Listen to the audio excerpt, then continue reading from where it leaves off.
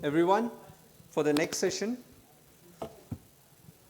I'd like to invite our chairpersons, Dr. Sanjeev Kumar sir, Dr.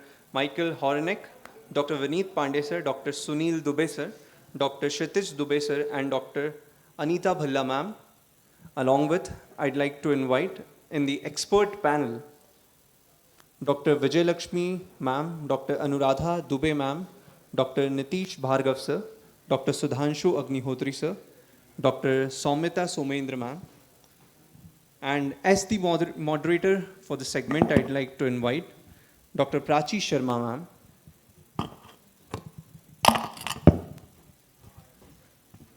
Hello and welcome everybody to this session. I hope some people stay back before we move to the lunch. This is a really interesting session. I invite all my chairs and experts for this interesting session. Now I invite our first speaker, Dr. Namrata Gaur, who will be sharing her views and experience with interventional rescue in the second trimester. We all know this is the most... Is that? I'm sure, I'm sorry. You tell me, ma'am. All right.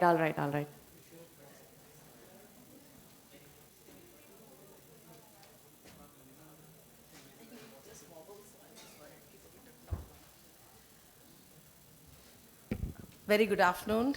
I thank the organizers of 18th WCC conference for having me here.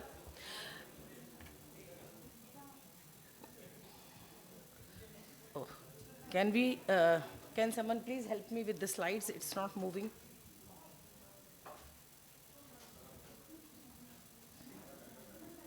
Yeah, can you use just So my topic for today is minimally invasive surgery and robotic surgery in women, the aesthetic and clinical benefits.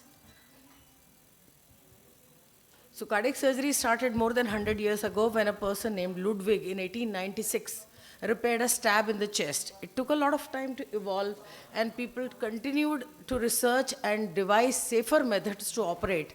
In 1956, when heart-lung machine was started by John Gibbon, it gave people a lot of hope. Before that, surgery was not possible safely, and it started the era of cardiac surgery properly when the heart-lung machine came into being.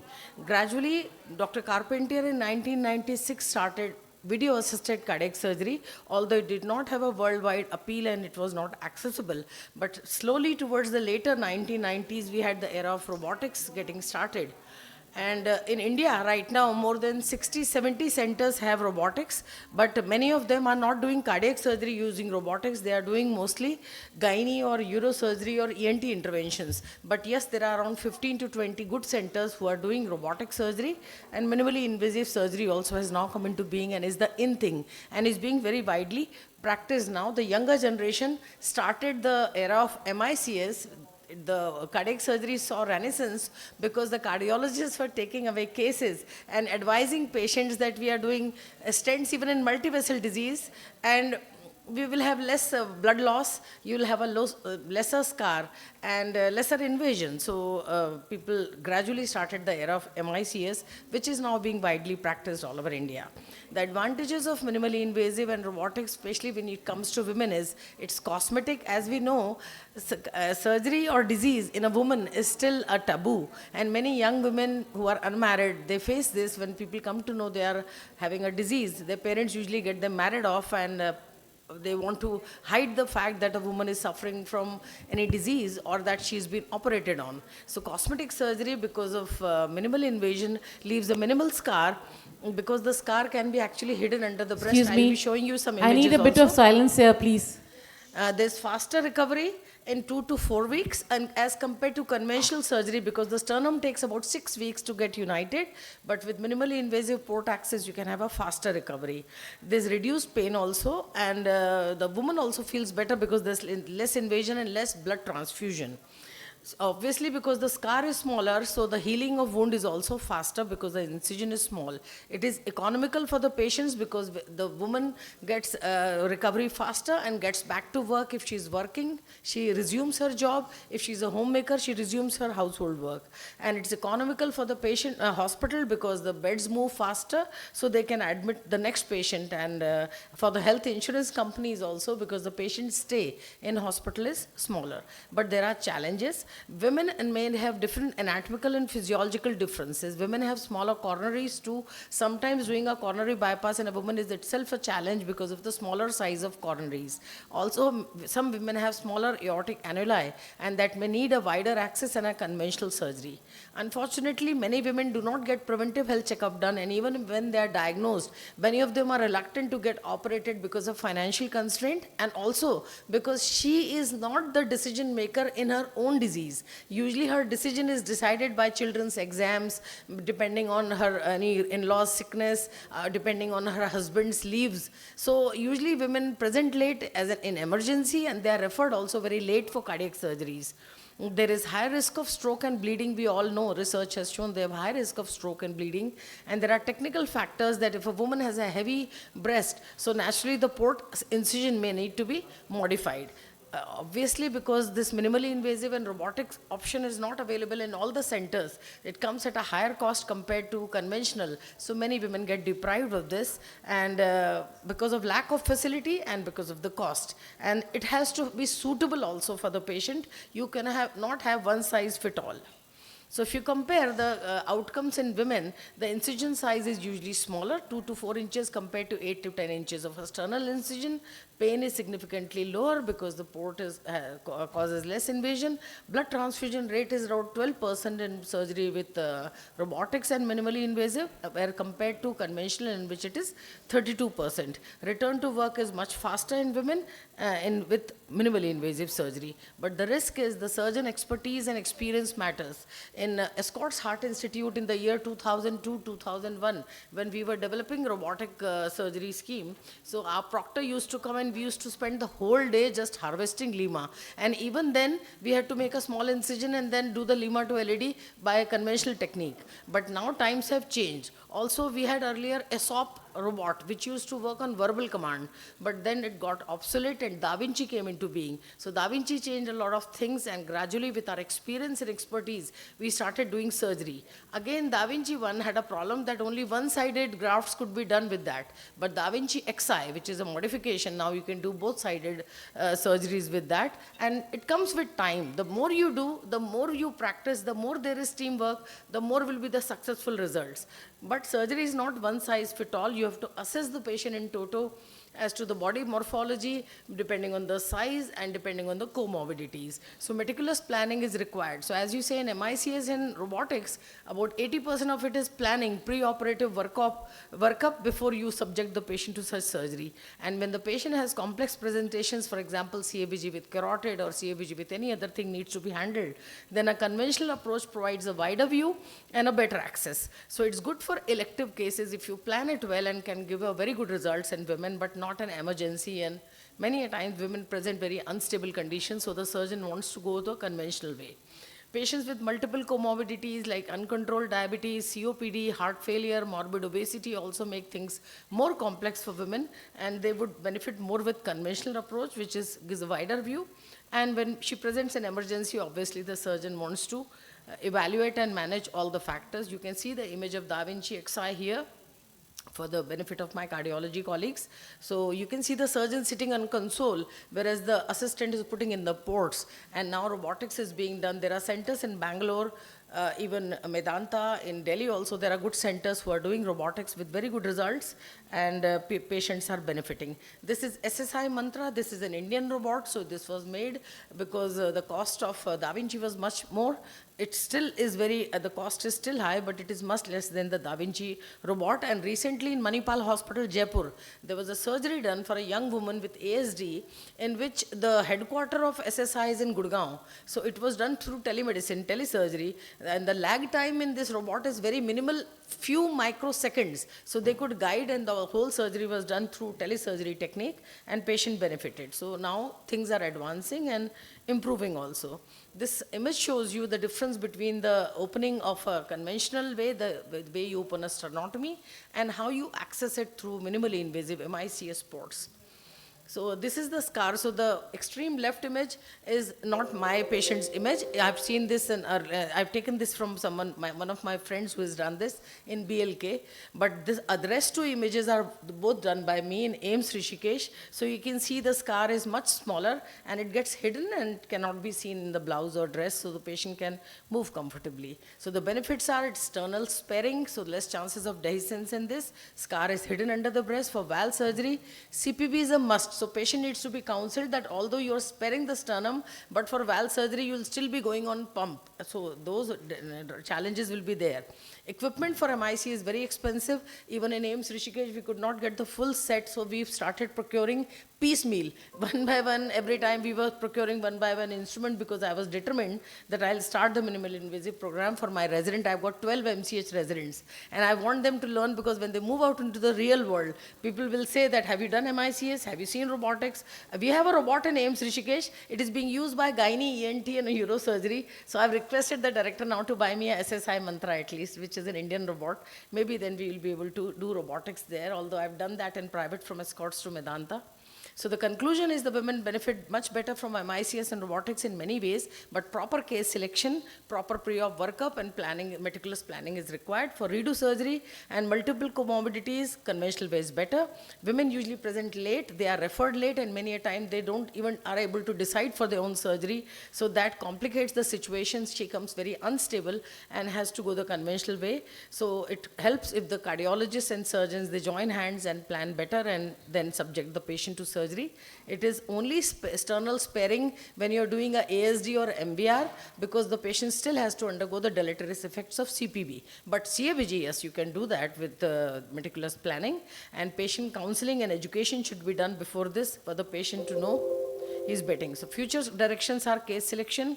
Harder does not mean better. So as a beginner, you should not just attempt the complex thing first. First do conventional surgeries to a certain number, at least 50 to 100, then proceed with MICS. Speed does not replace safety, so go slow. But because if you leave a single bleeder, you'll have to open the sternum, and then only you can control the bleeding. And government institutions should encourage new techniques so that more and more patients can benefit from rural strata. Regular workshops and training of young surgeons is very important, and PPP module with public and private partnership can also help it to have a wider application. Thank you. This is image of AIMS Rishikesh. Thank you so much, ma'am, for enlightening us about MICS and robotics. I think because of the shortage of time, we can take questions together. You may have a chair on the dais, ma'am. And now I invite our next speaker, Dr. Surpreet Chopra, for the next talk. Welcome, ma'am.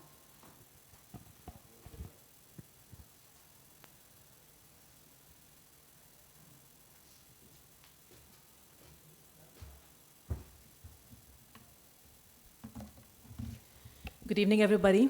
And looking at this population of this chamber, I think not many people are interested, but I think this it's a very important topic for everybody, whether it's a cardiologist or a cardiac surgeon. A small vessel target revascularization in women.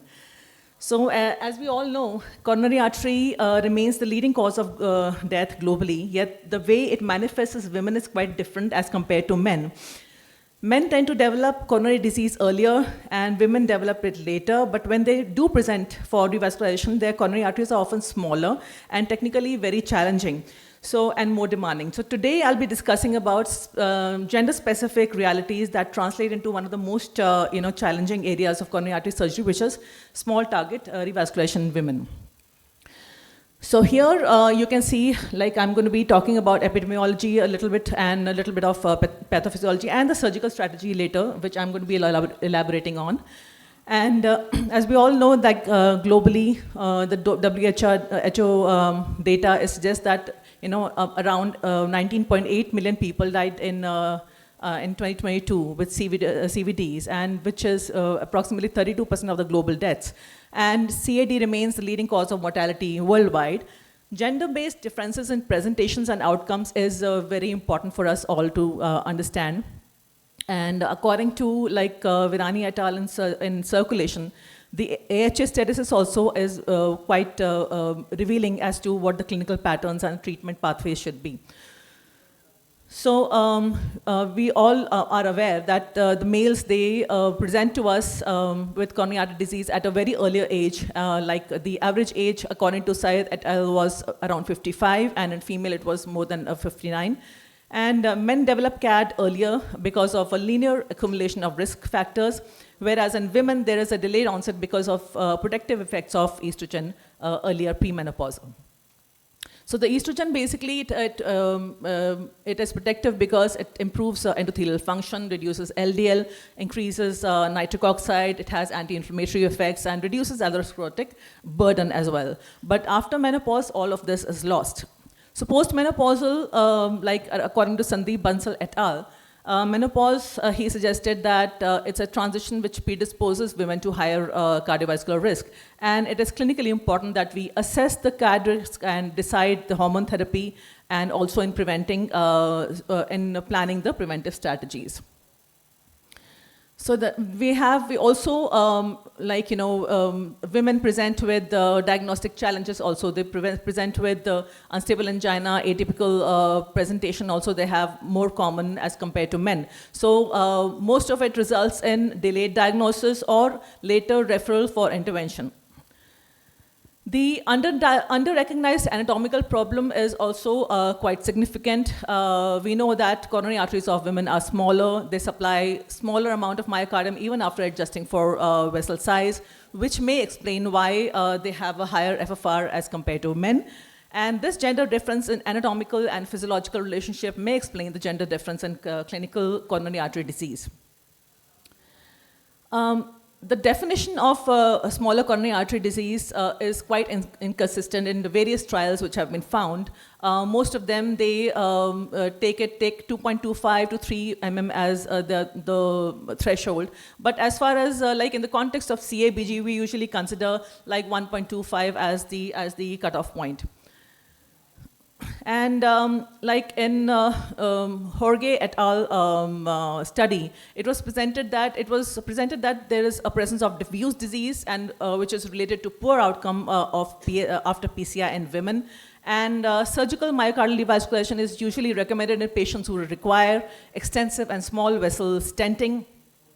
Diffuse and small vessel CAD usually presents a lot of challenge in, as far as surgical treatment is concerned with CABG. And definition of a small vessel is different in context of CABG, that is 1.25 millimeters, less than that. And in patients undergoing CABG, small vessel disease is an independent predictor of several adverse events such as reduced graft patency and short and long-term mortality. And small vessel is usually a poor prognostic factor and has a detrimental impact in higher in female as compared to men. And also there is a detrimental impact of venous grafts in women as compared to men. The proposed explanations could be increased risk of poor anastomosis quality, higher turbulence, wall shear stress, and graft vessel mismatch. All of these can impair graft patency and poor runoff. Now, coming to PCI outcomes in women, there is a higher mortality is largely explained because of older age, greater comorbidity burden, biological, environmental, and social factors, higher cardiovascular risk burden, underdiagnosis, delayed presentation, atypical presentation, less aggressive and evidence-based treatment, higher rate of non-cardiac deaths as well is considered to be responsible for poor outcomes in women.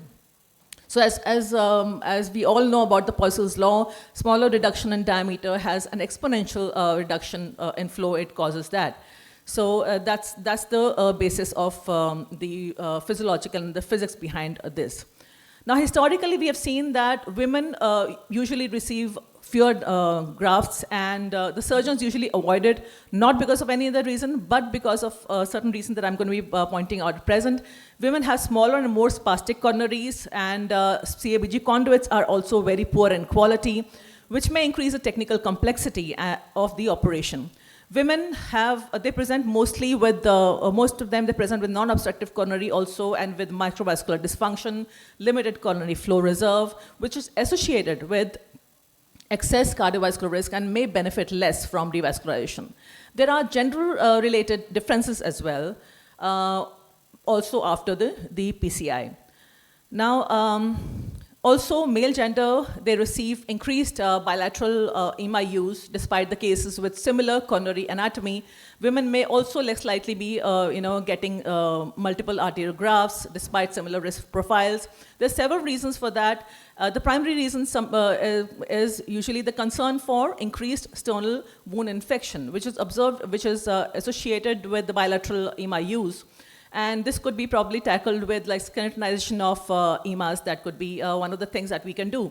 Now, also delayed diagnosis, when they are they're referred later for CABG if they present with more advanced disease at that point in time. So they are technically more challenging at that time. The size of coronaries also, like the smaller native coronaries, are also very challenging. There is an urgent or emergency situation also when women land up in. So these are the primary things that we are looking at. And also after the clinical presentation, we also look at how they, intraoperatively they are behaving, whether hemodynamic is stable or not, how far or how proximal or distal they are from the groove, and anatomical situation, how severe the disease is, or the comorbidities. So several factors intraoperatively also, which actually are in our minds when we are trying to tackle with those smaller arteries. And there's another study by Merio et al., which says that women were significantly less likely to receive Lima grafts. So a lot of studies have found that, Gatti et al. Found that they were associated with deep sternal wounds. ART trial also, they used a bilateral EMA pedicled, and there was a twofold risk in sternal complications. So most of these studies basically have got very contradictory outcomes. Some of the studies, they say that the outcome was better. Some of the studies, they say that the outcomes was poor. So basically there are multiple trials and multiple factors, which are confounding factors, which are actually acting at present while thinking about the multiple arterial grafting. So multi-arterial grafting is basically associated with greater survival in women. That was told by Derek et al. In 2020. And it was associated with greater survival with freedom from MACE. And that's because the arterial grafts, they provide superior patency and better endothelial function. And the surgical strategies that we for anatomically high-risk CABG scenarios that we use is that sometimes we use larger arteriotomies. We can place the patient on IIBPs. There's several, stabilizing the patient. If it's very difficult and the patient has to be revascularized completely, then better to take on pump if it's technically so challenging. So these are the things that we decide while, when we are dealing with the concerns like that. So, as we all know that the concerns like women are underrepresented in cardiovascular trials, there are limited data also on gender-specific revascularization, the lack of guideline. Most of the treatment protocols, they are based on male-dominant clinical trials. So what are the solutions? The solutions are that we use arterial grafts as much as possible, if it's possible, keeping in mind that we are benefiting the patient more than the risks that are involved, and if the surgeon is able to take that technical challenge. So use of Lima and Rima Y graft, RA, radial arteries, sclerotization of EMA, bigger arteriotomies. Wait a second. Okay, so the key message here is that women develop CAD later but face worse outcomes. Diagnostic and treatment disparities exist. Smaller coronary arteries increase CABG complexity. Multiple arterial grafting is superior in long-term outcomes. And surgical precision enables successful revascularization even in small vessels. So in closing, we do not develop a CAD unless they develop it differently. Their coronaries are smaller. If they show improve outcomes in women with coronary, the solution lies in early diagnosis and optimal decisions making on revascularization or complete revascularization, taking into consideration the benefit and the risk involved. That's all. Thank you so much. Thank you so much, ma'am. Yeah. I request you to have a chair on the dais. Thank you. So now I request our next speaker, Dr. Pragati Kapoor. Yeah. So meanwhile, as she starts talking on why do women have higher surgical mortality, biology, bias, or delay, I think we have already learned from the previous two speakers that women develop extensive coronary artery disease, present late to the hospitals for treatment, have smaller caliber vessels, receive lesser of lima, receive less of complete revascularization, develop more sternal wounds, and ma'am can enlighten us further on this. Over to you, ma'am. Thank you. And good evening, everybody. I think we are still not in the post-lunch snooze session, so probably everybody is still awake.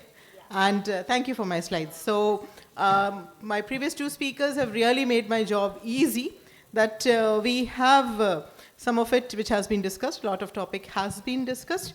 So we will talk about why do women have higher surgical mortality? Is it biology, is it bias, or is it delay?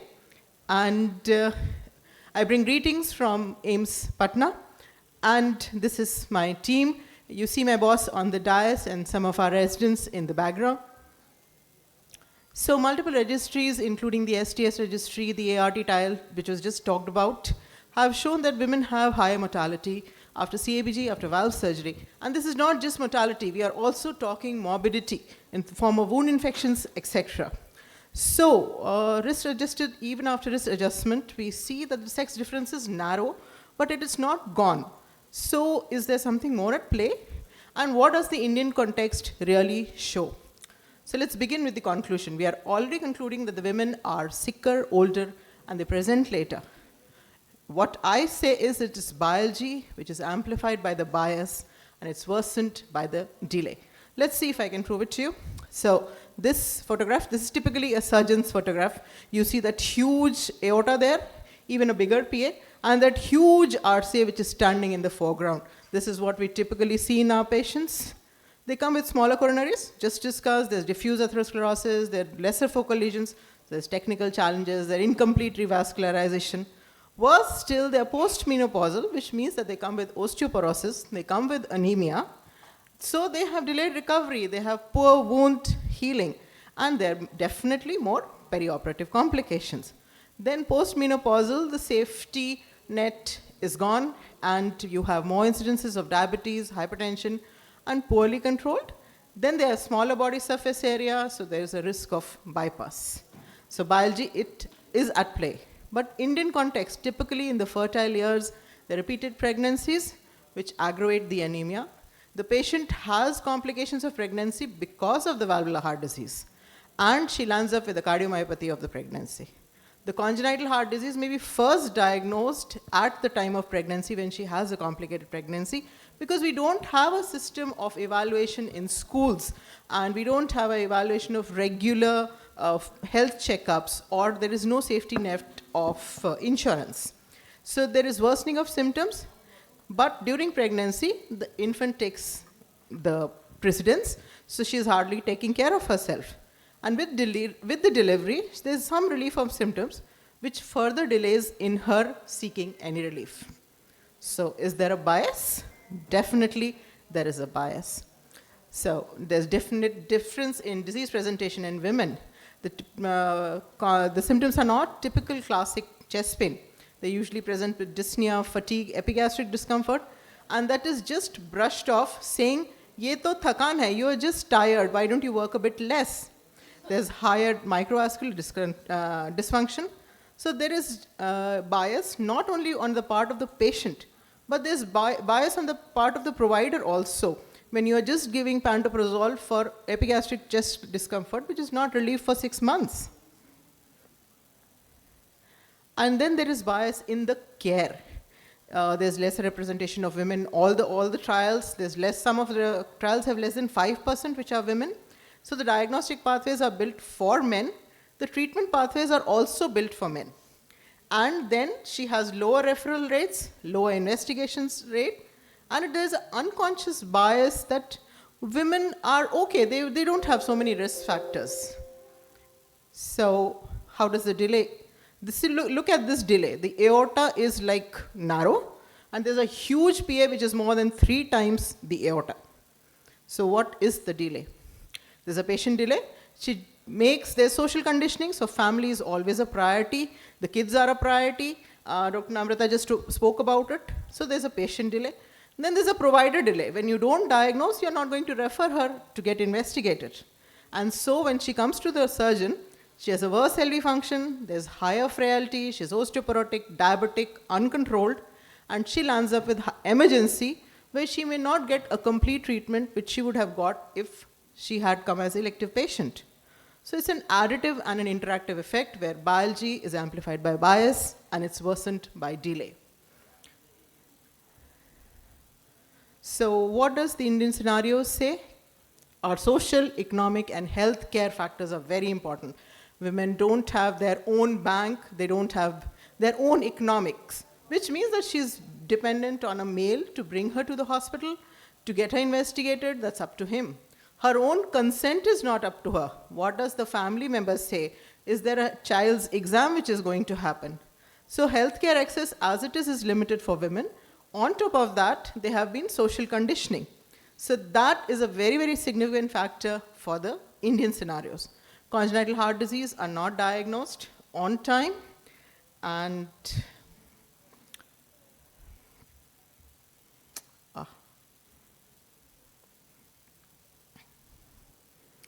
then they are less than they present 5 to 10 years later.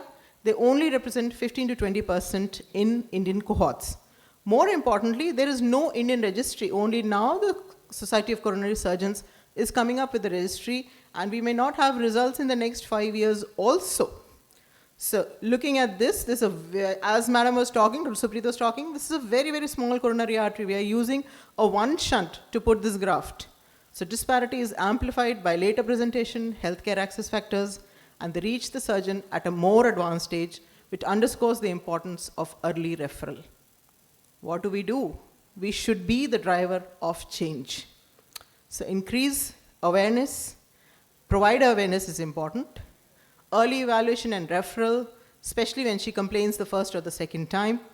Education and empowerment of women will be significant in changing these scenarios. So, as I said, we have to drive the change.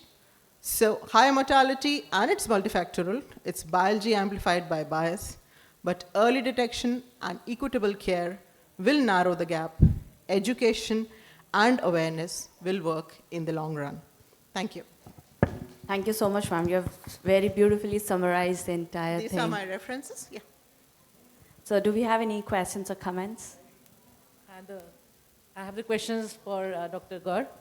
Ma'am, as a woman surgeon, as a cardiothoracic surgeon, operating on women, so what are the changes you would like to get in the technique? And also, how do you deal with the breast seromas and all that? What are the precautions you will tell the youngsters to take care of things? Operating on women, I've seen they actually bear pain much better. They are a more compliant patient. I've seen very few women patients of mine who make a fuss actually after surgery. They are very obedient, but as we all know, that the decision making is not in her hands, financial things are not in her hands.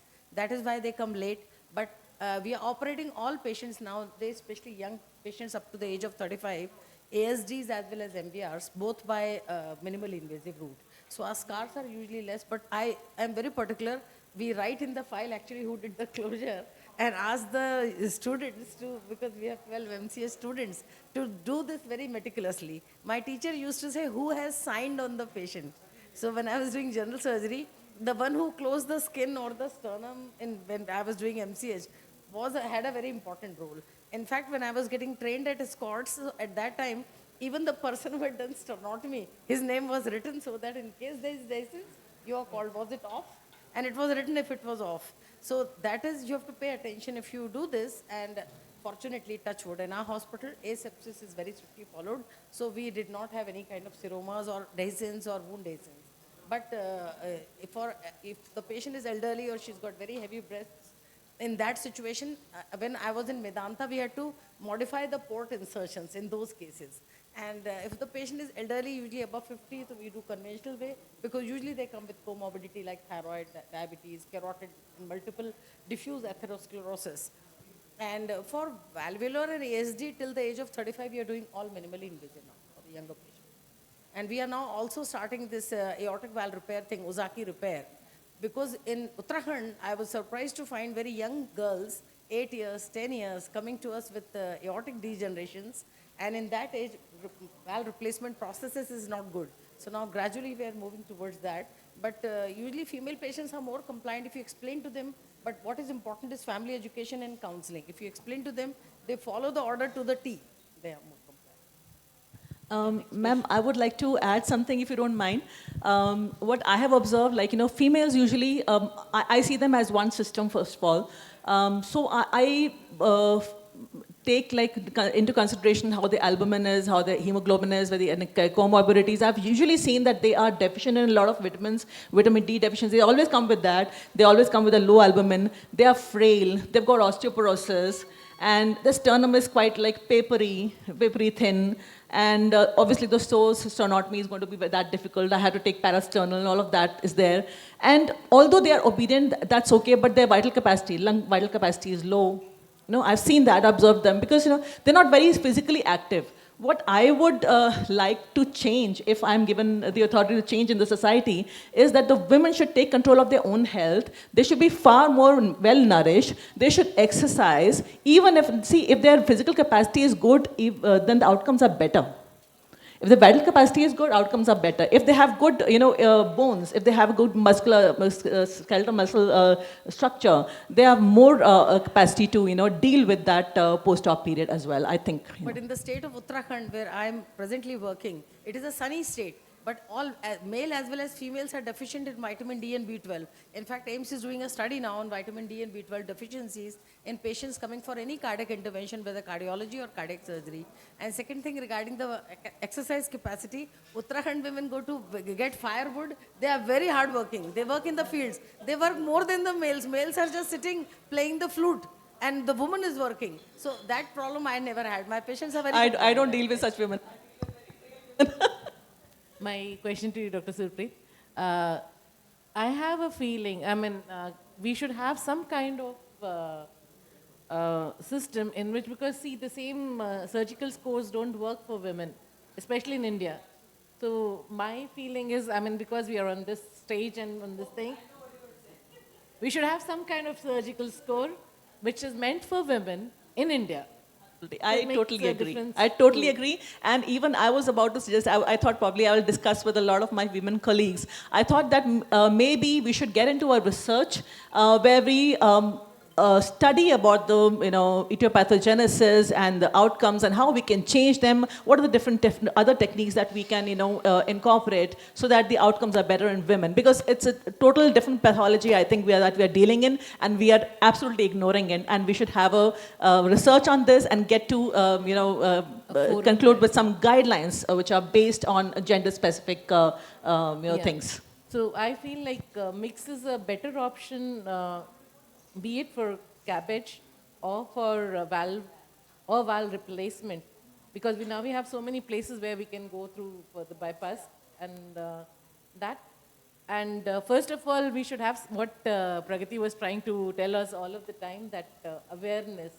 Before we start treating the disease, we have to prevent the disease, which we have been trying to do for a long time. I have very, very strong this thing that we should have a different surgical score instead of what we have for this thing. I think should we work on that? That's about. Yeah. So we close the session. I invite all the speakers and the panels for a group photograph. Thank you so much.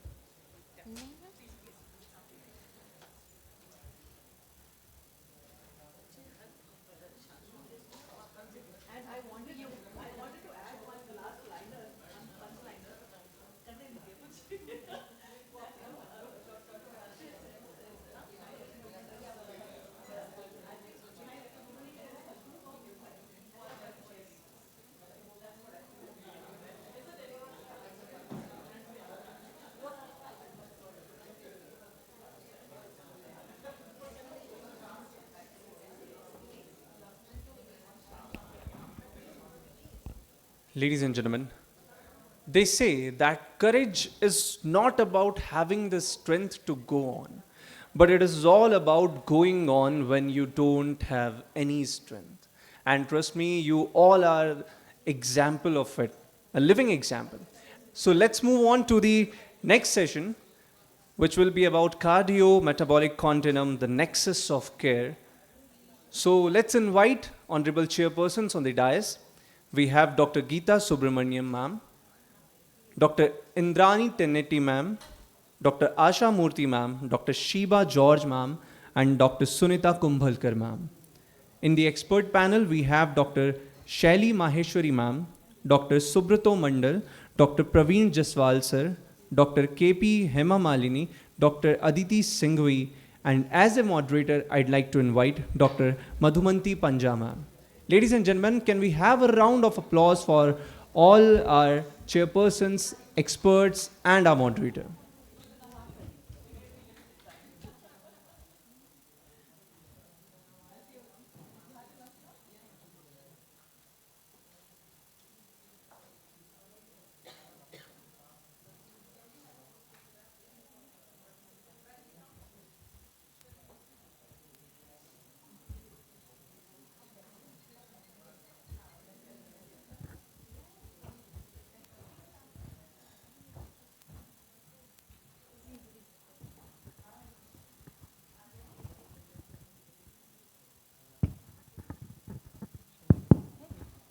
Yeah, good afternoon. We are running short of time, so let us start the session with the first speaker, Amitabh Yaduvamshi, on renal denervation, hypertension in 2030.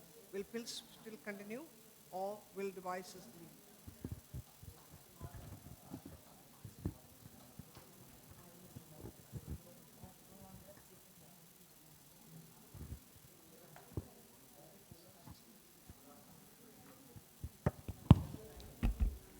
Good afternoon, everybody, and at the onset, I would like to thank the WCC and Dr. Rao to allow me to present my talk on such a vast and beautiful audience.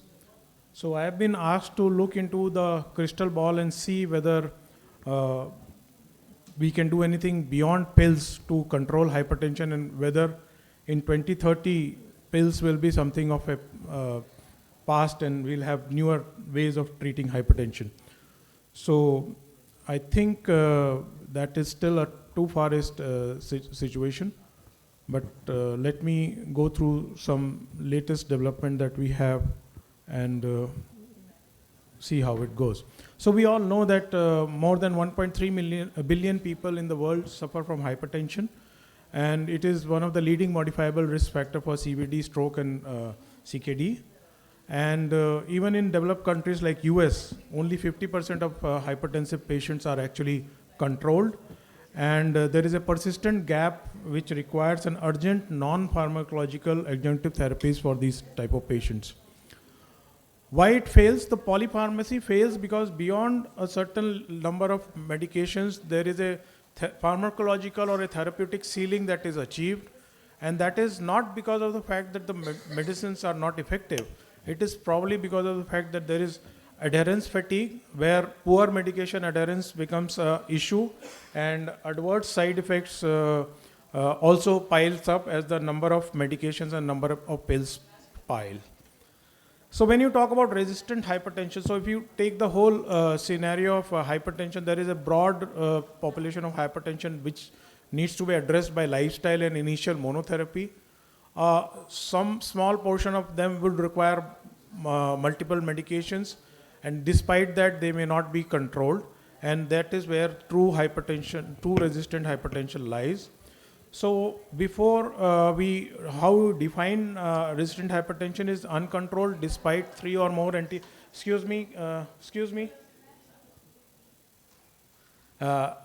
uncontrolled blood pressure despite 3 or more antihypertensive agents, where you have a optimal combination of medications and one of them has to be a diuretic. You have to rule out pseudo-resistance, that is white coat hypertension or other such phenomena. And also you have to exclude secondary causes of hypertension, of which primary aldosterone is a very important component, and almost studies have shown that up to 20% of patients who are so-called resistant hypertension may actually have primary hyperaldosteronism.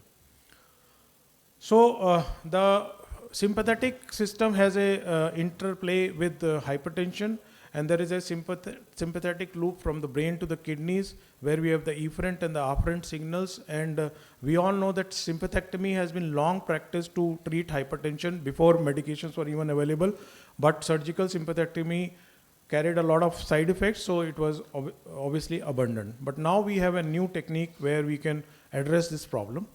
So this was addressed by renal denervation, and it started way back in 2012-13, where the Simplicity 1 and Simplicity 2 trials were published, and they showed almost 30 to 40 millimeters of mercury fall in blood pressure.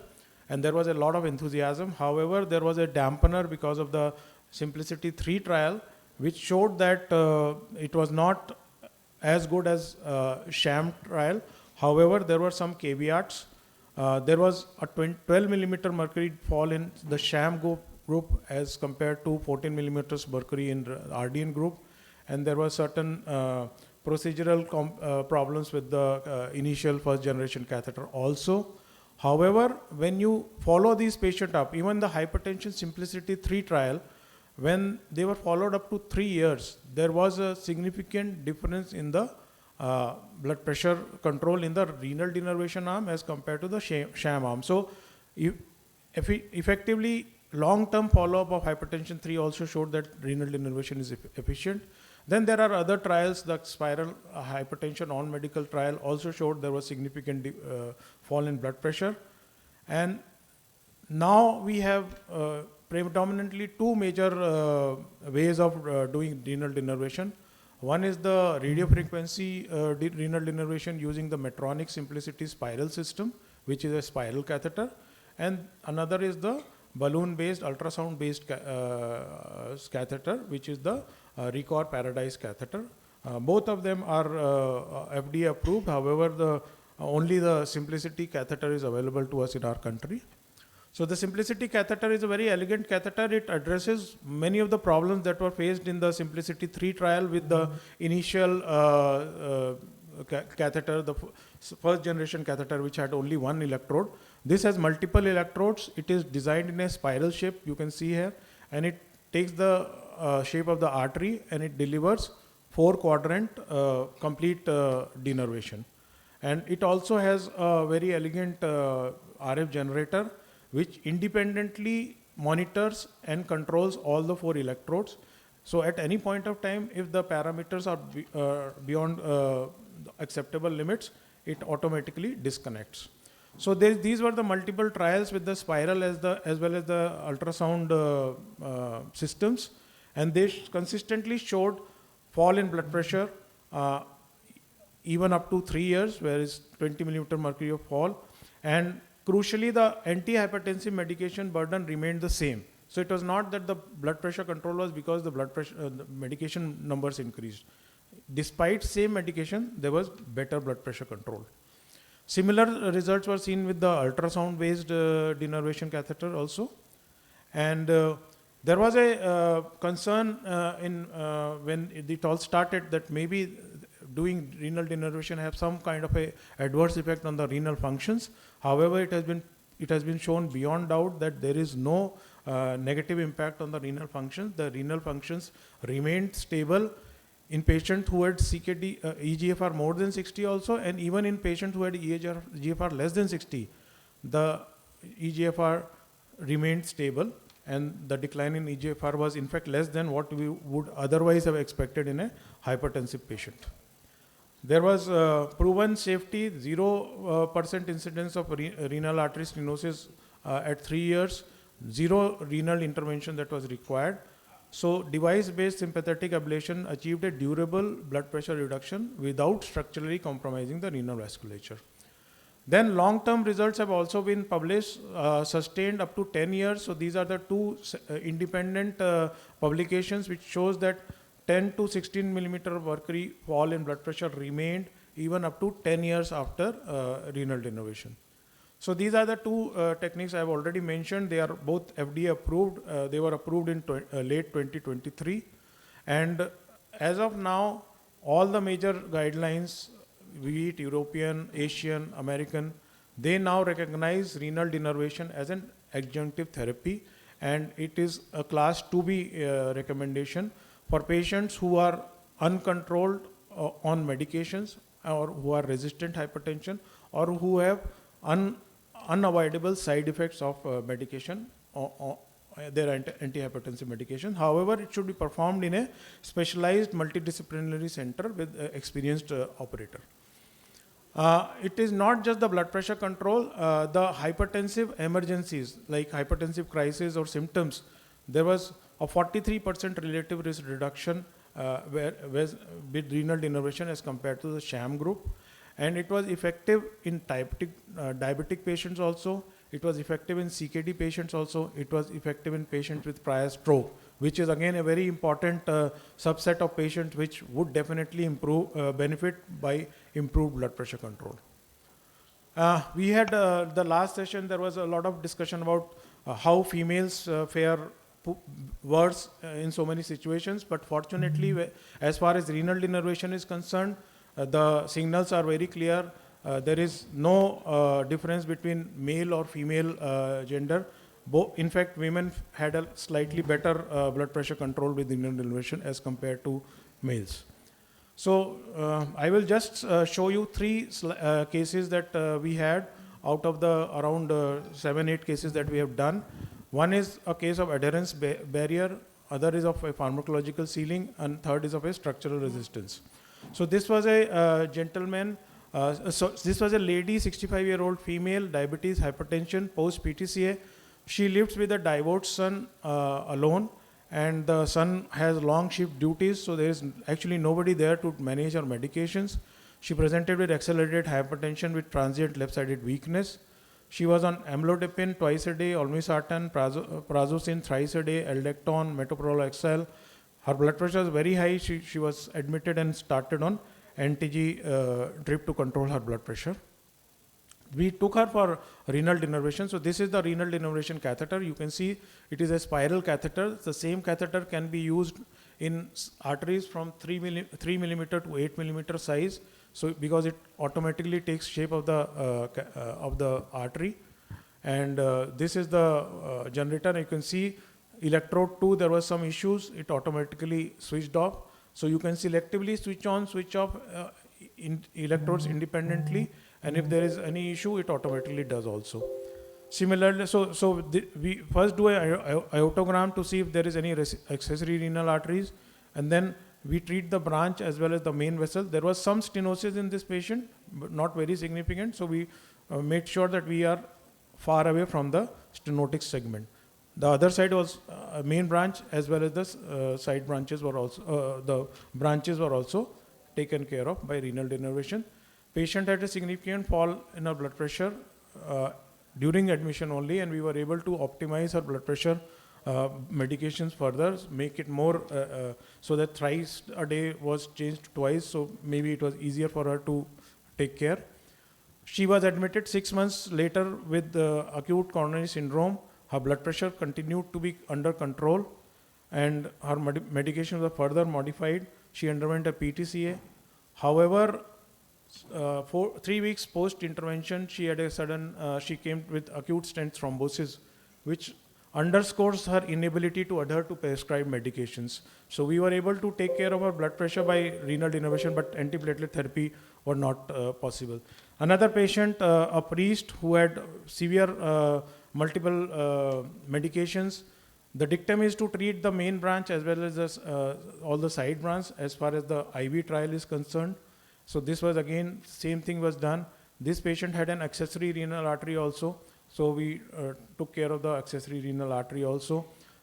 His blood pressure medications are decreased, and subsequently you can see in his ABPM, he has a very well controlled blood pressure on minimal number of medications, which he is now able to tolerate very well.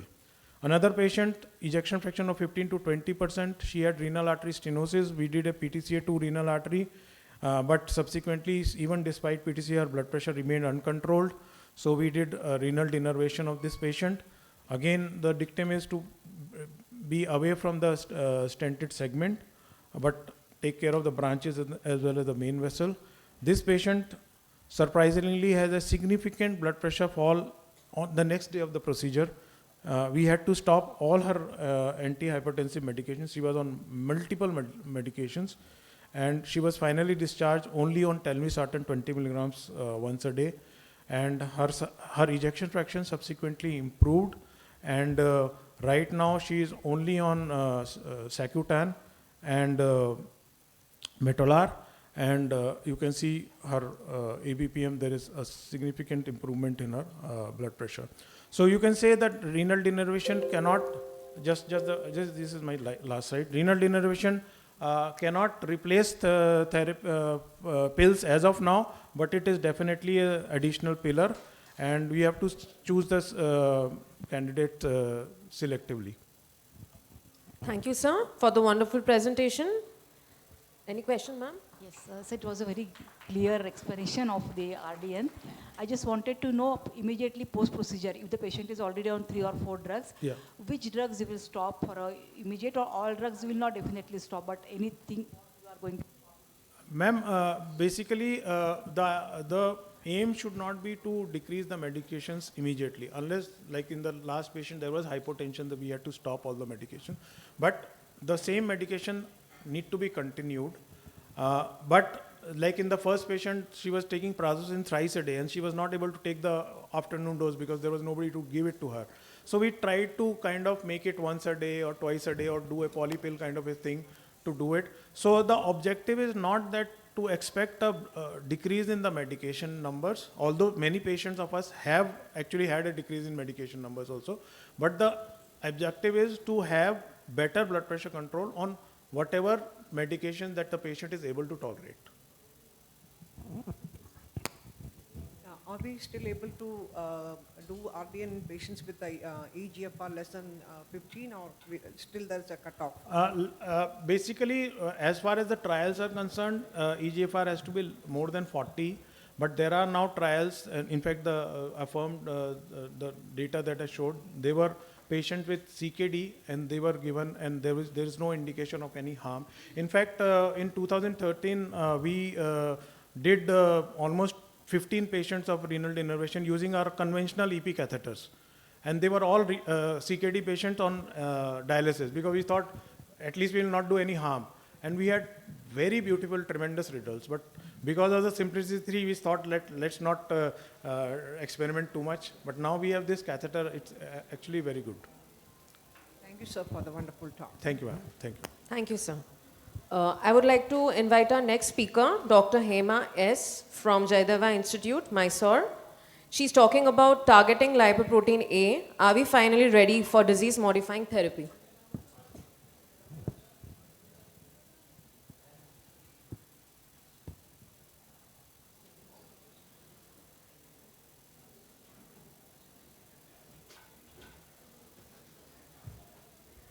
Good afternoon, everyone. I hope we're all still awake. If not, this is the perfect time to have a very brief nap and then come back. Let's get back to what we're dealing with in our everyday practice, dealing with the clinical aspects of cardiology. So today, I'll be speaking about targeting lipoprotein small a. Are we finally ready for disease-modifying therapy? I thank you so much, Dr. Sarita Rao, Dr. Josna ma'am, and all WCC directors and members for inviting me for this talk. So the prevalence of this disease, about 20% of global population have elevated lipoprotein small a. So that means it's the most prevalent inherited dyslipidemia. It has an autosomal co-dominant inheritance of the lipoprotein A gene. About 90% of it is autosomal co-dominant. And look at the ancestral variants. See, we have quite an increased mean lipoprotein small a in South Asians, around 31 nanomoles per liter. Much more than the Europeans and the East Asians. So coming to the residual mandate, it's shown that lipoprotein small a and LDL-C are independent addictive risk factors. elevated cardiovascular risk persists across all strata of achieved LDL-C, even when LDL-C is aggressively lowered below the baseline targets. So quantifying the hazards, it has a linear risk trajectory. That means the studies confirm a continuous log relationship with the incident ASCVD. It does not begin at a particular risk cutoff. So let's look at how this stealthy little criminal looks. So it has a lipid core around which there is apolipoprotein A and apolipoprotein B. You can see the red one is B, and the kringles around it is apolipoprotein A. They're connected together with a single disulfide bond. And around it, we see 90% of all the oxidized phospholipids are carried on lipoprotein small a. So how does this stealthy criminal actually do its dirty work? So we have the three main ways. It is proatherogenic. ApoB100 containing moiety facilitates the intimal retention of this molecule, causing increased cholesterol deposition, driving plaque formation. It has a pro-inflammatory effect because it carries most of the oxidized phospholipids over it, causing macrophage activation, foam cell formation, and aggressive vascular inflammation. It has a pro-thrombotic effect. It's almost 99% similar to plasminogen. So it inhibits the fibrinolysis and promotes a hypercoagulable state.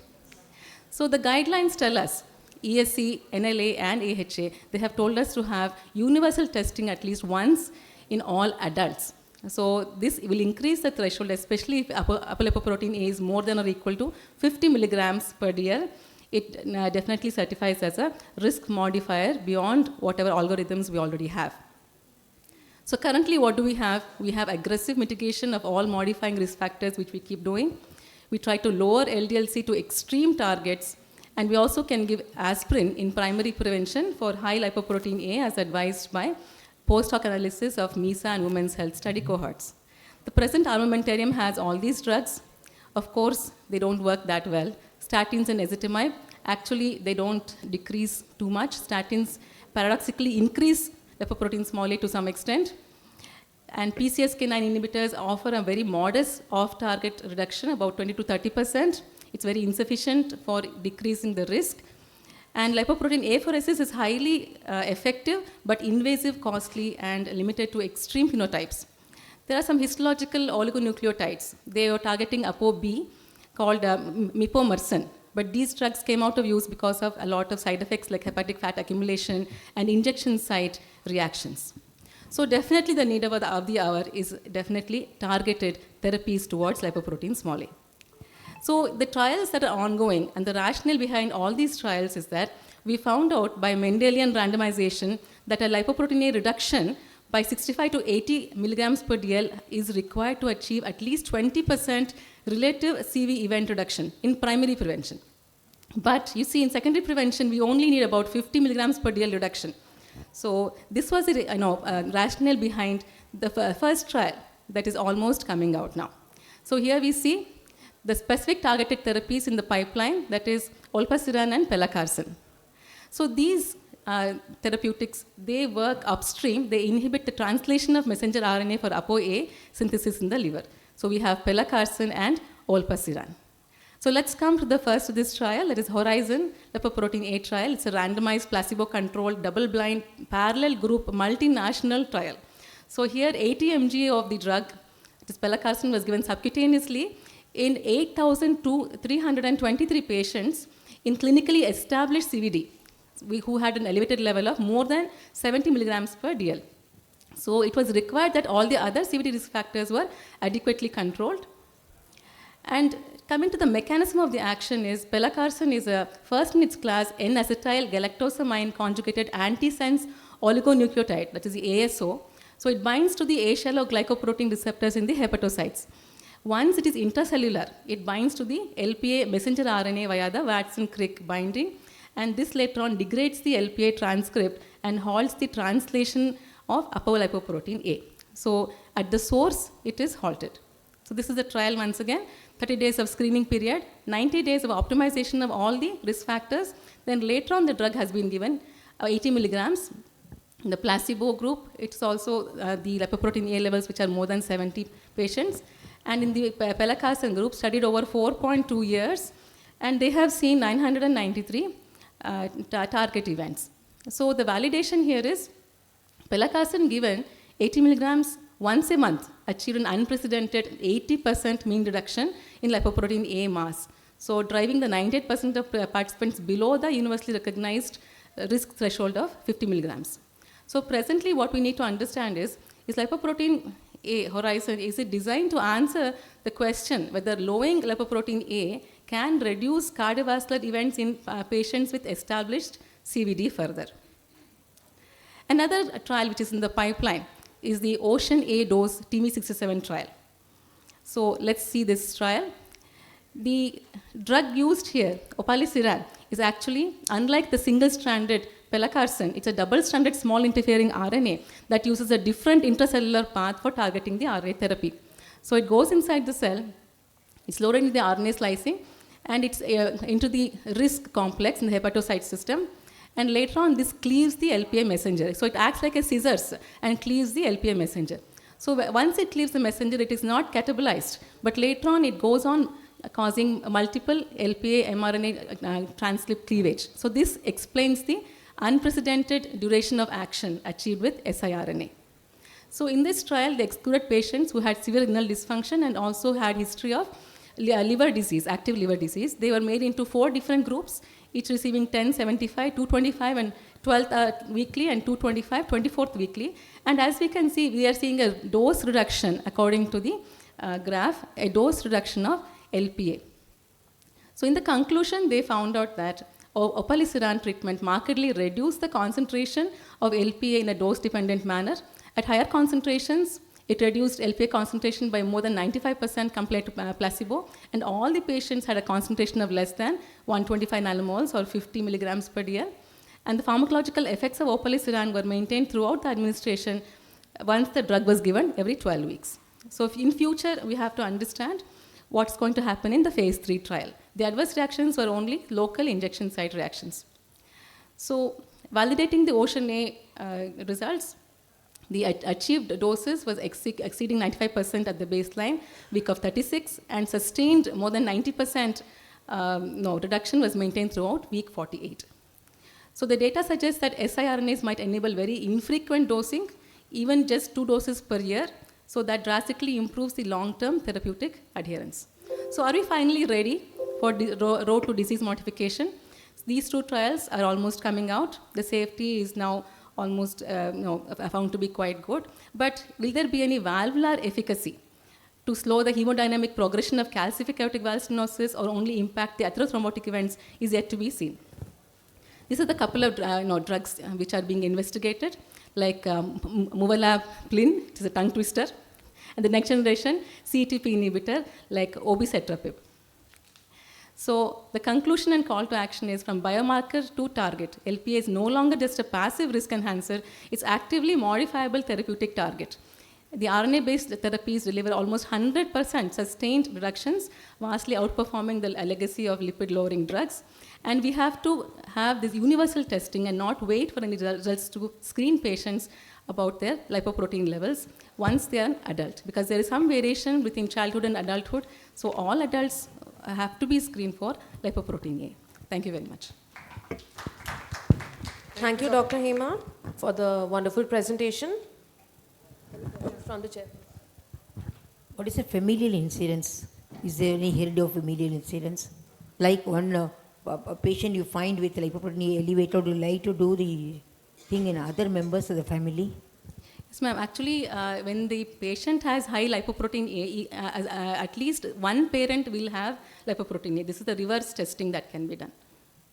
If the incidence of heart disease is quite high in the South Asians, do you think the cutoff value should be lesser than 50 adopted by the Western population? Should it be something like 30 or even less? For women, actually, ma'am, some studies have shown it should be 30. That should be the cutoff. But in Indian population and South Asians, it has not been given or studied extensively. For women, definitely, a lot of studies have shown 30 should be the cutoff. Just one measurement is enough for throughout life, no? Yes, ma'am. In women, if it is elevated means it's elevated. Yes. Unless you give some pharmacological interventions. Is there any necessity to repeat it? In women, after 50 years, it is shown to increase very slightly. But right now, the recommendation is only once in adult life. At at what age it should be done first at one time? And second question is, what is the role of inclisiran which is available? So should we go with the waiting results of this trial? Inclisiran has shown some 20% reduction. It has been shown, but not much. As to the age, ma'am, adult is the only word that they use. They don't use age. I have seen some women trials, trials in women. They have shown that after menopause, after 50 years, there is a slight increase. So maybe in women, we can consider to have a second test. Yeah.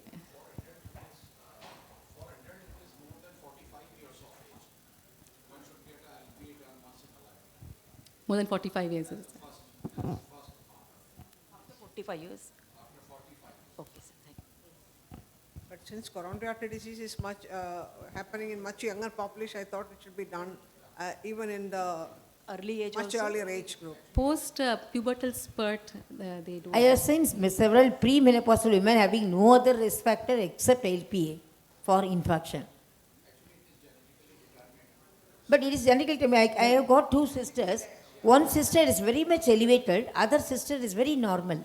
How can it? It is shown, I mean, in various studies they have shown the siblings can have different levels of lipoprotein A. Yeah.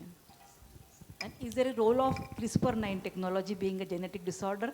CRISPR, yes ma'am, I didn't say much about it. It has shown 100% almost annihilation of the lipoprotein A. CRISPR is a new technology coming, yes.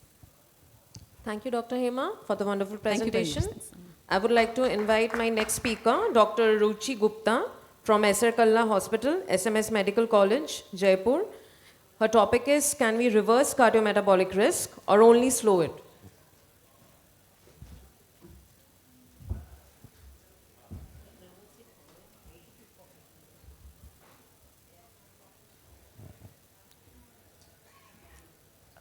It's not coming on the main screen.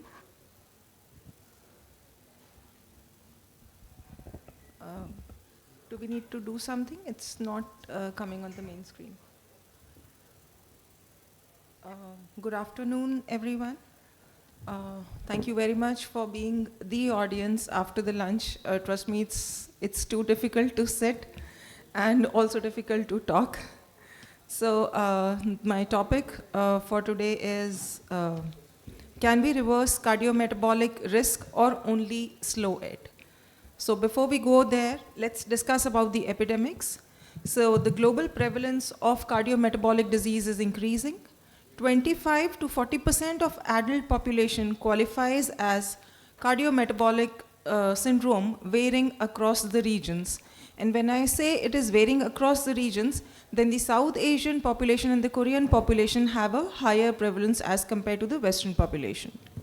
The individuals with CMS have been shown to have a 1.5 to 2-fold increased risk of cardiovascular disease in the future. So the conventional cardiometabolic spectrum that we've been reading so far is hyperglycemia with the fasting blood sugar levels of more than 100 mg/%, an impaired glucose tolerance test, insulin resistance leading to diabetes, waist of more than 80 centimeter in men and 90 centimeter in women, or a body mass index of more than 30 kg per meter square. A dyslipidemia, essentially having increased triglycerides, ApoB levels and small dense LDL particles. Hypertension, wherein the systolic blood pressure may vary between 120 and 130 millimeter mercury with a diastolic blood pressure of more than 85 millimeter of mercury or more, or the patient has these levels on medicines. So these were the conventional spectrum which we've been talking about till date. Now the spectrum has been widened. According to a study published in Lancet, November 2024 issue, they say that heart failure with preserved ejection fraction makes up to 50% of all heart failure patients. And it has shown to have a causal association with obesity and metabolic syndrome, qualifying it too as a metabolic disease. Similarly, metabolic associated steatotic liver disease also shares the similar risk factors like insulin resistance, obesity, and systemic inflammation, and also CKD. So these two have been reported to have become the part of the cardiometabolic syndrome complex now. Now, when we talk about CMD, we all know about the conventional risk factors, which we've been talking about since ages, which are mainly sedentary lifestyle, obesogenic drug, which include a diet which is high in sodium, which is high in sugars, trans fats, low in fiber, and more in carbohydrates. Physical inactivity, sedentary lifestyle, corporate lifestyle, this has been talked about a lot. The newer risk factors which have been seen to be a part of CMD because they indirectly lead to systemic inflammation and may lead to CMD. They are air pollution, wherein a particulate matter of 2.5 nano has been shown to increase systemic inflammation. A climate change and global warming through an increased heat exposure, food insecurity, and migration-related stress can lead to CMD. There is an interplay between genetic factors and an exposome of CMD, which definitely needs further research as of now. According to a study published in Biomed Pharmacological Journal 2026, when we talk about how these risk factors play a role, the chronic inflammation leads to an increase in TNF-alpha and interleukin-6, which can lead to the impairment of insulin receptors, leading to an impaired signal causing insulin resistance and glucose dysregulation. Now, this dysregulated glucose metabolism can indirectly lead to dysfunction of the lipid metabolism and an ectopic lipid accumulation.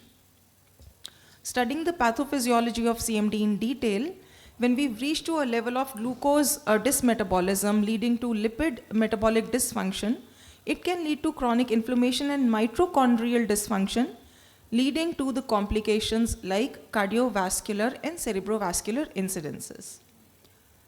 Now, the old school treatment, which again we've been telling to almost every patient whom we come across, that is diet, essentially including the DASH diet and the Mediterranean diet, a change in lifestyle, which includes 30 to 45 minutes of moderate intensity exercises, and furthermore, the conventional drugs which we've been using till date, like beta blockers, ACE inhibitors, diuretics to control the blood pressures, metformin to control the glucose intolerance, hypoglycemia, or maybe early diabetes.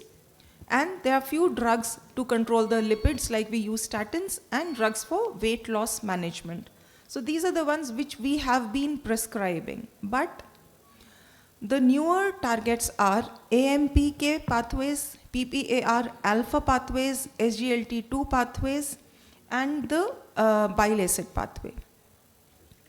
Now, when we talk about them, ARNI, we all know we've been using it for heart failure, and now we've been using them for heart failure with preserved ejection fraction also. So what do? They cause a RAS modulation and a neprilysin inhibition, decreasing the blood pressure, causing vasodilatation, and causing natriuresis, leading to a modest change in the lipid metabolism, but improving the insulin resistance, decreasing the insulin resistance and decreasing the heart failure and causing a decrease in the systemic inflammation.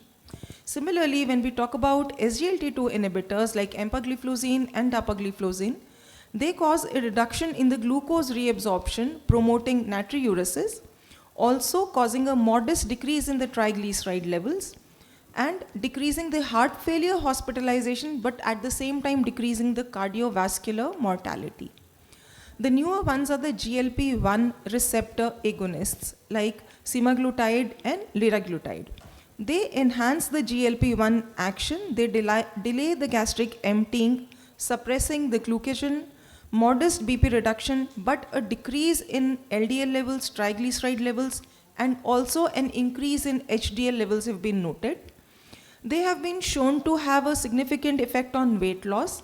At the same time, a decrease in the incidence of MACE and potential benefits in heart failure with preserved ejection fraction.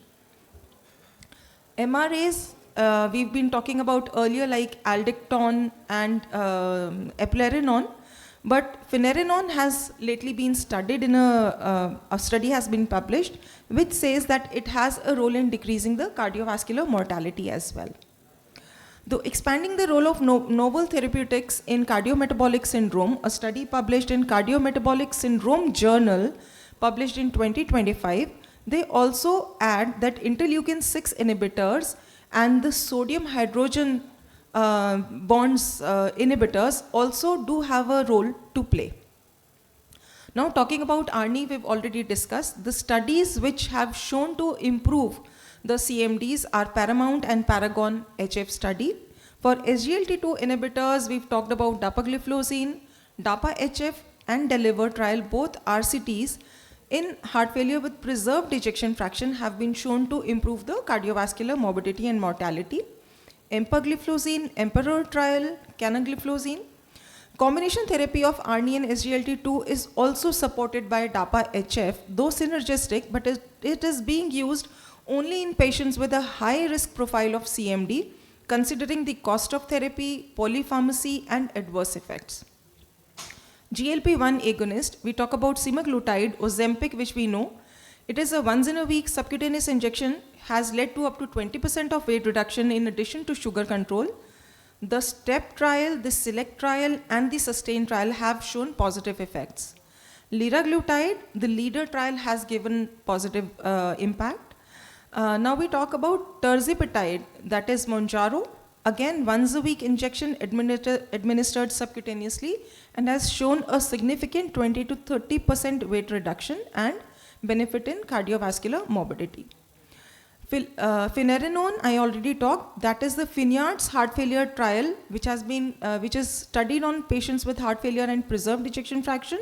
It's a tablet, 10 to 20 milligram once a day. Interleukin 6 inhibitors and sodium hydrogen exchange blockers are still under investigation and early phase trials are going on. Now we talk about reversibility. It is seen only in 10 to 15% cases who are detected at a very early stage. At a early stage means 20 to 30% of the people who are sitting in the room right now will be the ones who will be affected by an early intervention, the ones who've actually not been diagnosed till now. The studies with drugs like ARNI, MRA, GLPs have shown to slow the progress and significantly decrease the incidence. The take-home message is CMS represents a significant global health concern with widespread implications. Those therapeutic strategies have substantially improved clinical outcomes. However, it has been increasingly clear that CMDs are not confined to cardiovascular system but are interconnected to metabolic and multi-organ syndromes. The integration of metabolic biomarkers, anthropometric measurements, and artificial intelligence-driven models, they show a greater promise for personalizing the CMD risk assessments and individualized treatments. Thank you. Thank you, Dr. Ruchi, for the wonderful presentation. Any questions? Looking at the gender difference, are there any other factors which will be included in this cardiometabolic syndrome? I just wanted to know role of the stress, which is not quantitated. Second is the PCOS, and one is those patients who are having the history of PIH. So what is their further development? PIH definitely has not been included, but yes, PCOS has been. It is considered as a metabolic syndrome marker. And yes, patients with PCOS have been found, the girls have been found to have early onset obesity and should be treated early on. They should be treated more for an early reversibility. Right, means after the lifestyle modification, we have got a still role of yes. metformin they can be given yes. and something can be prevented at an early age. Early life intervention is the most important step. Correct. Yeah. What about saroglitazar? Ma'am, it also has a role. I definitely could not find a major study citing a 30 to 40% reduction, but definitely a role has been proven. Thank you, Dr. Ruchi, for the presentation. I would like to call my next speaker, Dr. A.K. Pancholia. The topic is the glitazar paradox. Why saroglitazar succeeded where others failed?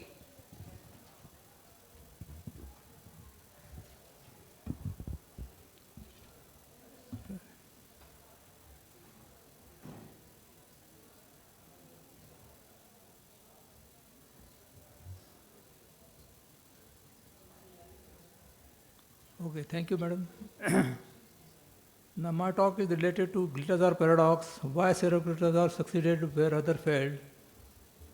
As you know, type 2 diabetes have a double burden of hyperglycemia and atherogenic diabetic dyslipidemia, which is related to increased triglyceride and low HDL. And that leads to premature atherosclerosis and coronary heart disease. Single target therapy is often insufficient for the comprehensive risk reduction, and therefore there is a need for agent addressing both glucose and the lipid dysregulation.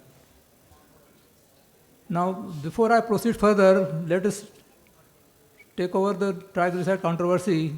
It's a bystander or the cause, and after the REDUCE trial, which has changed the narrative showing that high dose APA significantly reduced the major ischemic events in patients with the high triglycerides, strengthening the argument for a causal role.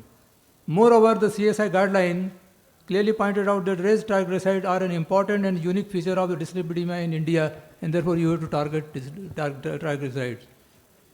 PPR biology is related to the PPR alpha and the PPR gamma receptors. PPR alpha activation leads to lipid metabolism regulator, and it is responsible for reduction of triglyceride and increased HDL. While PPR gamma activation is a glucose homeostatic regulator, and that improves insulin sensitivity. Glitazars are the dual PPR alpha and gamma agonists developed to simultaneously improve lipid metabolism via the PPR alpha and insulin sensitivity via PPR gamma. Coming to the glitazar paradox, which refers to the scientific observation that dual PPR alpha and gamma agonists, which are highly effective at improving metabolic parameters like glucose and lipid, but paradoxically increase the risk of serious cardiovascular events like heart failure, myocardial infarction, and edema. The balanced activation of PPR receptors shows no safety signals, while the excessive PPR gamma activity leads to more toxicity. The cardiotoxicity mechanisms are intramyocardial lipid accumulation, PPR gamma overexpression causes cardiac lipid deposition and results in ventricular tachycardia and fibrillation. While the fluid retention mechanism, PPR gamma activation increases sodium reabsorption in the renal tubules and leads to plasma volume expansion and edema and may precipitate or exacerbate heart failure. Now this is more clear here that the dual PPR activators, like in the past glitazar, tesaglitazar, and muraglitazar, they activate gamma predominantly as compared to the alpha, and therefore there is more cardiotoxicity. And then the failed PPR, this PPR, dual PPR agonist like muraglitazar leads to more death, MI, stroke, and heart failure, while tesaglitazar leads to more fluid retention, cardiovascular events, renal safety also because it reduces GFR. And aliglitazar leads to more cardiac events, heart failure, and GI bleeding. And after these trials, there was an article in British Journal of Diabetes say goodbye to glitazars. But then came seroglitazar in 2013 from Zytus, India, with an excellent safety profile. Why excellent safety profile? Because the activation of PPR gamma is less, more activation of the PPR alpha. It is not a glitazone because of these differences, and it is different from all other glitazars. It demonstrates 1,000-fold higher activity to PPR alpha rather than PPR gamma. Coming to the safety issues of seroglitazar, and in various clinical trials, it clearly showed improvement in the glucose metabolism and insulin sensitivity. And this is from India by UA Cole and group. Integrated review analysis of 18 clinical studies of more than 5,800 patients. Seroglitazar effectively and safely reduces triglyceride by 45 to 62%, non-HDL by 21 to 36%, small dense LDL by 20%, and A1C reduction by 7 to 11.6%, and ALT by 28 to 67%. Then the study which was published in Circulation in 2023 with substantial reduction in the triglyceride in the forest plot, as you can see here, and LDL cholesterol levels also reduced. Apart from that, it also reduces the total cholesterol. Seroglitazar versus fenofibrate, the clinical study scenario from Mexico, and which clearly showed that it is almost equally reduction as compared to fenofibrates with no safety signal, and it is efficacy has been observed in MASLD also in the evidence-4 trial, which clearly showed a substantial reduction in the hepatic fat and also improvement in the histopathology as well as biochemistry. Coming to the safety issues, seroglitazole effectively improved the lipid and the glycemic parameters without significant adverse events in patients with diabetes, dyslipidemia in the real-world clinical studies of up to 58 weeks duration. And here the better safety profile has been seen compared to fenofibrate. Seroglitazole is safe and effective in MASLD with a stage 3 CKD patients, which is 12 months duration study, and the similar studies in the stage 3 CKD patients with a neutral effect on the eGFR and neutral effect on the UACR. Approval, DCGI already approved this drug particularly on atherogenic diabetes, dyslipidemia, diabetes, and MASLD. Now coming to the recommendation, RSSDI 2022 recommends seroglitazole as a potential triglyceride lowering agent in Indian diabetic patients with the triglyceride levels of more than 200 milligram per deciliter. So take home, seroglitazole predominant PPR alpha activation is the key differentiator as compared to other dual PPR agonists. Though dual PPR agonists are responsible for it, but it demonstrates proper receptor selectivity to avoid side effects with the proper benefit-risk ratio at approved doses. Clinical trials showed a favorable metabolic benefit with the cardiorenal safety and approved by the DCGI in type 2 diabetes, atherogenic diabetes, dyslipidemia, and MASLD. Thank you very much. Thank you, sir, for the wonderful talk. Any questions from the chairs or any comments from the audience? Only question from me is, century after century, so many targets to meet, target of sugar, target of BP, target of lipid, and I hope you don't find any more newer risk factors and bombard us. Thank you, sir, Thank for you. the wonderful presentation. Thank you very much.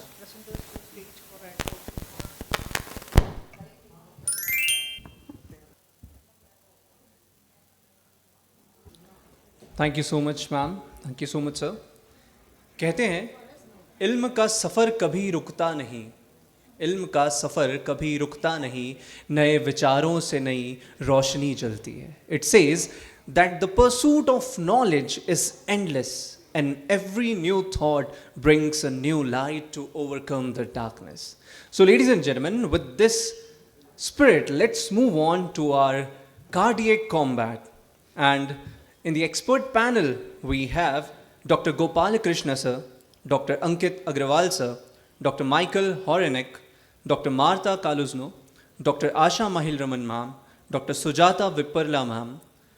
And as a moderator, I would like to invite Dr. Roshan Rao sir to the dais. Ladies and gentlemen, can we have a big round of applause for our expert panelist and our moderator for the debate?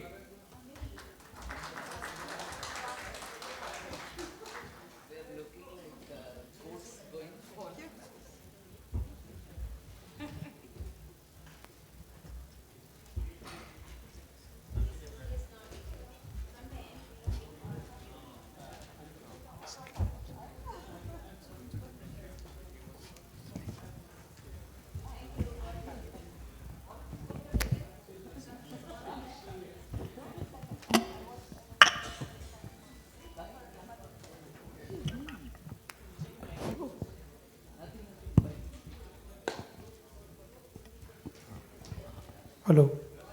So this is a hot shot round, and basically it is a bullet shot round where there are two topics that we all know.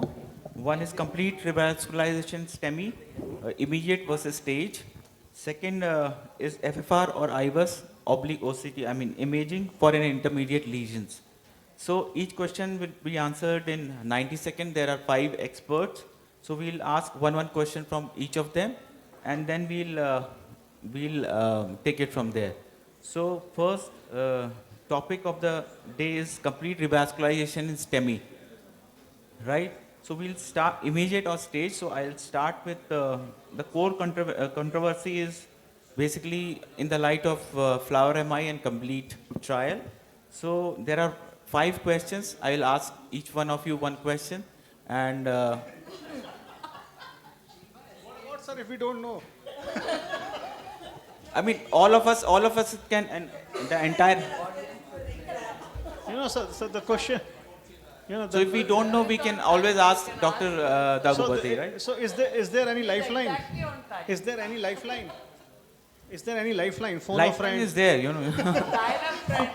Satyamurthy sir is there, yeah. So you all are a very seasoned cardiologist. Basically, what do you do in your practical life? You can always discuss. So my first question is with Dr. Asha. Should non-culprit PCI be done during an index procedure, or we can stage it later? I prefer to do only a culprit PCI and stage it preferably before discharge or within the first 1 month. That is my strategy. Because trials have also shown, especially the iModern trial has shown that if you give, it can increase the contrast load, can result in AKI, and there is no substantial benefit by doing it at the index procedure, whereas you can compromise the patient. So preferably it is done before discharge or within the next 1 month. Okay. Dr. Siko, is FFR necessary in acute MI setting in patient with a non-culprit artery? Oh, okay. My opinion, I don't think we need FFR and ACS condition. So I don't think for the non-culprit. We'll use non-culprit, but even non-culprit, we would not. I don't think we do that. Maybe we evaluate later. So I just treat the culprit lesion, and if there's a stenosis, maybe I will check it later if we need to treat the lesion. So you treat it based on angiographic finding? Yes. At the beginning. I'll ask a question. Do they do physiology in Japan? Only Yes. imaging? No, we do, but not for the ACS cases. But we need to do the FFR for most the lesion because we need to prove that ischemia, patient has ischemia due to the lesion. If not, we cannot treat, we cannot use the insurance. I'd say intermediate lesion. But in the intermediate lesion, we need FFR. To treat the patient. But I would, if I would like something or not? Yeah. Okay. No, I would like only because it's all the time questionable. Should we use physiology in acute coronary situation? And we don't have the answer from trials, so we must be afraid about the ischemia general in myocardium. So I think it's what you would like to answer.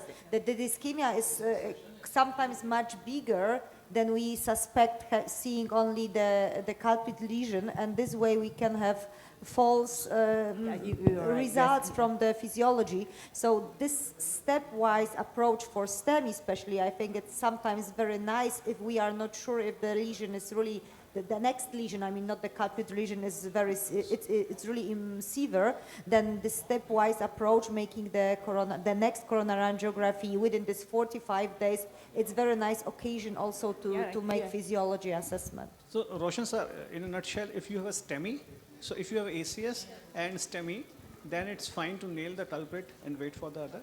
And if it is non-STEMI, ACS, non-STEMI, then sometimes it becomes difficult, then which artery to fix, finding a culprit. Then after fixing what you think is a culprit, you can go for an FFR. Basically what we are discussing is about STEMI, STEMI only.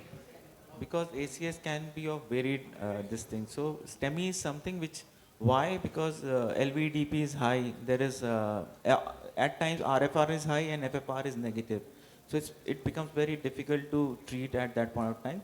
So when do you prefer? If you prefer immediately or after 3 days when the LVDP decreases, the RFR increases and FR increases, the response to adenosine is better. So I think it is later on, after 2-3 days, it is more logical to use an FFR in such kind of patients. So in only one subset in which multivessel PCI during STEMI is advocated is a patient with STEMI and cardiogenic shock. Because in that subset, as many vessels you can open. Again, it is a controversial but thing. It's you not can justify clear. that Basically, only in those they say subsets. that it is a quick in and quick out. Quick and out. Otherwise, thing. otherwise you have to stage it. So, Dr. Sujata, my dear village friend, hemodynamic stability. Again, we are coming to that question. Hemodynamic stability. Does it change your strategy? No. What is stable can become unstable if you're doing a non-culprit. I prefer just to do the culprit. Yeah, that is where the controversy is. So the question is, how you defined stable versus. I mean, of course. The question is this. So my stability may be your instability. Hemodynamic instability means where, Hemodynamic instability is standard, right? And we should not get confused about it. What is your instability should not, that should not be the comparison. Yes. Hemodynamic instability is defined as a blood pressure less than 90 over 60, but in the New York State it is actually 80 over 60. 80, yeah, but that doesn't matter. So it is 90 over 60 generally accepted, EDP is elevated and lactate is elevated, whatever reasons, and you can put a PA catheter on all that. But hemodynamic instability, immediately in the setting of acute MI, your blood pressure is 80. In that setting, your question is FFR going to be valued? No. Sir wants to know if the patient is stable, you'll be tempted to do the non-culprit also. So I don't want to be tempted. Yeah. I would prefer to stage. The culprit PCI has been clearly studied and we have known. I would like to stage and not get carried away and do the non-culprit. that is the answer to your question. Hemodynamic instability or stability, probably it is better to do the culprit and stage it the other arteries as well. So, Marta, don't want to? I'm afraid about the question. You're ready to answer others' questions So, also. what about elderlies? Does it change your practice whether it is 75-year-old, because that's in cardiogenic shock, that's a criteria. Whether it is more than 75 or less than 75, would you change anything in it? I mean, your basic protocol. It's a difficult question because I think it's based on the danger shock trial study where we really don't see the benefit if the patient is older than 75, but we don't also see benefit if the patient is woman. So I think this study was not powered for these two things. So I think according to the study, we cannot say that in older patients and in female patients, we don't put Impella because they didn't have the effect on the study. So I think we are looking for more or bigger population of female and older patients which are assessed in this acute setting. So in my everyday practice, if the patient is in good biological condition, the age doesn't matter. Of course, if the patient is, for example, cancer patient with metastatic status or really with thousands of comorbidities, and really we don't see the effect of our treatment, even if we do it properly, then I am looking for these conditions, not the age. What exactly was the question? If you are So the question is actually just STEMI. It's about STEMI, not in cardiogenic shock. Yeah, that's what I'm saying. It's STEMI. Okay. In STEMI patient. I understood the STEMI unstable. I mean No. unstable hemodynamically. No, this, yes. was But STEMI. your answer is valid. Okay, so- In patients with cardiogenic shock, elderly and I was women thinking- did not do well with mechanical circulatory support. But in a patient who comes more than 75 years of age in STEMI, STEMI with Right. stable not stable according to the STEMI, but so if and what is the question? What I do or what? yeah, would you change your strategy for complete revascularization or? No, I am staying with the culprit lesion. Also in this patient in a stage procedure. Sometimes, especially in this patient, because it's usually also the impairment of kidney function in older patient, because we lose our GFR with the age. So especially in this patient, we should be really very careful with the contrast liquid, amount of the contrast liquid. So for older patient, I am much more often going to next procedure in a month, for example, not during the same hospitalization. one thing that guides the elderly intervention, all these errors are accepted, as contrast-induced nephropathy, so on and so on, is an access problem. Some people do have a big access problem, even femoral access problem, radial access problem. and getting into coronary sometimes becomes difficult.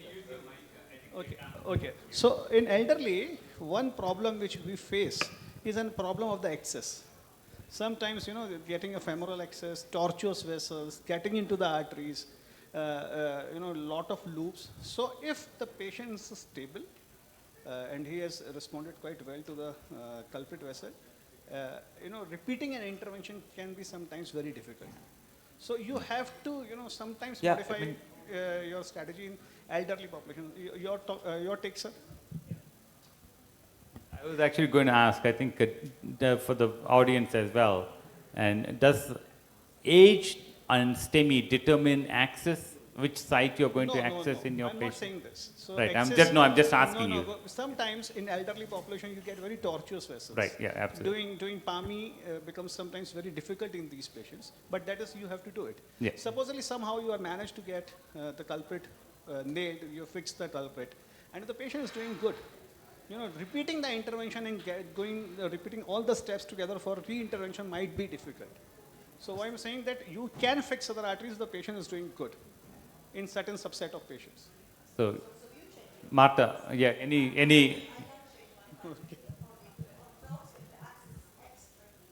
mic, please. And Yeah, that's what I'm fix saying. them. But it doesn't matter of the age of the patient, so I don't think because of the age of my patient. Right. And even, thinking about the complexity of the access, of course we have two radial arteries, brachial artery. I think it could be possible. Okay, fine.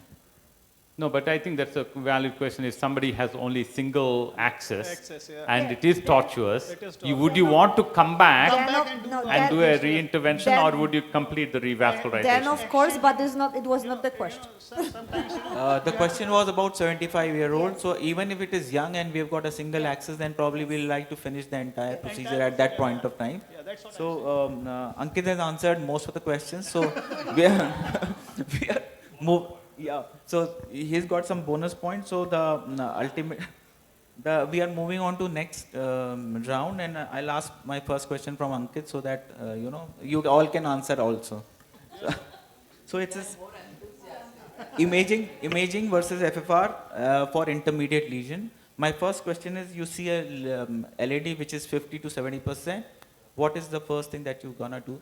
Because one of the patients that we shared who had undergone an EP, so what is the first that you would recommend? Would you recommend one test, or basically you will do what physiology or imaging? I should not say this on record, but when I was in Mount Sinai, it was a saying that if you want to do a PCI, do a imaging. If you want to avoid a PCI, do a physiology. So having said that, but having said that, see, FFR, when you do for a physiology, it is determined so many things. The muscle mass it is supplying, the number of vessels downstream, the relative ischemia it is causing. Imaging is just a nutshell of the area. So definitely more physiological is always an imaging, always a physiology. You're not answering the question. Yeah, one test, FFR, 50, 70. definitely FFR. Okay. Definitely. Would you do it based on the patient's criteria? Whether why you have taken for an angio is also an important So thing. definitely, if the symptoms, any stress test that has been done. So if the patient is on table, there has to be some indication for the patient to be on table. So right? would that determine your practice? So if the patient has symptoms, see, all this physiology has been done for intermediate lesions. We know this. For significant lesion, we don't need to do it, and for very borderline lesions, we don't need to do it. The question is, if the patient is having not a very obvious symptoms, he has been taken for, and there is a lesion there, the physiology always scores over the imaging. So it is better for you to do an FFR, rule out if there is actual ischemia is there, and then if it is positive, go ahead and do it. So in your practice, class 2 angina, 50% lesion, you would image, or you would FFR? I would go for an FFR. FFR, yeah. okay. So that's clear. Yeah. So FFR, so Ankit, you're practicing in where? Which country? In Jabalpur. Okay, in MP. So in India, FFR wire will give you 3 stents, right? Yeah. One FFR wire is equivalent to One stent. One is equal to one One stent. stent. Yeah, One yeah. FFR wire is equivalent to one stent. So you'd rather do FFR than actually stent in a patient. So this is a very valid question regarding feasibility, right? If you have to ask the patient, sometimes what happens, it looks like a 50% lesion. You do an FFR, it comes out to be positive. You said it is intermediate, now you have to get a stenting. And then that the patient gets confused that, no, I will not go for it, even if the FFR is positive. Then you are stuck, what to do. No, I'm actually trying to make you commit. The commitment actually should be, doesn't matter whether it is one stent or equivalent to 5 stents. Absolutely. 5 stents, we should do an FFR in all intermediate lesions. Absolutely. Gopala, please. This is where the next question comes from, Dr. Mata. Discordance between FFR and IBUS. So, what would you trust more? Because it's important, somebody says that at times, you see a positive FFR, RFR, negative FFR, then you think that let's go for an imaging. So, when you do both, what would you trust more and why? It's a very difficult question. I must say, of course, one is if we can do these two modalities at the one patient in Poland, for example, you have reimbursement only for one modality. So if you do imaging and FFR, it's paid only for one of that. Of course, it's still not bad because it's additional payment, so you will be on zero. So you can do it. So for me, I would like to go maybe with this case, what was already discussed. So if I see the really intermediate lesion, I would like to assess that with physiology. We must be very careful with non-hyperemic indexes because if there is the borderline lesion, I mean, if IFR or RFR or DFR is between 0.87 till 0.93, we should usually add some additional stress. I mean, we should give adenosine to make or other medication to make a FFR and then check if this FFR is positive, if we are still going in this direction that the patient has symptoms.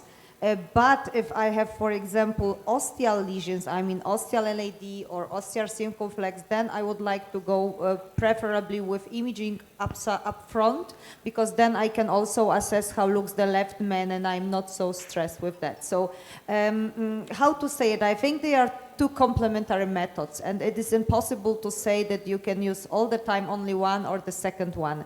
If I use imaging, I have also some additional... sorry to No, I would like only to finish that if I have imaging on the table, I can also assess my, if I put the stent, I have also assessed my PCI, if it was done properly or not. So I think it is very difficult to answer what is better and what make me much more stressful. I think I am much more stressed with the results from physiology than from imaging. That's great. Any? Yeah, we are talking about proximal LAD. So the Flavor trial has shown that if the MLA is less than 3 millimeters square, IVUS is as good as FFR. If the MLA is between 3 to 4, if the plaque burden is more than 70%, is as good as FFR. So why not we go with the idea of doing an IVUS alone? If it is 4 millimeters square or more MLA, leave it. If it fits into this criteria, do it, and IVUS is going to help you in the procedural guidance, whether you are to optimize your stent and get away with FFR and the round of cost. That's one thing. And most of the studies, whatever you have done, I have a patient, the patient we are talking about is having angina, is having a LAD lesion, and we are thinking of doing something to do or defer. So, most of the studies have shown that even the FFR is okay, more than 80, the operator went on not following the protocol because he is convinced clinically that it is because FFR can be falsely positive in aortic stenosis, hypertrophic cardiomyopathy, in diabetics, in left ventricular hypertrophy, or when the venous pressure is raised. So you have to take a lot of other things into consideration before making a call on FFR, why not we do an IVAS and follow the, and it's in favor of cardiologists, more 60% will get a stent and FFR group only 40% will get The stent. flavor MI trial very clearly showed that using an FFR results in fewer procedures without compromising on safety. So I think we should be more judicial, use lesser procedures and better safety. Okay. IVAS may lead to unnecessary procedures, not necessarily beneficial. Sir, I want to So we move So on to maybe next. really we the move- combination is the best option. If you see, if you want to do really an IVAS guided procedure, and you don't do a, if you really want to do an IVAS guided procedure, and you don't want to do an FFR, there was a study in which says that IVAS guided procedure, the significant FFR is around 0.6. That is such amount of FFR has to be there for IVAS to be significant, even if you have done an IVAS guided procedure. So the overlap is quite below. So definitely physiology always outscores the IVAS. IVAS will always lead to more procedures, unnecessary procedures than FFR. So we move on to the next question. Dr. Sujata, post-PC, it's an easy one because it has to be for you. So post-PCI optimization, physiology or imaging? I'd prefer imaging. Yeah. And why? I can see Yeah. for myself whether the stent is expanded, as I said, the MSAs. I can, because the prognosis, especially if you look at the left hand, is all dependent only on the Yeah. Any dichotomy on this? I mean, there is no right or wrong answer for this question, right? Because you can see there's so much of evidence coming up with post-PCI FFR, and that actually will probably has also great benefit, right? So number two, I think, especially when you're looking at stent apposition, that those are well picked up by imaging, but at the same time, malapposition has never been shown to show any adverse outcomes. Yes.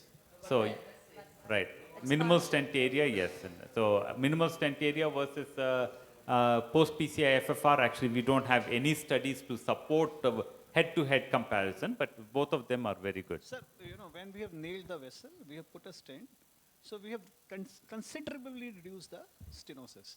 So doing an FFR doesn't fit well. I think the problem with post-stenting FFR is the cutoff point, because we don't know really the threshold. Yeah, so that is and what I'm what if we have still, positive FFR? Just like, sir, you see, when you do provisional stenting and you get a very severe side branch pinching, and there are so many studies in which they have done the FFR to these vessels, and it was found to be negative. So if it is negative, even you are seeing this, it is quite significant on angiogram, you don't nail it. So post-plasty, doing an FFR is of very equivocal significance. Yeah, I mean, basically, what you practice is more important, So because I'm there are trying to tell people, there are operators who are basically practicing on FFR only. So basically, 0.9 is what they get, and believe me, it is very difficult to get that number. When you are doing whatever post-dilatation do, it's very difficult, but then they are very contented with doing that, and then they do the pullback, and they find where the problem is, and then probably they have to dilate it or probably put another stent in a distal vessel. So these are what is important. So we can't negate it totally, but then there are operators who are really doing great job on FFR. So we are moving on to next question. Left main intermediate lesion, is imaging mandatory, Dr. Siko? Yes, in Japan we use over the years, so I got over 100%. So first you have to diagnose whether it's an intermediate lesion on an angio, and then probably followed by an imaging to intermediate. decide. Okay, intermediate. The question is not for procedural guidance. Yeah. To Whether make a you will call, leave whether it, to go leave ahead it or or not. go ahead. The question is not for procedural Decision making. To Yeah, use decision making. use IVAS. We cannot use IVAS for treatment decision making in Japan, we always need a FFR value. So, and we cannot do FFR and PCI same day. We cannot. So first we need to do angiogram and then check the FFR or angio-FFR, and then we can do PCI with imaging. That's our strategy in Japan. So, yeah, I mean, it's surprising to see that how different countries practice differently. And so, whereas in US, I mean, ad hoc PCI is recommended only in certain groups of patients. Like, so if you do a cardiac catheterization, you find left main 50% of, less than 50%, 30% lesion or so, then we actually they have to take the patient off the table and have a heart team discussion, unless actually the patient is having any immediate symptoms, unstable angina. And some of these patients, we actually call the surgeons into the room to look at them. But the question I think is about what should we do in these patients. We depend upon both FFR as well as imaging on both of them at the same time. I would like to ask also, so you start with imaging an intermediate left main, and then you decide, I mean, if you see the 30-40% of left main, you are not sure if the lesion is really severe or not. So you start with imaging, and then you are going for FFR, because I didn't understand this approach, because we do usually imaging in Poland for the first. Of course, the patient, if the lesion is severe, we are going for the heart team, so it's not possible to make it ad hoc. But the question is, if in the imaging you have the value, between 4.5 and 6 millimeters square, what is done the next step? Right. In the United States, 6 is the one cutoff for us. By us the same. So we don't have the value 4.5 and 6. Yeah. So if it's less than 6 or less, it's severe. Yeah. Right. Okay. If I don't do imaging, my surgeon will ask for imaging afterwards. So I have to repeat another cath. Yeah, it's the same. So it's better to, when you're giving it to the surgeon, you just don't want any confusion. They want... We do a cath, we do imaging, we do FFR as well for left main, because if I don't do FFR, then there's like, I don't think it is really that tight. Why don't you do FFR? Because it becomes an unnecessary revascularization, and lima may get closed. Can I intervene? Is it necessary to take the patient back to the cath lab? Can we do a CT FFR? So what is the role of a CT FFR? So I think it is not available in most of the centers in India. I don't know the status of Poland or Japan. No, it's only in 2 or 3 centers, so it's normally not. It is still an investigation. I suggest you to talk about the CTFFR. I suggest you, there is an article by Anish Koka from USA. He has written his opinion, very, very strong opinion about every cardiologist should read. Anish Koka has written an article. You search in the Google, and he has written a clear-cut opinion, one side of the story, very elegantly. In support or against? Support. Again, if you want, I can tell his points in brief. Okay. So, in the interest of time, I would like Dr. Asha to say a few words of 2 things. One is complete versus stage revascularization and physiology or imaging in intermediate lesion. Just 2 points, yes. I think we discussed enough about complete and just complete revascularization. But complete revascularization is the way to go, but not necessarily at the index procedure. Within the hospital stay or within the first 45 days is what we would do. The second question, physiology or imaging. Physiology is for decision making, imaging is for optimization. That's great, yeah, well said. Because your question was cost effectiveness in the Indian setting, it would have taken a long answer. So thank you everybody, thank you Ankit especially, you ran the session well, and I would like to hand over the mic to the anchor.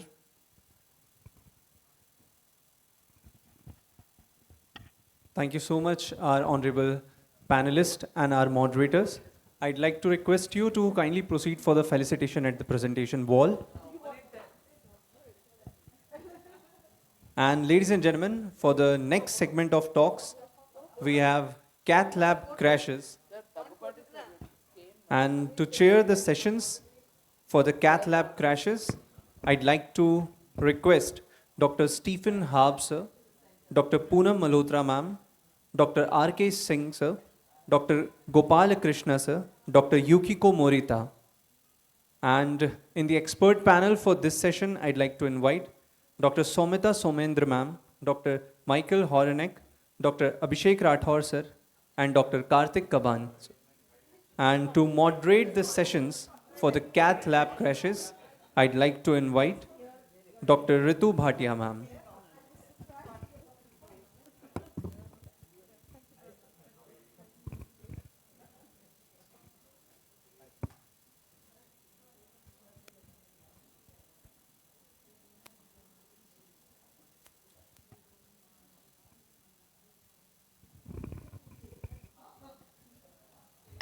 Ladies and gentlemen, join me in a big hand to invite to welcome our chairpersons, our panelists, and the moderator for the sessions of cath lab crashes.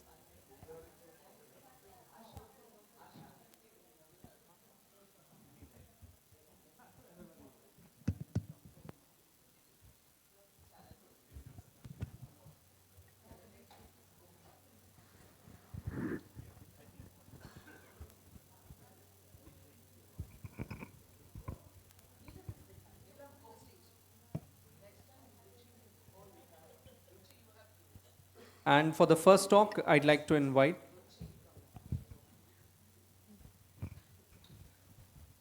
to talk about catastrophe avoided, handled EABP and staging. I'd like to invite Dr. Richa Sharma, ma'am. Ma'am, please.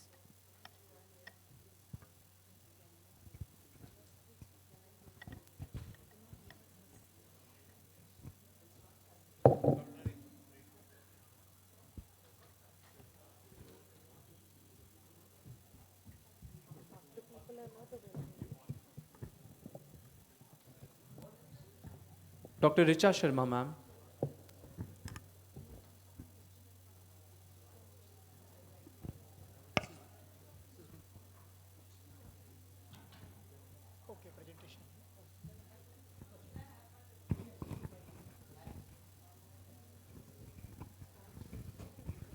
Dr. Richa Sharma is going to present catastrophe avoided handheld EABP and staging it.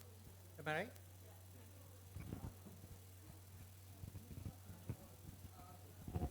Dr. Richa is from Dehradun and she works as a interventional cardiologist doing great work in Ram Tirath Hospital there and Sri Ram Tirath Hospital, Institute. It's a university doing having a great cath lab and I'm sure she's going to tell us about the crashes there. Thank you.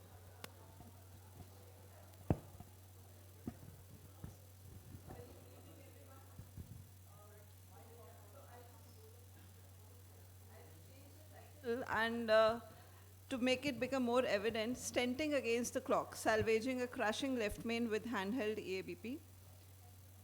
So this was a 38-year-old diabetic hypertensive gentleman who presented to us with rest angina on and off since past 5 days, and it increased since past 2 to 3 hours. He's a chef by profession, and we saw his ECG in ER at around 12 midnight, which showed frank ST elevation in AVR and ST depression in V1 to V6.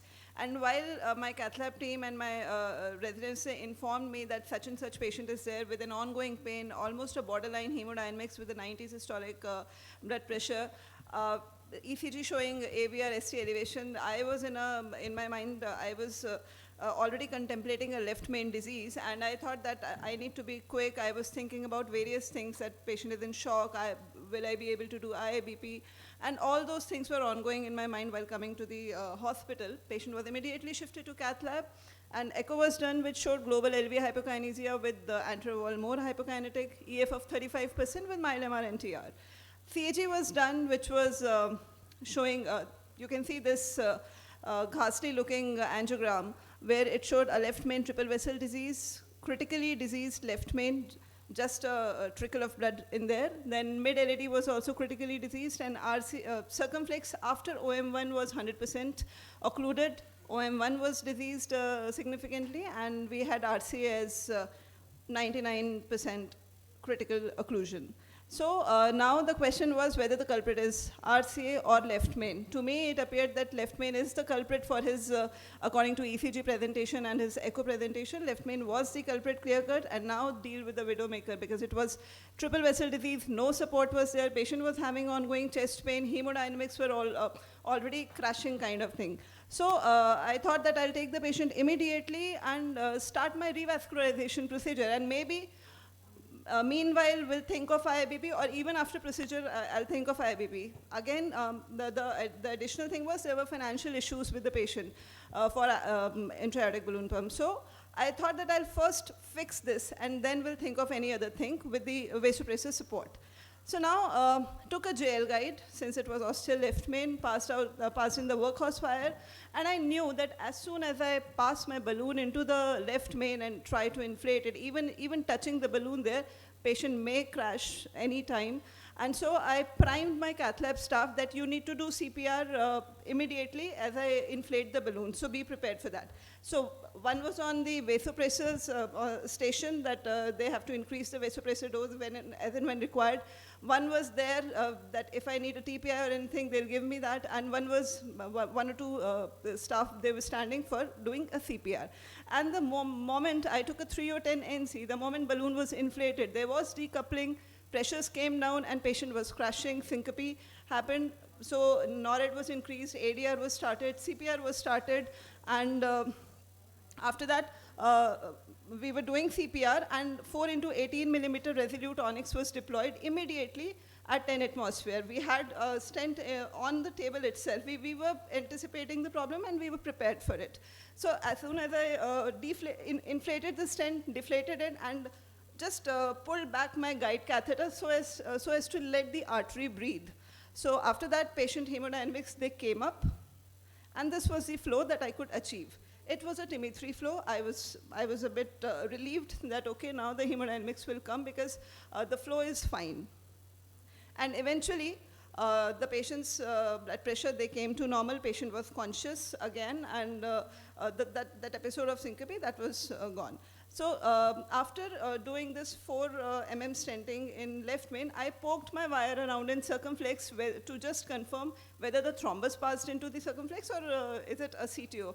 And since my FC couldn't go there, I knew that it was a CTO, so I just planned mid-LAD after a day of stabilization of the patient and optimization of the left main stent as well.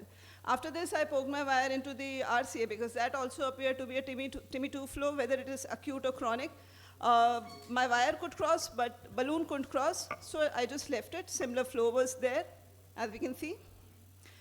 And patient was stabilized the next day. All vasopressors were stopped by afternoon itself. He was hale and hearty, sitting, TPI was removed.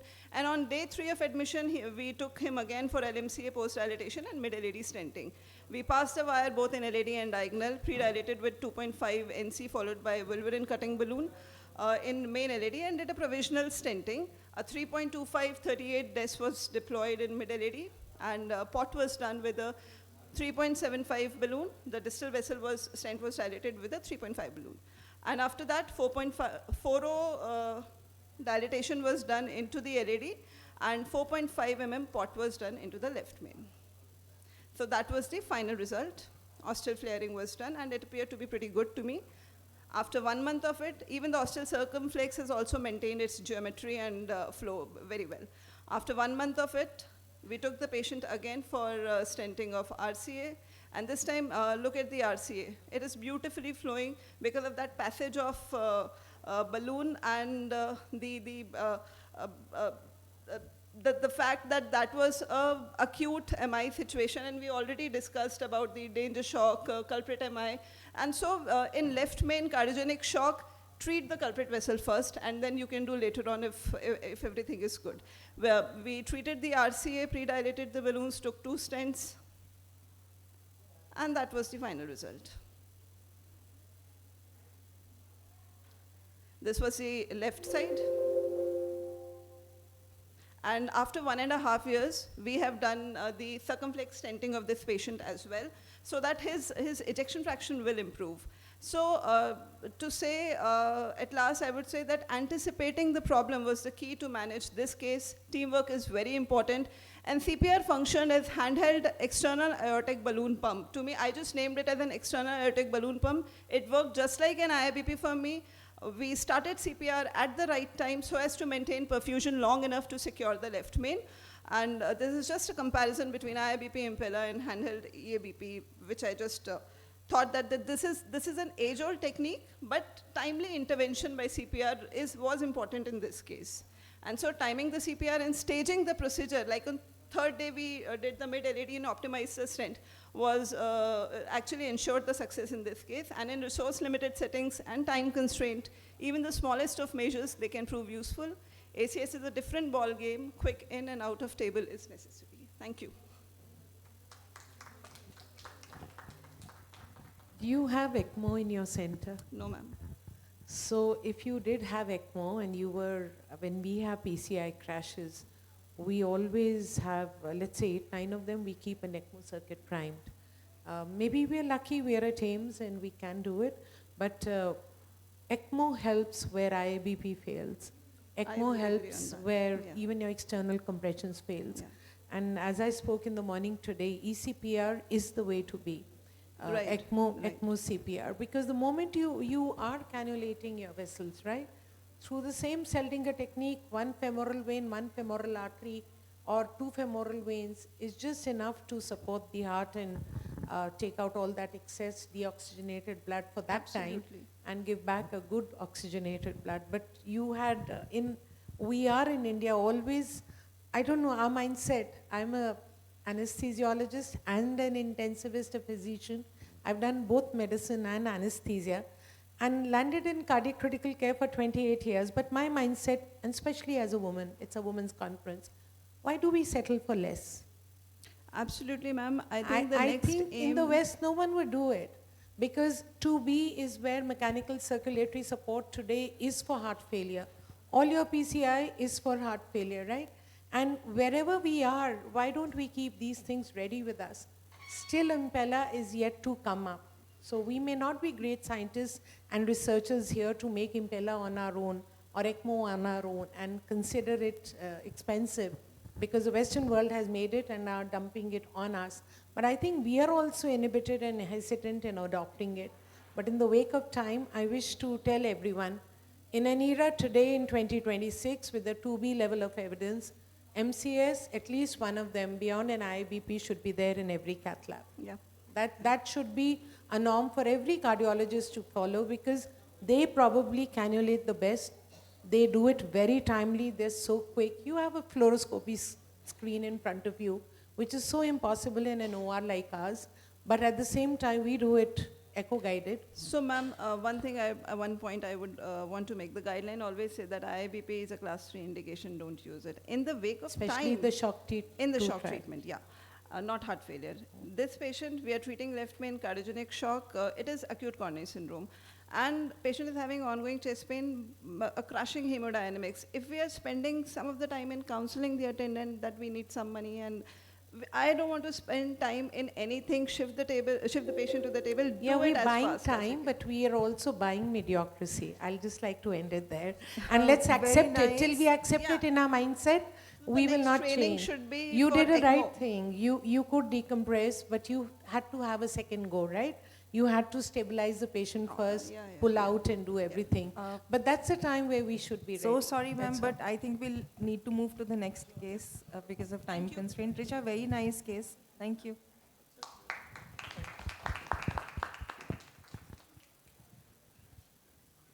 Our speaker next is Dr. Neelam Kaul. Dr. Neelam Kaul is a pediatric cardiologist, and she is not just a pediatric, but she deals with pediatric cardiology as well. And she's from Pathankot and working and doing great job in her center at the cath lab. She'll be talking to us today about coronary perforations. Hello, good evening everyone, my respected chair and my dear friends. today my topic is major epicardial coronaries. First of all, I would like to thank all the organizers for a wonderful conference and giving me a chance to be here. So I present here 4 case scenarios which came with a lot of learning with them, including inadequate bed preparation, what problems it can create, post-dilatation, you have to sometimes know the equipment, it can go wrong, stent grafts, we know about it, and so on. So this is the first case. We have taken a lot of angiograms. I am here showing only the working angiograms. So this patient had a long segment LAD critical lesion. We thought we had inadequately pre-dilated it because we did not have imaging with us at that point of time. And we stented it with a 2.75 into 28 drug-eluting stent, following which we saw there was a massive type 3 coronary perforation, and a lot of blood was collecting in the pericardial cavity very rapidly. So what we did was we immediately took a stent graft, 2.8 into 19, and deployed it and sealed the perforation. We did not reverse the heparin in this case. Some post-dilatation was also required after that. We took a bigger balloon, 3 into 10 NC balloon, and post-dilated it also after that, and sealed the perforation, and had a good result. Patient was hemodynamically stable, and pericardiocentesis was also not required. This is the echocardiogram on the day of, with a small rim of pericardial fluid, which settled down with time, and a few weeks later, patient was completely stable and without any regional wall motion abnormality also. So this is the second case. He had triple vessel disease with a favorable syntax score. So we did multivessel PCI in this case. Started with, you can see all vessels are diseased. Started with LAD, which went well, post-stented it, and moved on to LCX, rather OM. So we pre-dilated it, deployed a stent, 2.75 into 26 drug-eluting stent was deployed. And then we asked for post-dilatation, asked for a balloon. We wanted to post-dilate the distal segment. So when we post-dilated it, we found that something had gone wrong there. And there was a big perforation at that point. So actually we had asked for a 310 balloon, but somehow we received 3.510, and when we dilated it, it was perforation there. First of all, we tried to balloon tamponade it with the same balloon. We pulled it proximally, but it was not sealing. Then we thought, you can see that pericardial fluid is collecting, so we didn't want further pericardial fluid to collect there and then do the pericardiocentesis.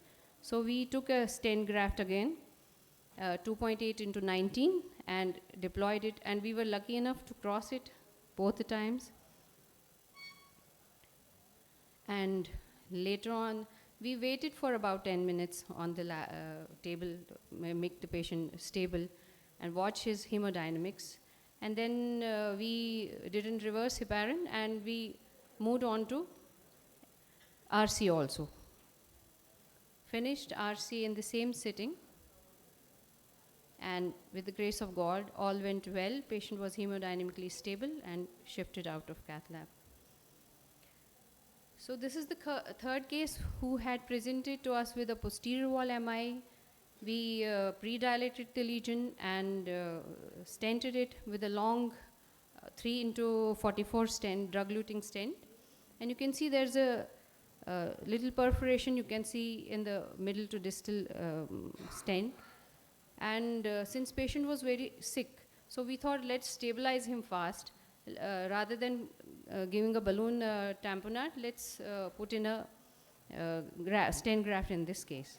But what happened is, when we inflated the stent graft, the perforation didn't seal. It was still there. So we took an NC balloon in the proximal segment, dilated it for at least 10 minutes, and later on this sealed, and we got patient was hemodynamically stable, and we shifted him out. This is the last one, and here patient had presented with acute inferior wall MI, totally occluded vessel. We opened it, pre-dilated it, and when we deployed the stent 3.5 into 18, we had a massive perforation, and pericardial fluid was rapidly collecting. Patient was dropping his blood pressure, he was having tachycardia. But we immediately took a 3.5 into, this time we took a longer stent graft, 3.5 into 26, and deployed it there. We could, in this case also, we could manage him without pericardiocentesis. We did not reverse heparin, and he was managed with pressors and infusion of fluid that stabilized him, and this is the result after stent graft. Patient was stabilized, though this patient took some time to get stable, but still we didn't require any pericardiocentesis in this case. This is the general algorithm which should be followed. So what we learned in our cases was importance of bed preparation. So calcium can be sometimes underestimated, rather in 40% of the cases it can be underestimated on simple angiogram. So careful assessment and further imaging is always, should be there whenever possible. So always believe your eyes, double check. Whenever you get a balloon or a stent, please check the size yourselves also. Always use a longer stent graft to cover the dissections, because it's a two-dimensional view. The dissections, it may not be properly visible to you where the rent is, number one. Number two, these stent grafts, they shorten when you inflate them. The smaller ones shorten roughly 20%, and the bigger bore grafts, they shorten roughly 25% when you inflate them. So always take a longer stent graft and inflate it at about 5 to 10 mm longer, number two. Number three, even if you have to overlap these stent grafts, sometimes we might require 2 stent grafts. You need to overlap the segment also, so that the perforation is not missed. So we need to fix our problems ourselves as far as possible. And the goal should be immediate hemodynamic stabilization, and main focus should be on sealing of the perforation. Low pressure, prolonged balloon inflation can be done. So never remove your balloon until your stent graft is ready to be deployed. And you can do that with a ping pong technique also. Post-dilatation of the stent graft should be done whenever needed to avoid stent thrombosis and stenosis in future. And protamine reversal of heparin is not always required unless and until ACT is quite prolonged. Never lose a wire in such situations by becoming a little bit panicky. And pericardiocentesis kit should always be ready there, but most of the times, or you may not always require it. So we know that type 3 perforations, they are major dreaded nightmare in the cath lab. Quick identification and treating accordingly is very important. All cath labs should have these stent grafts, coils, and all other things available with them. And also it's important to learn the reasons of the mishap and try to prevent them in future. Thank you so much. Thank you for a very nice, timely thing. Any questions from anyone? Yeah, a very nice talk, Dr. Neelam. Just one thing, we talked about post-dilatation of the stent graft here. Yeah. So I just wanted to know that I had 2 cases in which one I found that even after putting a stent graft in a perforation, the perforation wouldn't seal, and then later on I realized that at times we post-dilate our stents at a higher pressure, leading to an excessive dilatation of the in diameter, which goes off our mind. Like we've used a 310 stent, but we've dilated it, let's say, to 20. And when we are using a stent graft, so do we also need to high pressure post-dilate the stent graft in such cases so that we optimize or optimally touch the walls to, Yes, you need to post dilate it. You need to go at the a higher same pressure to dilate them. Only thing is we need to take longer stents because they shorten by 20% almost. So we try to take longer stent so that it covers this perforation also, as well as go high pressure to prevent future restenosis or thrombosis in such cases. Thank you so much. Thank you. Thank you. Short and crisp. Very Thank nice. you so much. Our next speaker for the day is Dr. Hima Malathi from SSKM Rath. She is Associate Professor of Cardiology at SSKM Hospital, Calcutta. And she would be speaking to us today about retrieval of stents without a snare. Right? Over to you. Thank you. Good evening. Today I'll be showing you only the pictures regarding a panic situation which I got into while retrieving a stent where I didn't have any gadgets there. So it was a new hospital, so I had just we had this case. We know that there are stent retrieval devices like loop snares, end snare, 3 basket devices and all. But then my case, a 76-year-old male with class 3 angina, chest pain with COPD, whose angiography was something like this. He refused to undergo CABG from him as well as his relatives. So what next happened was we dilated it with 2.5 and 2 sequential dilatation. So to prepare a proper bed, that's what we thought, because we didn't have any imaging, rather it was a new setup which I told you. So this was some kind of a picture after the post dilatation with the dissection there, I think, which we can see. So after this, because of the financial constraints or whatever, I should have taken a smaller stents for it to be deployed, but then I took a 3 into 44 long stent and tried to negotiate there. So what happened here? So suddenly I could not get the other pictures, but then I lost the wire and the stent could not be negotiated down, and then it got stuck in the LM as well as the proximal segment of the LAD.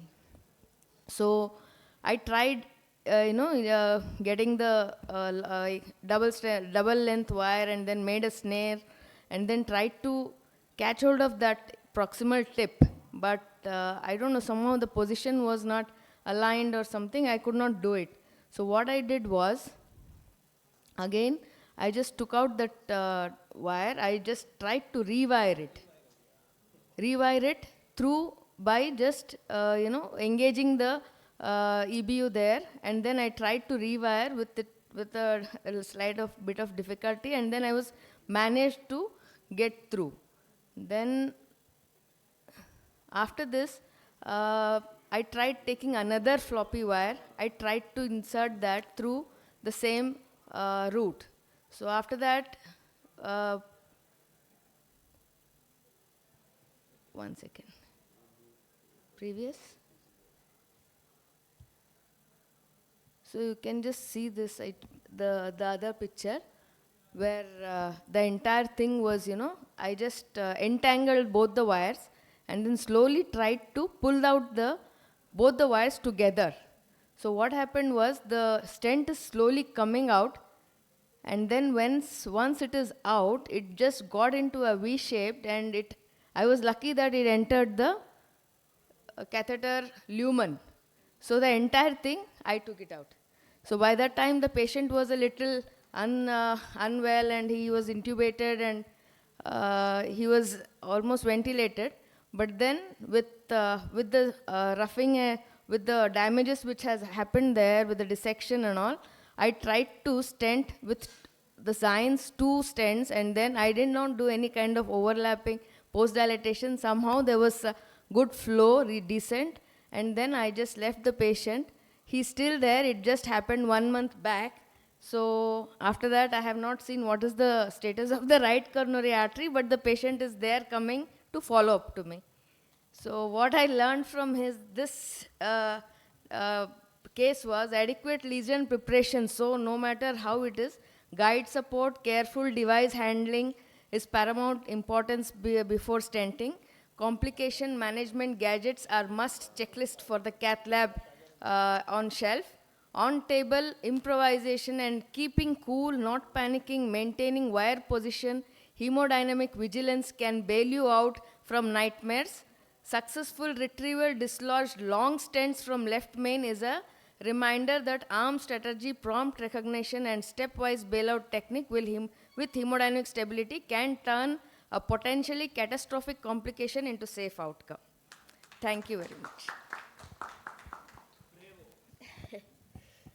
No, it was lucky that it entered the lumen, otherwise it would have dislodged. God is with you and with the patient.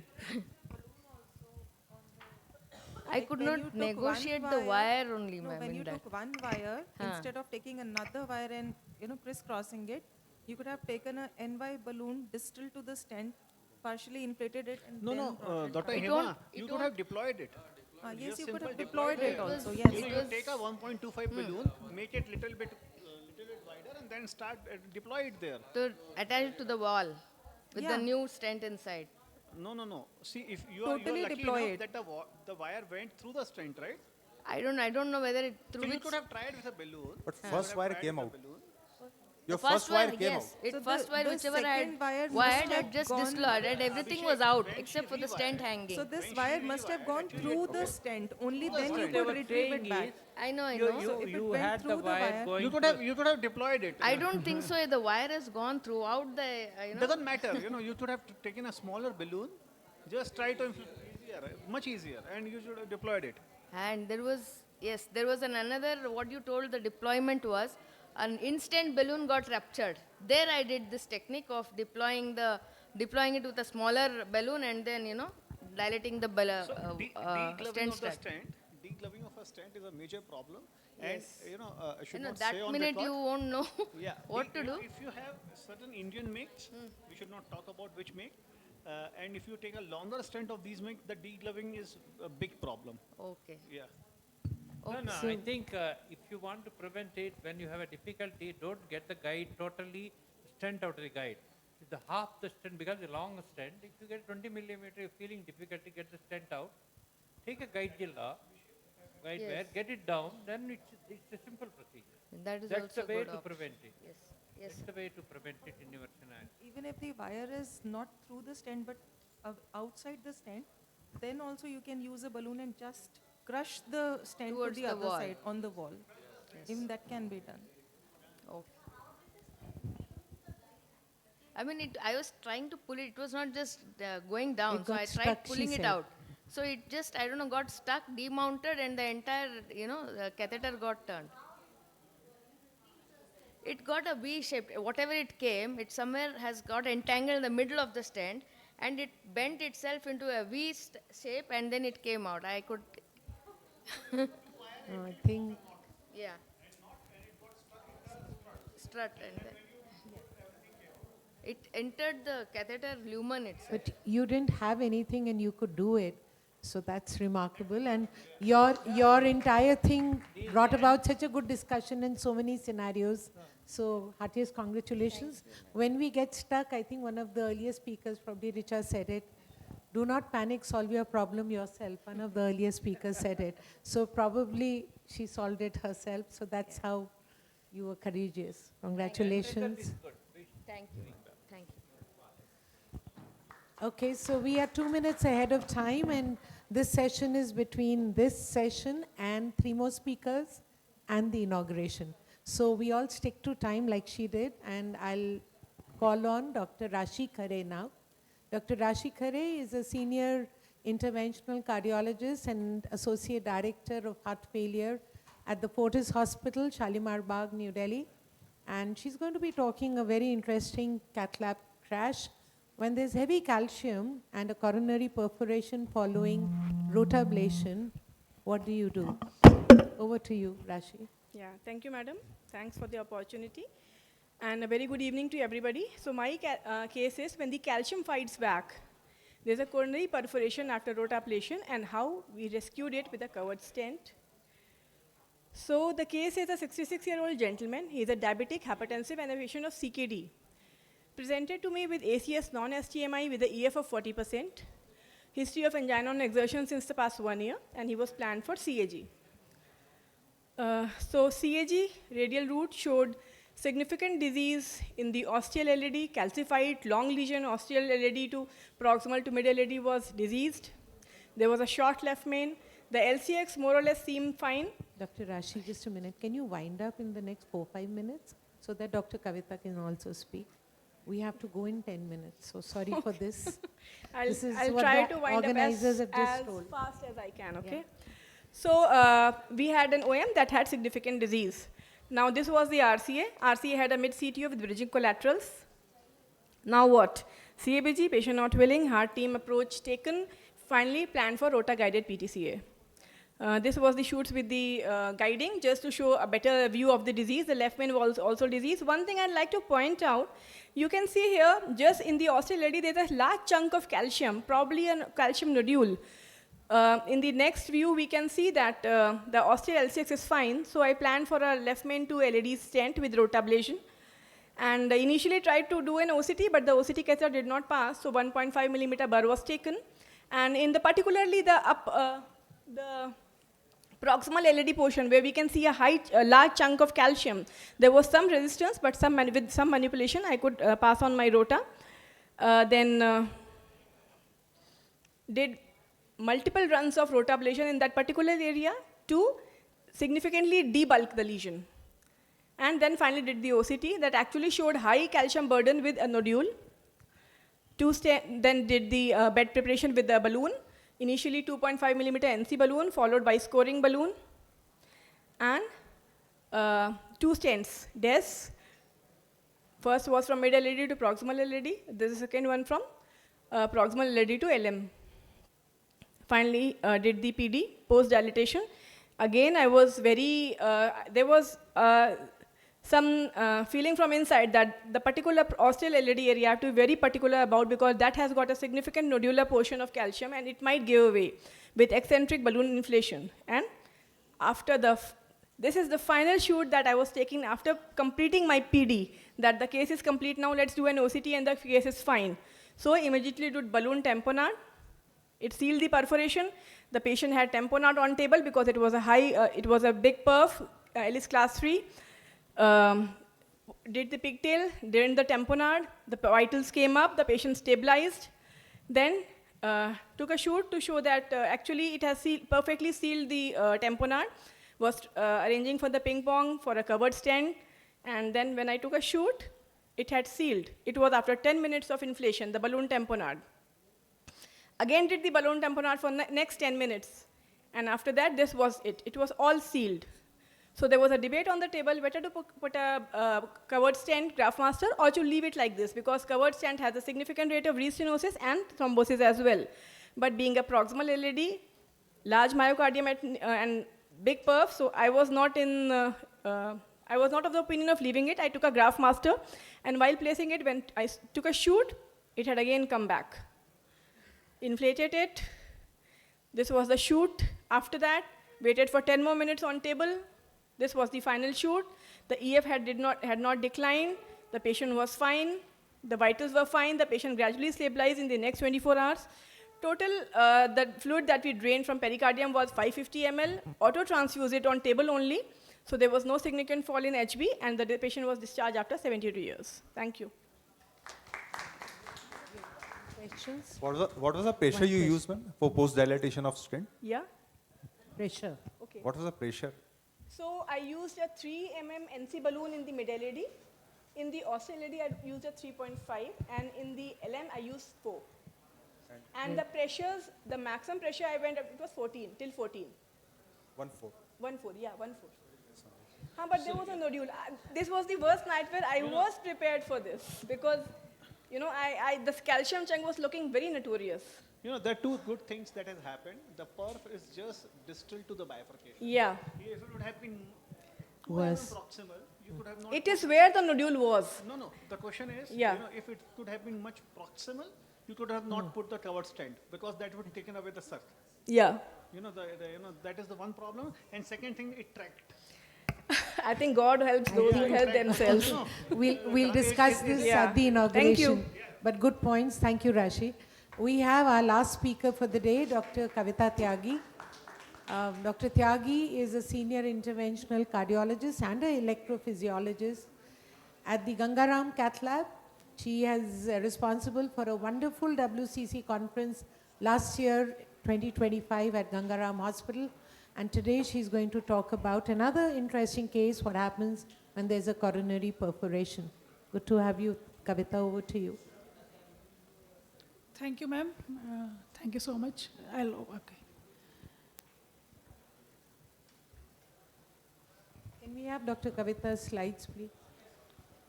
Very good evening, everyone. And I'm going to show you a very simple case. We might think that it was so stupid on an operator's part to get the complications as a simple case. So we had this lady, 60-year-old female, presented to us with angina on exertion. So naturally we took for angiogram. And this was the angiogram, in which we can see a simple sort of type A lesion in LAD. And since patient was symptomatic, so we decided to open it. And we took JL 3.5 to 6, then crossed the lesion with SI sand blue, and dilated the lesion with NC 2 into 12, followed by Sapphire 2.515. So this is how the lesion preparation. Then in the process, we realized that the LAD has calcium. So we took a cutting balloon. And this plaque modification was done by Aperta 2.25 and 2.5 into 13 mm. Then we were sort of satisfied with our lesion preparation, though we did not do imaging. Because of various reasons, we thought that the case is very simple, we can manage it without imaging. And so then we took a stent, 2.5 into 19 millimeter, drug-eluting proficient stent. And this was the stent deployment. Then we did post-dilatation by 2.75 into 12 millimeter. Patient was shifted out of cath lab in very comfortable position. However, immediately after some time, complained of uneasiness and became hemodynamically unstable. So immediately was pushed back to cath lab, because we know when out of angioplasty patient is hemodynamically unstable, something certainly has happened to the coronaries. And was started on the inotropes, shifted back to the cath lab. 2 deco was done, which showed tamponade. So immediately we put our pericardiocentesis things in place. And once pericardiocentesis was done, patient was hemodynamically stable. Then we took an angiogram, and we saw that there is some perforation has happened, and which is accumulating in the pericardium. So now we took microcatheter, Prograde, and we used coil pushers. And we almost searched each and every lateral branch, the small diagonals, to search for the source. Because on angiogram, we were not understanding that which artery is actually bleeding, because the bleed looked a lateral, very lateral to the LAD. So we searched almost all the lateral branches of LAD. And meanwhile, pericardium again filled, so we had to do pericardiocentesis again. We did the auto refilling. Then we finally pushed the coil 01832, and then it seemed to stabilize. But then again, it was filling again and again. And then finally, after some views, we realized this is the distalmost coil we put. Then we realized that there is one more blood is coming from somewhere after some time. And then we had to push the coil to this artery as well. So finally, the result was just to save the patient. So this was the final result we could achieve and send the patient home. So incidence of coronary perforation is actually low. It can vary from 0.1 to 3% based on several case series. And it can cause mortality. Mortality rates can be as high as 21% depending on the severity. The risk factors are complex coronary, The CTOs, the heavily calcified lesions, ambulatory tortuous lesions, narrowed coronary arteries. I think in our case, it looked very simple, pari passu. It didn't look as if it is going to have any complication, but it had. So that is how they say that it is never done till it is done. And aggressive use of oversized balloons can cause, then use of atheroablative devices, as we are using them more and more nowadays often. So we have seen in previous cases, people have used covered stents, then in our case, coils were used. In some intractable cases, surgery might be required. So these are the various different techniques for managing coronary perforation. Thank you. Dr. Kavita, this looks like a wire perforation. Yeah, I mean, there's nothing else which can explain this wire perforation. But wire perforation, actually, we have done various, previously also some wire perforations, but they actually accumulate very slow and they don't cause so much hemodynamic compromise. So, but in this case, it happened. Yeah. In fact, it happened at 2 places. Later on also it Could happened. be some, like maybe we could have checked an ACT or a reversal could have been thought in such cases. I mean, looks like maybe the ACT was more than ACT, required. we keep on checking at regular intervals. When there is a prolonged case, we certainly recheck it almost at 30 minutes. So we didn't require that. ACT was okay, ACT was normal. Yeah.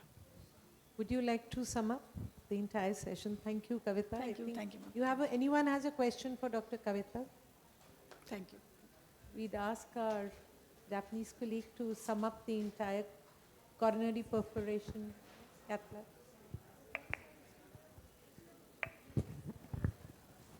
Maybe I want to summarize this session. In the cath lab, there will always a nightmare, and what we need is still calm and think about what to do next. And in this session, we learn much from college case to do in our our practice. Thank you. Thank you. Thank you all, and we proceed to the inauguration. Humble request for all to join in the Hall A, which is Padmavati Hall, for the inauguration. Thank you. Yes, please come. All the presenters, can you come up on stage? We'll have a picture. Thank you.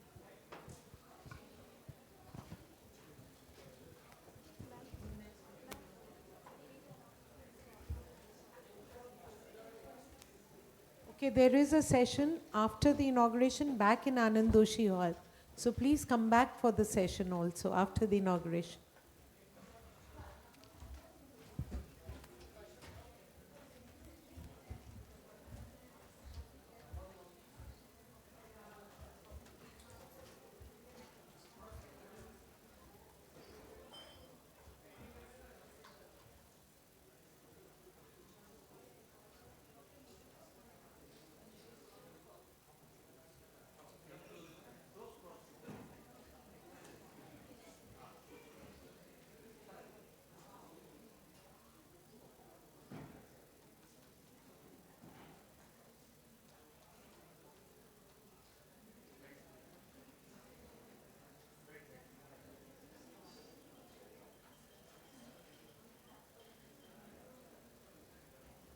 Good evening. I'm Dr. Madhu Anthony from CMC Vellore, final year PG registrar.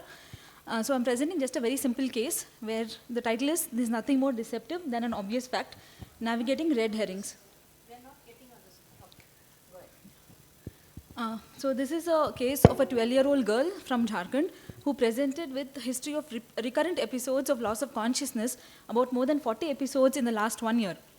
So she was evaluated for the same elsewhere, where she was thought to have a seizure disorder and she was started on anti-epileptics. But the symptoms persisted in spite of anti-epileptics. So on further evaluation outside, she was diagnosed a hypertrophic cardiomyopathy, and in view of HCM and recurrent syncope episodes, it was considered malignant and she was referred to CMC for ICD implantation. So at our center, the history was reviewed. So she has history of emotional, it turns out that every episode was preceded by either an emotional or a physical exertion, following chest pain lasting for 10 to 15 minutes. And when these episodes were prolonged, she had episodes of loss of consciousness which was lasting from 30 seconds to 1 minute. It was associated with tonic posturing with no history of involuntary urinary incontinence or injury. And these episodes were followed by generalized weakness, sometimes lasting up to 10 to 15 to 30 minutes after awakening.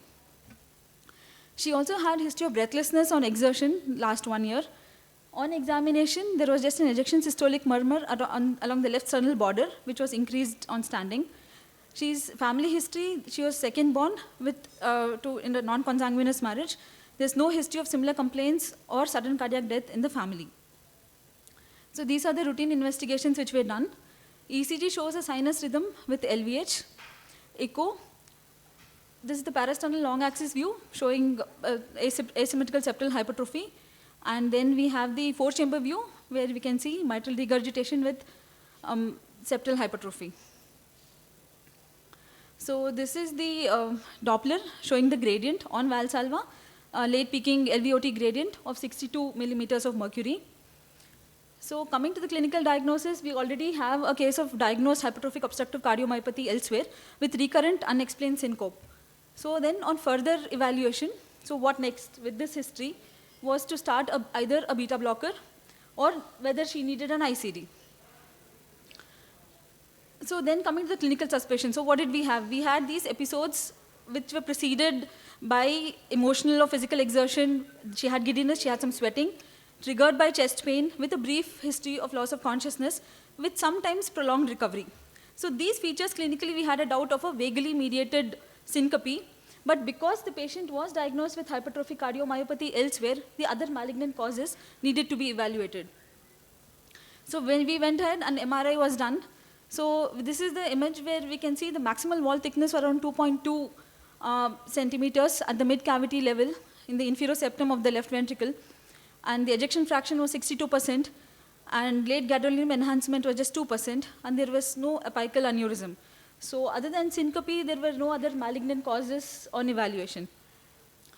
And this history of syncope being persistent, she was admitted to the hospital.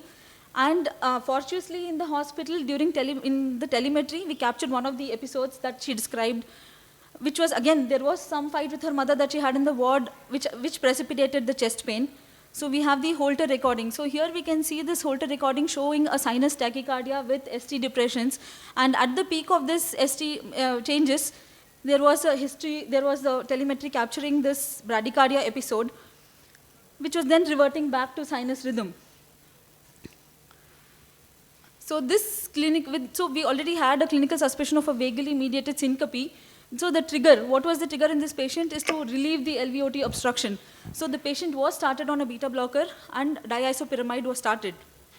But she continued to have episodes of chest pain, but there was no further episodes of syncope, or it had reduced in frequency, which was previously 4 to 5 per week before starting drugs to 1 in 2 weeks after the initiation of beta blockers and diisopyramide. So these medicines were gradually up-titrated while she was in ward to the maximal tolerated doses. But the symptomatic angina was still there, but there was relief from syncope. So septal myectomy with complete abolishment of gradient was done. So this is the parasternal long axis view after myectomy. So this is the 4AC showing mitral regurgitation, little. So then she was discharged on metoprolol, and on 6-month follow-up, there were no recurrence of angina and no syncopal episodes. So the take-home message is that not every case of syncope in hypertrophic cardiomyopathy can be attributed to arrhythmia. So detailed history always goes a long way, and we need detailed history along with pertinent investigations. In this case, the cause of syncope was narrowed down to a vagally mediated one in response to the chest pain, which was secondary to the HOCM, with no other high-risk features. With this, the need for an ICD was obviated. So non-cardiac and non-arrhythmic causes are also equally important, and we need proper identification to avoid recurrences and further.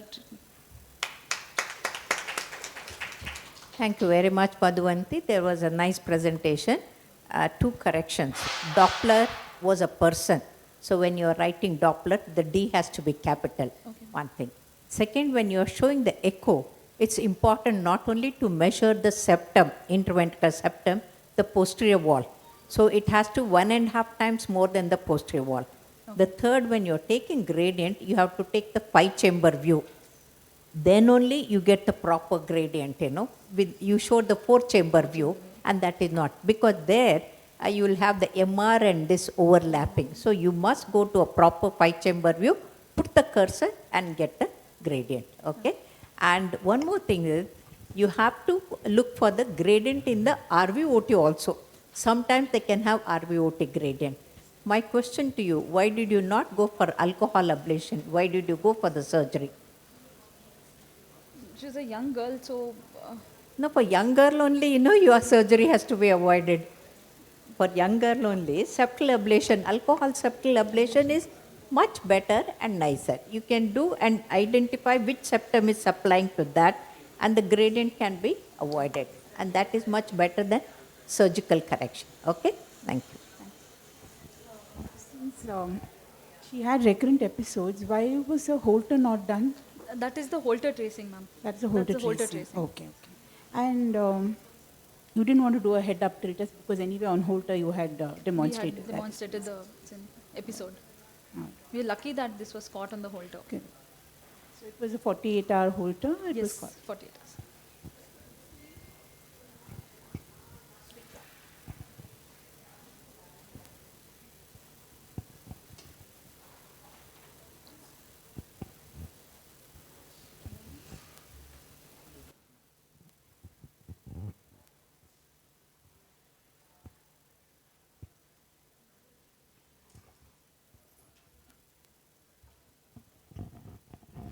This case beautifully emphasizes the importance of history, how a physical examination should be done, then how things should be correlated. If you are not able to correlate the things with the patient, the symptoms of the patient, whatever investigations you are doing, it carries no meaning at all. This is something even I have learned from this case, that how beautifully everything was properly evaluated, correlated with the symptoms of the patient. Not every HCM will be presenting with life-threatening ventricular tachycardias and needing the requirement for a AICD. I think this is a very beautiful learning for everyone, that we need to correlate the things. It's not always bookish that every HCM will be presenting with a life-threatening VT, and we should be from the very beginning totally oriented towards putting an AICD in any patient. It's not about the age of the patient even. One should not be biased when evaluating a patient with his or her age. One should be symptomatically oriented towards getting a diagnosis and then managing the patient. I think beautifully well evaluated patient that this is. Nicely done. Thank you.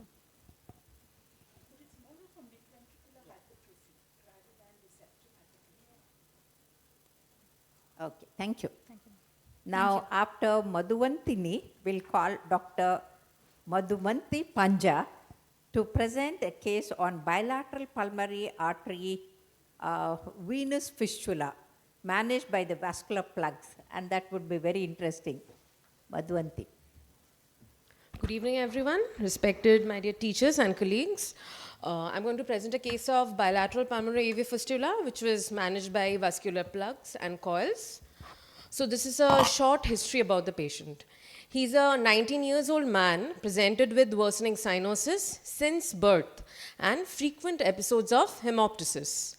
On examination, there was cyanosis and clubbing. Cardiovascular examination was normal. ECG echo was within normal limits. Resting oxygen saturation was 84%. In view of strong suspicion of pulmonary AV fistula, a CT pulmonary angiography was done. Angiogram was done, which showed multiple pulmonary AV fistula in both the lungs.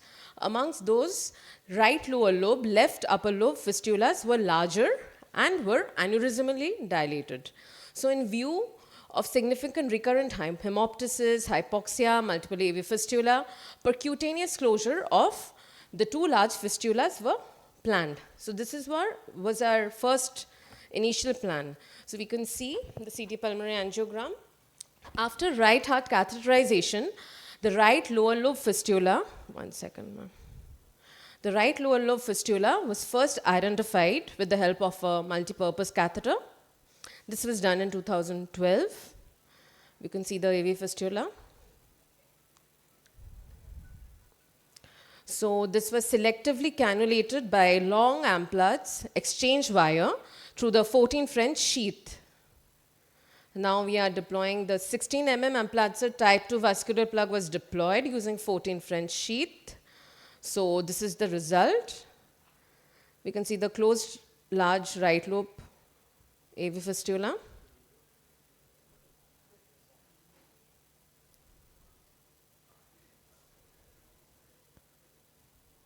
Next. Similarly, a 12 vascular plug, type 2 vascular plug was deployed using 12 French delivery sheath.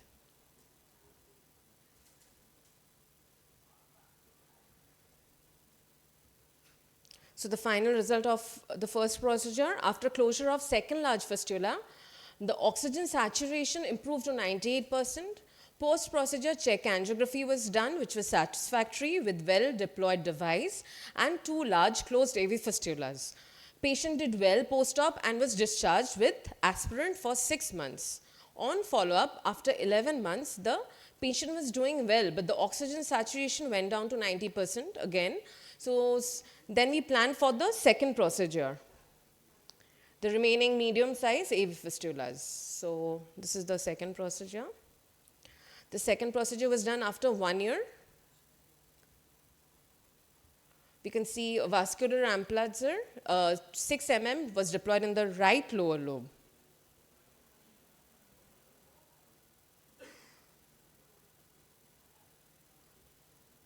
Another vascular plug was deployed in the right upper lobe.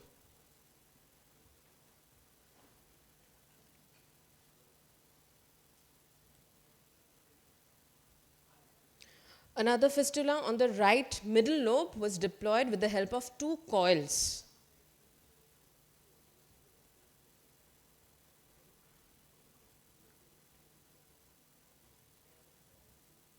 So the third procedure was done after 2 years, that is in 2014.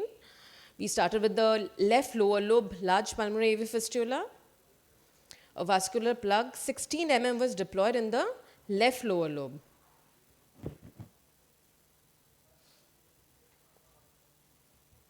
Another large fistula again in the middle zone of the left lobe was deployed with the help of a 14 ampullature. So what's our take-home message? Bilateral pulmonary AV fistula presented with hemoptysis, severe cyanosis, clubbing is extremely rare. Vascular ampullates plug are very useful because of bilateral and large size AV fistula to save the life of the patient, resulting in improvement of signs and symptoms and even oxygen saturation. After 11 months, the oxygen saturation dropped to 90%. Then the 2 small plugs and 2 coils were useful to close the medium-sized AV fistula.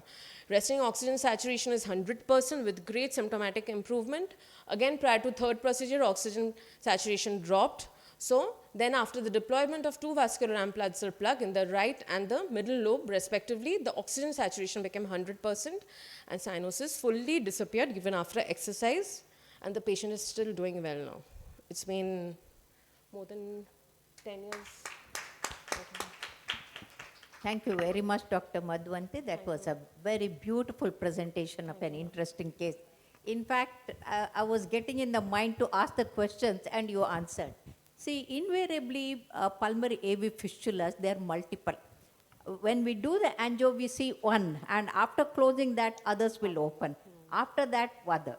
So I had done one where 3 devices, 4 coils, and then 1 vascular plug. And to get the whole picture and get back the saturation to 98%. Otherwise, you know, they are going to open up. So you have taken a gap, but I did it in the same setting. And the other thing is, in the past, you know, before we had the CT or MRI, we used to do the contrast echo. Right. And after contrast echo, after 4 or 5 cycles, if you get the bubbles, we used to call it as the pulmonary AV fistula. And many a times the pediatricians mistake it for pneumonia and they keep on treating. But one thing is pneumonia will never have a desaturation. AV fistula will have desaturation. That is the basic that people have to realize. Very well presented. Thank you. Thank you. Congratulations. So I was just wondering, the medium-sized fistulas that were closed with the coils, I just wanted to highlight the point that these are good to close with the coils because they might close.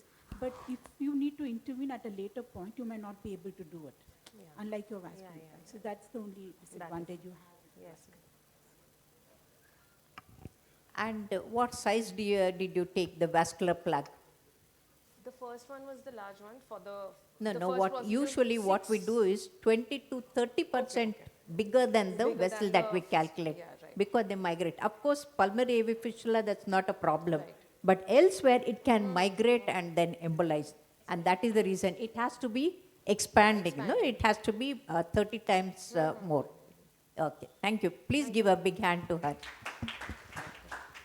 So next we move on to the next speaker, and first speaker is not there? Yeah, come. Yeah, Monica?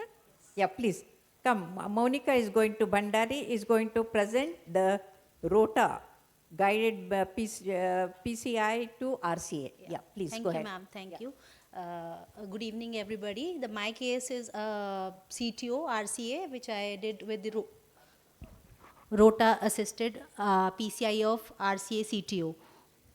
So my patient is a 57 years old lady. She's already a case of coronary artery disease and had PCI2 LAD for N-STEMI, and she had triple vessel disease, remaining vessels with mid RCA 90% stenosis and LCX 90% stenosis. Now she presented to us with angina on exertion. She was a known diabetic and hypertensive. Her investigations were within normal limits and there was no RWMA. We took her for coronary angiogram. So we can see that the LAD stent is flowing well, it is patent, and it is giving collateral to the RCA. So RCA has become 100% by this time. It's a CTO of mid RCA, and there is a grade 3 calcium we can see there. So what should be the plan? I plan for the antigrade approach for CTO crossing and with antigrade wire escalation approach.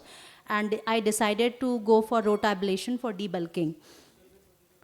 So I engaged it with the took a femoral approach and engaged with the 7 French guiding catheter, and I went with the run-through wire till the proximal cap, and then I exchanged it with the Fielder XTA wire over the microcatheter. The wire crossed, and then I exchanged it with the ROTA wire over the microcatheter. I took a 1.5 millimeter burr and did a burring with a 1.5 lakh RPM, and then I did a polishing run. After that, I did a NC balloon dilatation, but there was a slow flow. So I took a thrombosuction catheter, and I then administered the vasodilators through it. And after that, there was a TIMI-3 flow. And then I did, implanted a 3 into 48 millimeter drug-eluting stent into the distal RCA. Then this is a 3 into 48 millimeter stent in the proximal RCA. This is the result after the stent implantation. And then I did a post-dilatation with 3 into 10 millimeter NC balloon. And this is the final picture. So my take-home message is that the patient presenting to us after a first angioplasty, it could be a stent ISR or could be a advancement of the previous lesion, and ROTA helped us in this negotiating the case. And after slow flow, in case of there could be slow flow in CTO also, not only in acute coronary syndrome because of the debulking, and use of thrombosuction device to administer vasodilators is helpful in achieving the TIMI-3 flow. Thank you. Very nice presentation, very well managed. Why did you choose rota? Why not orbital atherectomy? Actually, ma'am, this case, when it was done, orbital atherectomy was not available. Anyway, good case, straightforward. So, Thank you. Very well presented. Did you do imaging for this case? No, I didn't do. Would have been useful to do. Yeah, sure. Choose Would which have been device useful. would have been better. Yeah, great. Yes. Thank you. The next presenter would be Dr. Shurbit Baduria, a case of rota-guided PCI with mini crush.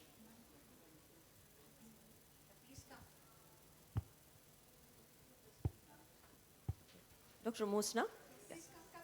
I welcome Dr. Musna Jamal, challenging left main, true trifurcation and anterior STEMI. Good evening. I am Dr. Musna PJ, consultant cardiologist working in Kerala. I will presenting a case of challenging left main true trifurcation in the setting of anterior wall MI. My patient is a 58-year-old man who presented with acute onset of chest pain of 1 hour duration with acute breathlessness. ECG was showing hyperacute T wave in anterior leads. His blood pressure was maintained with a 160/80 millimeters of mercury. He was in acute pulmonary edema, so he was given Lasix and he was connected to bypass and BiPAP and catheterized, and he was immediately taken up for primary PCI. Before starting the PCI, while giving sedation, his blood pressure dropped. He was started on noradrenaline, hence BP picked up. So we straight away started the case with the guiding catheter EBU 356 French via right radial.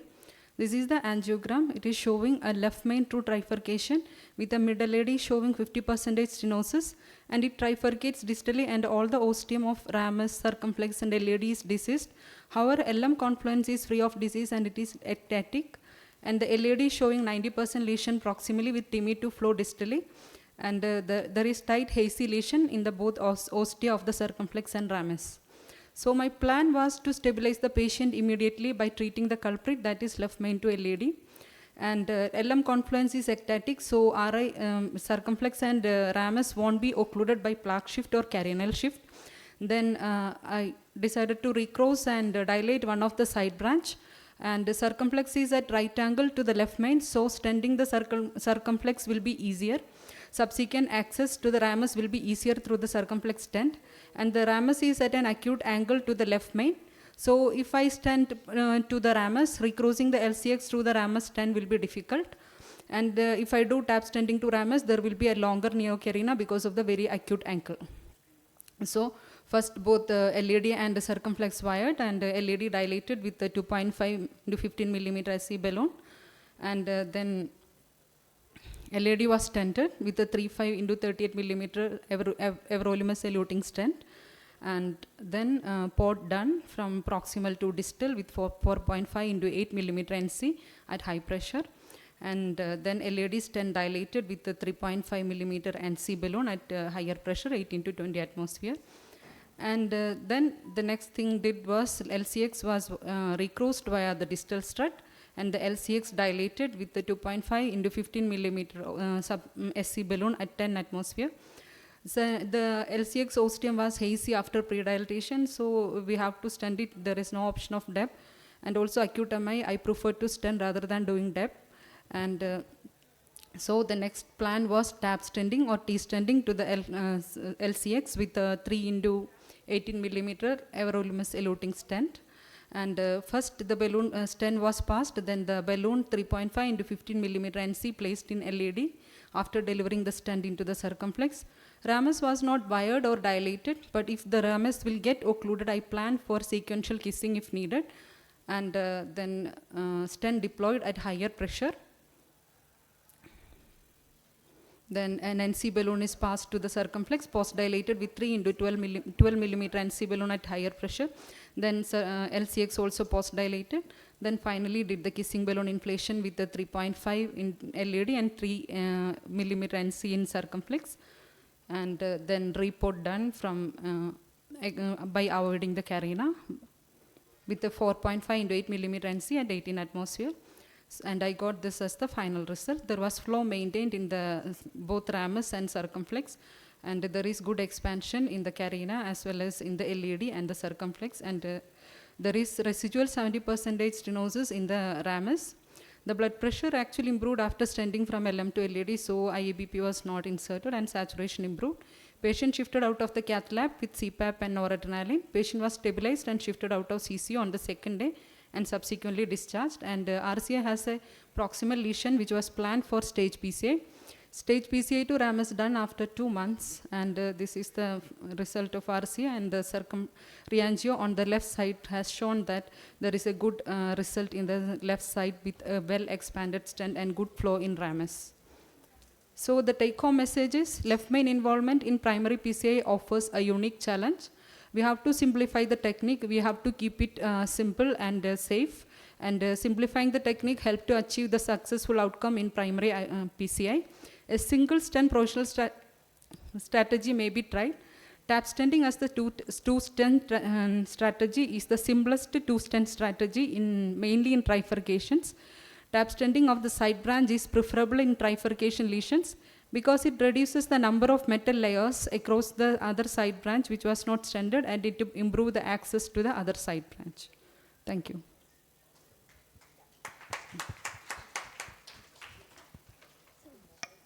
Congratulations. I agree with you that we have to make it as simple or keep it as simple as possible. But having said that, firstly, it's not a trifurcating lesion, it's a high OM one. You know? Most of the time in trifurcation lesions, ramus will be part of circumflex. No, but if you look at it in the eleo-caudal view, you can see that the ramus is actually coming from circ. Trifurcation is defined as if it is arising 5 millimeter near the ostia of the both. Actually, in the other view, anyway. Yes, so yes. that apart, if it is truly a trifurcating lesion also, you're right in trying to reduce the number of layers, because if you stent all of them, even if you do a mini crush, there'll be about 5 layers. And also the patient was in acute pulmonary edema. I have to reduce the So what I was thinking is, what you did was fine. How about doing a DEB in the ramus? Because we do have data to say that large vessel DEB can be done. And when I dilated the circumflex, it got hazy. I did not want to dilate the ramus, and it will become hazy, and then I will be forced to stent that also. Patient is in acute MI state. In acute MI, always preferable to stent, because there we are looking at the immediate outcome, not the long-term outcome. No, that's true. But because there was haziness, that's what. Yeah, because there was haziness, that is an option. After stenting, because we do have data for DEB in large vessels also, especially in the ostium lesions and in these kind of cases. Yes, true. So, anyway. Thank you. Great case, doctor. Okay.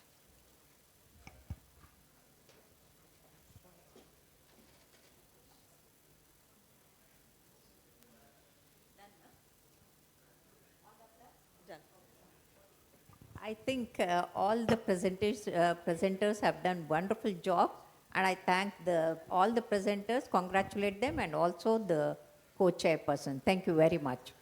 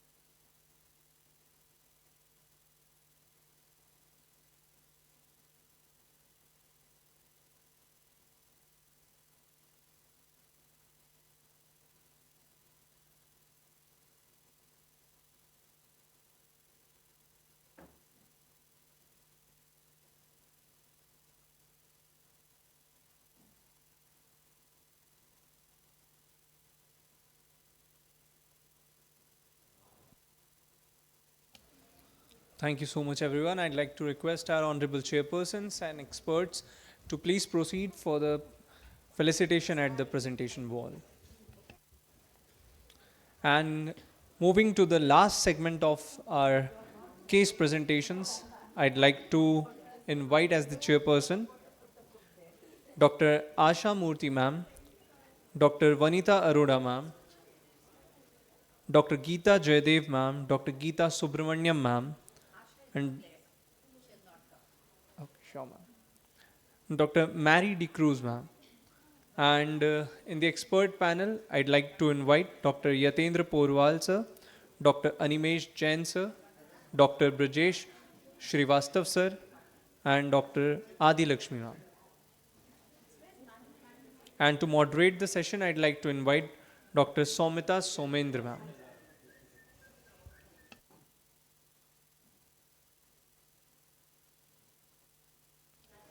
I'd also like to invite Dr. R.K. Singh sir as the chairperson for the sessions.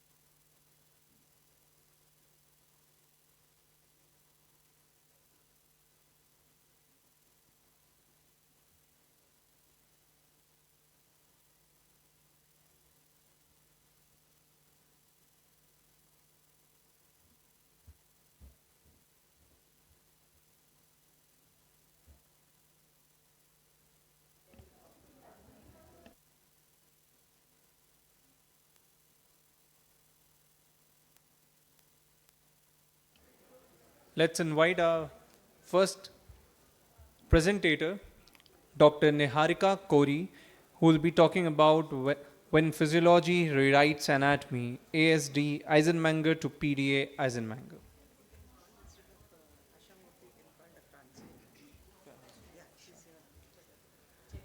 I'd also like to invite Dr. Anusuya ma'am to chair the session. Ma'am, please.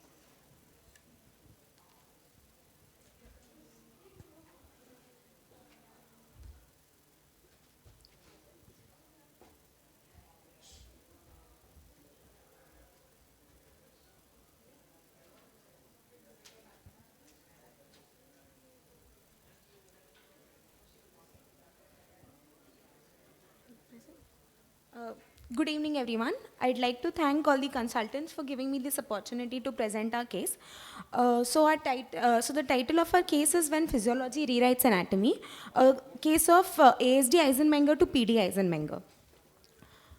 So our patient was a 48-year-old female, mother of 5 children. She had come to us with complaints of easy fatigue, dyspnea and exertion on functional class 2 to 3 since 14 to 15 years.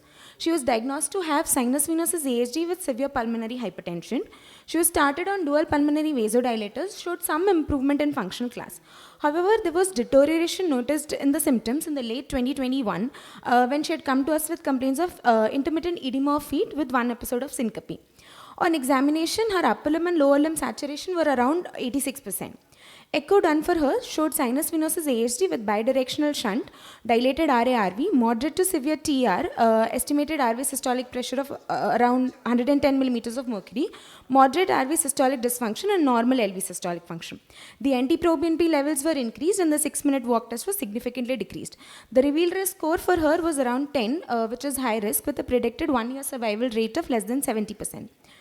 So this was the echo of the patient, which showed severe TR with an estimated RV systolic pressure of 110 millimeters of mercury.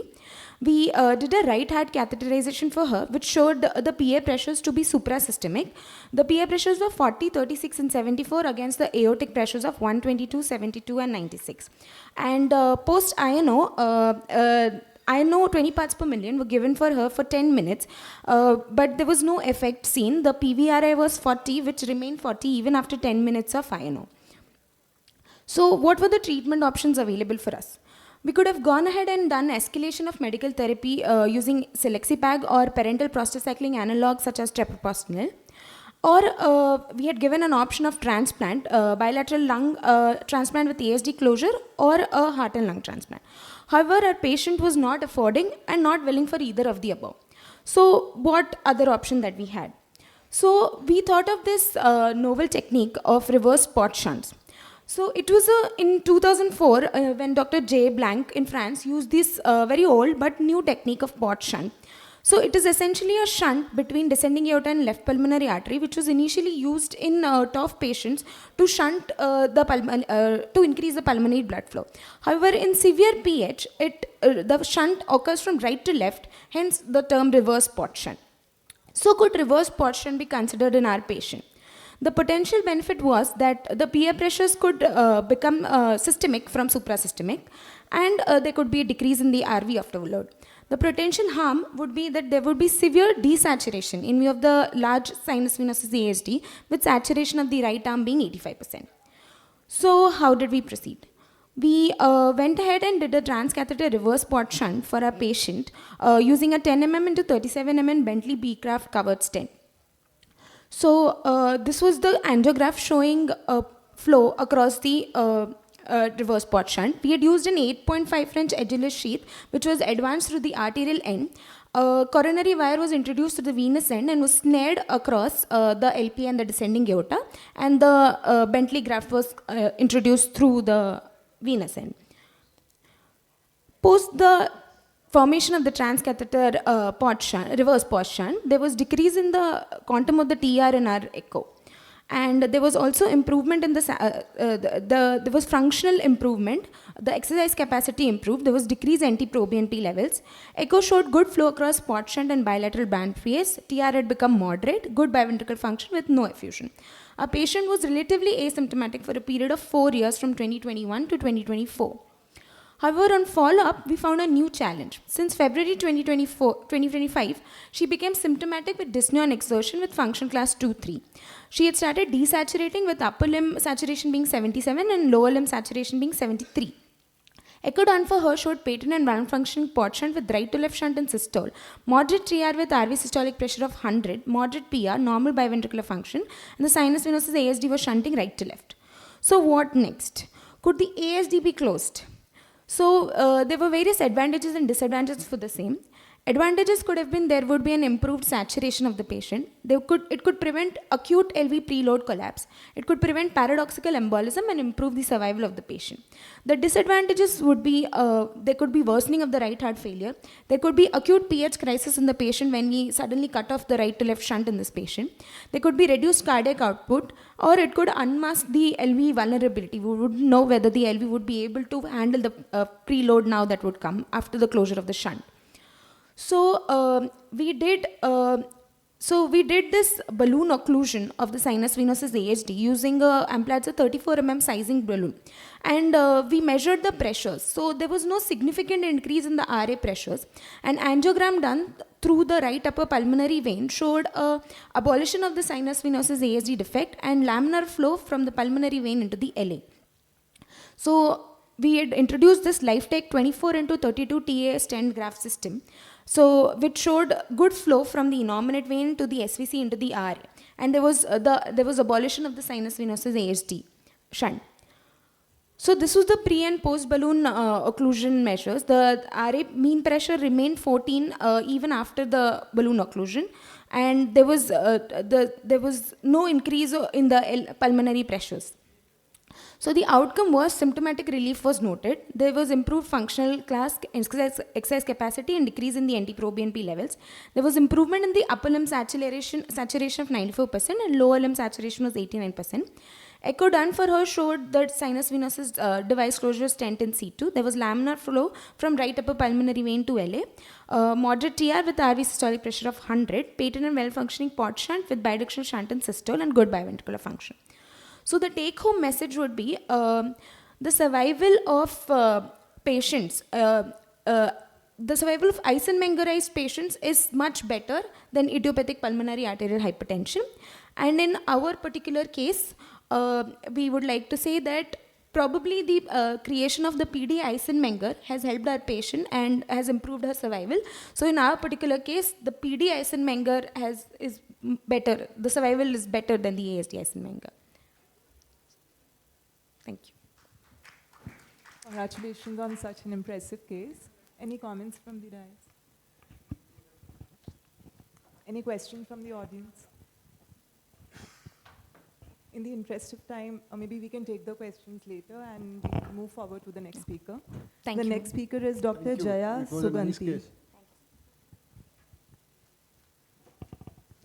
Dr. Jaya Suganti, peripartum cardiomyopathy, a rare form of heart failure during pregnancy. Good evening, everyone. Good evening to the chairperson, moderator, and expert panel. Thank you so much for the opportunity to present this case. So this evening, I would like to present a case about PPCM, a rare form of heart failure during pregnancy.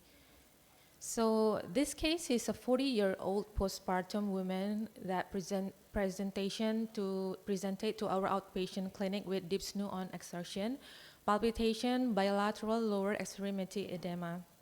She began to experience the symptoms about 3 months after delivery of her third child. So from the medical history, show no complication in the previous pregnancies, but in the third pregnancy, preeclampsia occurred. In the outpatient clinic, she was in New York Heart Association functional class 3 to 4, and vital signs evaluations showed that blood pressure of 120/80, heart rate around 111 beats per minute, and respiratory rate of 26 beats per minute. The physical examination was pulmonary rills in both lungs and bilateral lower extremity edema. So for the initial workup, I did several examinations. The first one is ECG, which show sinus tachycardia with heart rate around 111 beats per minute, and we can see a poor R wave progression in the precordial leads in the V1 until V4. So this is the chest X-ray. It showed cardiomegaly and pulmonary vascular congestion. The routine laboratory test, it was normal. Hemoglobin, leukocyte, platelet, and the renal function test is in normal range. So this is the echocardiography from several views, the plaques, short axis view, and also the full chamber. So we can see here that there was a severe LV systolic dysfunction with ejection fraction around 30%, a grade 1 diastolic dysfunction, global hypokinetic left ventricle, left atrial dilatation, marked LV dilatation with and diastolic dimension around 61 millimeter and the systolic dimension around 52. So we can see that there was a severe mitral regurgitation with the vena contracta was around 0.7 centimeter, and there was a slight thickening of the anterior mitral leaflet and also the posterior. A moderate tricuspid regurgitation, abnormal RV function, and there was no pericardial effusion seen from this TTE.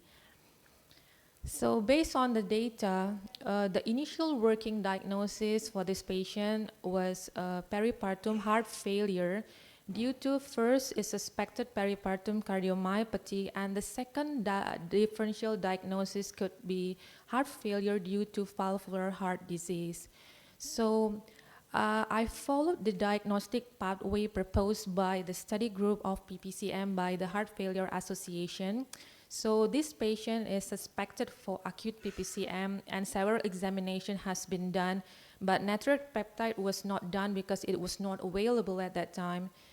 Based on this result, we can see that the LV ejection fraction is less than 45%, which is one of the criteria for diagnosis of PPCM. So this patient seems to be acute PPCM likely. So for peripartum cardiomyopathy, the management is similarly or almost similar to other forms of heart failure. We can treat the patient with guideline-directed medical therapy according to the heart failure guidelines. So GDMT was immediately started for this patient.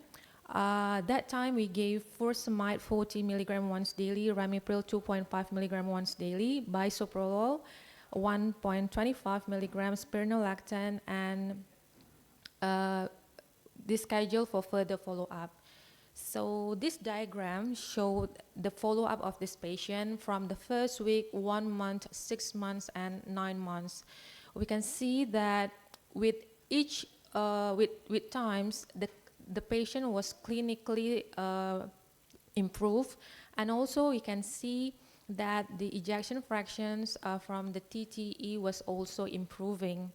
And for the medication, I do up-titrate all the heart failure medications. So at 9 months follow-up, she was already in NIHA functional class 2, and the systolic function, the ejection fraction is not normal, but already in 41%. And the medication was already up-titrated with the bisoprolol around 10 milligram, and the ramipril is 5 milligram twice daily, and also spironolactone already achieved 50 milligram once daily. And after 1 year, she already in New York Heart Association functional class 1.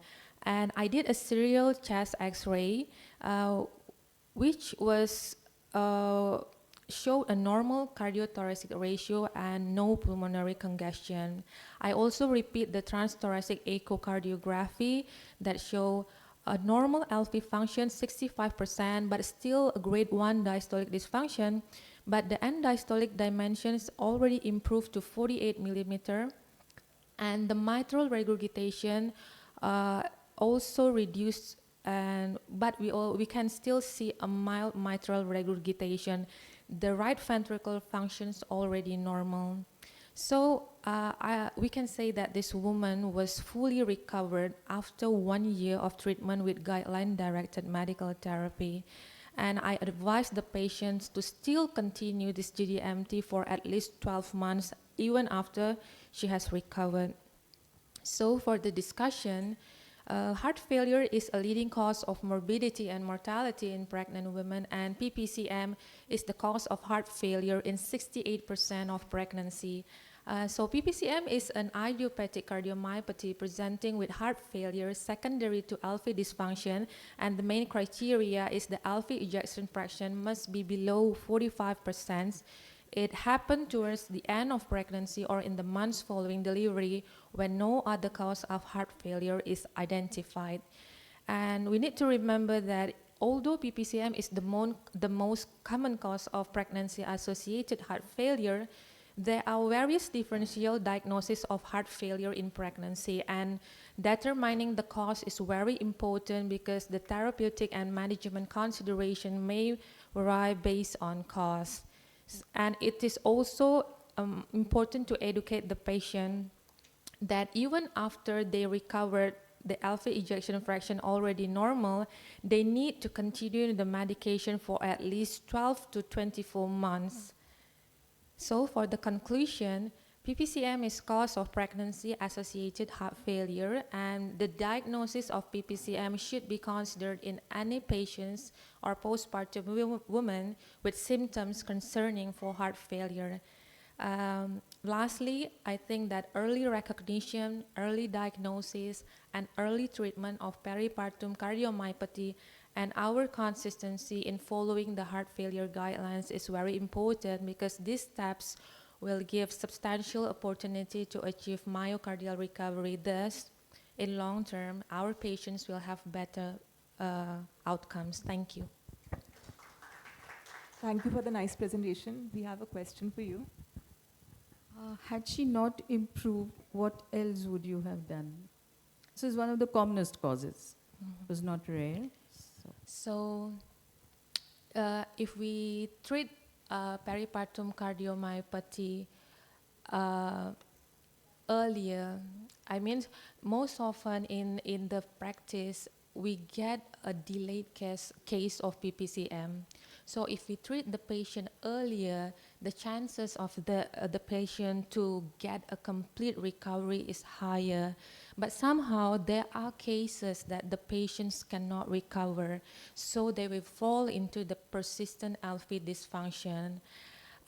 We can predict whether a patient can be in persistent or not recovering by seeing the baseline characteristic. For example, the the association with airway dysfunction at the beginning of TTE. And if sometimes if persistent airway dysfunction happen, there's nothing we can do but to educate the patient to continue the guideline-directed medical therapy. Would you have considered using SGLT2 inhibitors? Yes, I do. So the main problem is in Indonesia, SGLT2 inhibitor is not covered by the government insurance. So I already educate the patient, this is a very good medication and you need this medication, but somehow the patient is not, is a poor patient and she's not able to buy the medication. Even after we proposed to the hospital to help the patient with the medication, it was not granted. So somehow it's a bit sad for me that this patient cannot get a complete GDMT. But somehow if it is covered by the government, it must be given. How about bromocriptine? Bromocriptine also is one problem because it is also not covered by the government insurance. So for this case, because this is a severe case where the ejection fraction is low, and then there is also a right ventricle dysfunction, bromocriptine is also indicated. We can give from the dose 2.5 milligram once daily for 7 days. I also educate the patient, but the problem is still the same. It was not covered by the government insurance, and the patient were not able to buy the medication. What other drugs would you like to advise on or treat the patient on? Other drugs for inflammation, reducing the inflammation. Now, So- recent studies have showed that. Pentoxifylline for the reduction of inflammation. Because this patient, I was No, following. generally, I'm not talking about this particular patient. Mhm. It's in general. I'm just telling you in general. In What are the- general. yeah. What are the other things like you would like to put on? Like once you find out that the LV ejection fraction is reduced, what are the other things you would like to do? Wearable fibrillator, you don't want to advise that? Sure, yeah, that's those also are the things, yeah. wearable It's cardioverter. mandatory actually. VCD, wearable cardioverter, is also needed in this patient because the risk of arrhythmia is higher if the ejection fraction is less than 35%. But it was not available in our hometown. That is there always actually. How common it is, this was the third pregnancy she had cardiomyopathy. So Yes, sir. how common it is to have peripartum cardiomyopathy in third pregnancy as compared to the earlier pregnancy? So based on the risk factors of PPCM, multiple pregnancy is one of the risk factors for PPCM. In this patient, there are several risk factors. Older maternal age, which is she was 40 years old, and then multiple pregnancies because this is the third child. And also another important risk factor is preeclampsia. She had preeclampsia in that third pregnancy. I think that's the biggest risk factor for having PPCM. So we know that the recurrence rate of peripartum cardiomyopathy is around 50%. And there was one trial called Strong HF, which suggested that if we stop the guideline-directed medical therapy, even after recovery of, if the ejection fraction recovers to normal, then there was a recurrence of heart failure with reduced ejection fraction in 40% of the population, although the population subset was not particularly of this population, peripartum cardiomyopathy. It was a general population of heart failure with reduced ejection fraction. You kept the patient on GDMT, or you plan to keep her on GDMT for 12 months. This is what I got from the presentation. So what is your take on lifelong GDMT for patients with heart failure, reduced ejection fraction, not necessarily PPCM, because this subset has not been thoroughly studied in trials? So for HFrEF, there is a trial we call THREAD-HF. So this trial, other than peripartum cardiomyopathy, because peripartum cardiomyopathy is very specific, it's one of type of heart failure with reduced ejection fraction, which has a high chance of recovery. So for PPCM, actually after she recovered, we educate this patient to continue the medication for 12 months, and after that, we need to reduce the medication stepwise. We shouldn't abruptly stop all the medication, but stepwise. For example, the first one is spironolactone, and then the second one is the ACE inhibitor, for example. The last one is bisoprolol, because patients with PPCM, even after complete recovery, they still have the chance for arrhythmia. So bisoprolol will be the last medication to be stopped. But some experts say that bisoprolol are allowed to be continued for long term because the risk of arrhythmia is still there, even after years from recovery. Thank you. What is practice? Is it correct to stop medicine after 1 year? Sir, I'm not sure about the PPCM subset of population, but what is recommended is that if patient has recovered from heart failure with reduced ejection fraction, because of the guideline-directed medical therapy, it has to be continued lifelong. So I'm not sure about the PPCM lifelong. No. And especially in PPCM, the recurrence rate is 50%. So maybe prolonged surveillance is required. Maybe we have to monitor the patient frequently. If I may add, in the EC position paper by the Heart Failure Association, they do give advice that you can stepwise gradually discontinue the medication, but you need to really see whether the ejection fraction is reducing or keep in stable condition. If we see any sign of clinical deterioration, or perhaps the ejection fraction is reducing, you shouldn't stop the medication. So when you reduce the medication, it should really with a very detailed follow-up. You see clinical deterioration, you see even a slight reduction in the ejection fraction, you shouldn't stop the medication. So what is the duration of reducing medicines? Pardon, sir? I mean, when you stop reducing medicines stepwise, what is the duration in which you should cut down?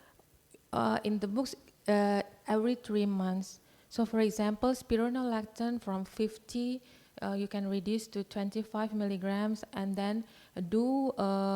in 3 months? In the books, it's 3 months, around 3 months. Thank you. Thank you we so move on much. to the next speaker. Dr. Swapnil Garde, successful POBA2 Lima, LED graft in a high-risk triple vessel disease patient. The next speaker is Dr. Kondadi Varuganti, sorry if I'm pronouncing it wrong. A shock wave through a rocky path, navigating calcified axis, tamponade, and coronary occlusion during a high-risk TAVI.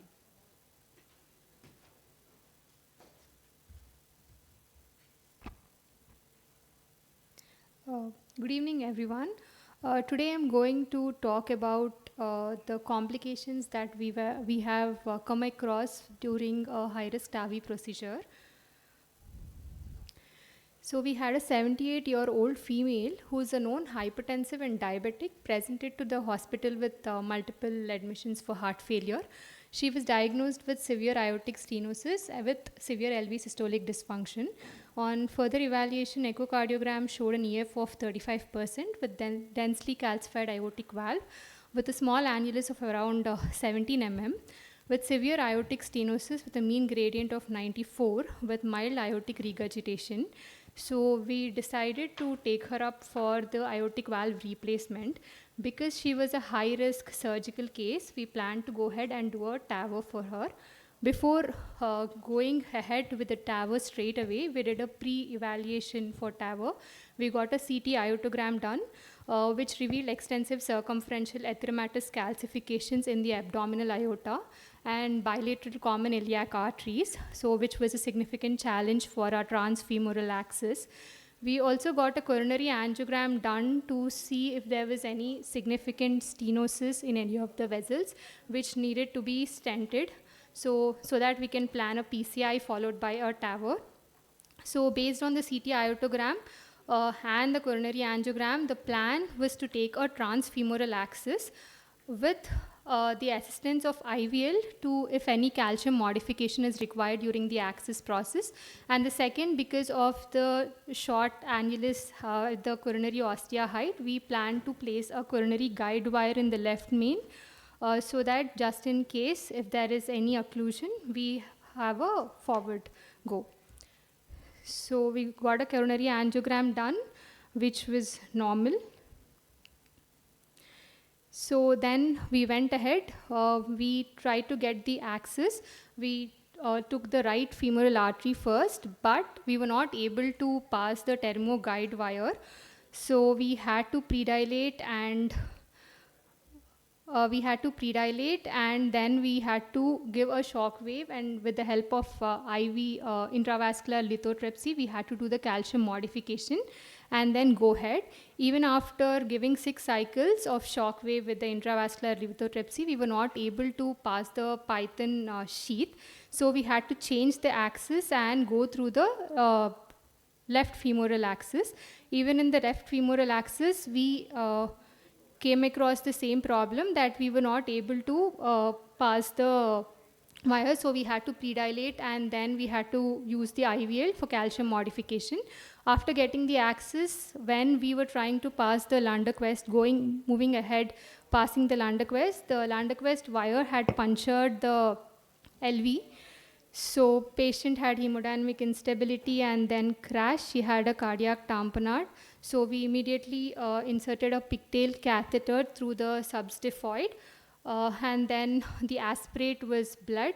So once the patient was hemodynamically little stable, we decided to go ahead with the aortic valve replacement, because the reason for the fragile hemodynamics being her severe aortic stenosis.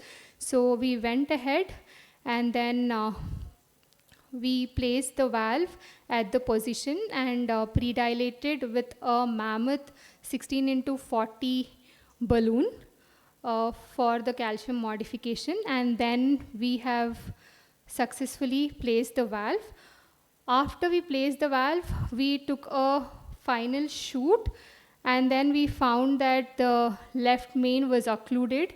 So initially, because depending on the CT iotogram, because of the short coronary height, the plan, we decided to put a guide wire and an undeployed stent in the left main, just in case, so that the post aortic valve deployment, if there was any occlusion in the left main, we will be safe.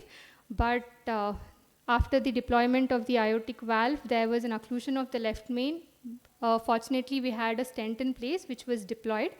So this is the final result after the successful implantation of a 20 mm MyValve transcatheter aortic valve and stenting from left main to LCX using a 4x23 mm Zynes Expedition stent. With the pigtail in situ, the patient was shifted to the ICU and discharged after a couple of days. So my take-home message here is IVL is a game changer. In the current era of TAVI, the prohibitive iliofemoral calcification is a relative and not absolute contraindication.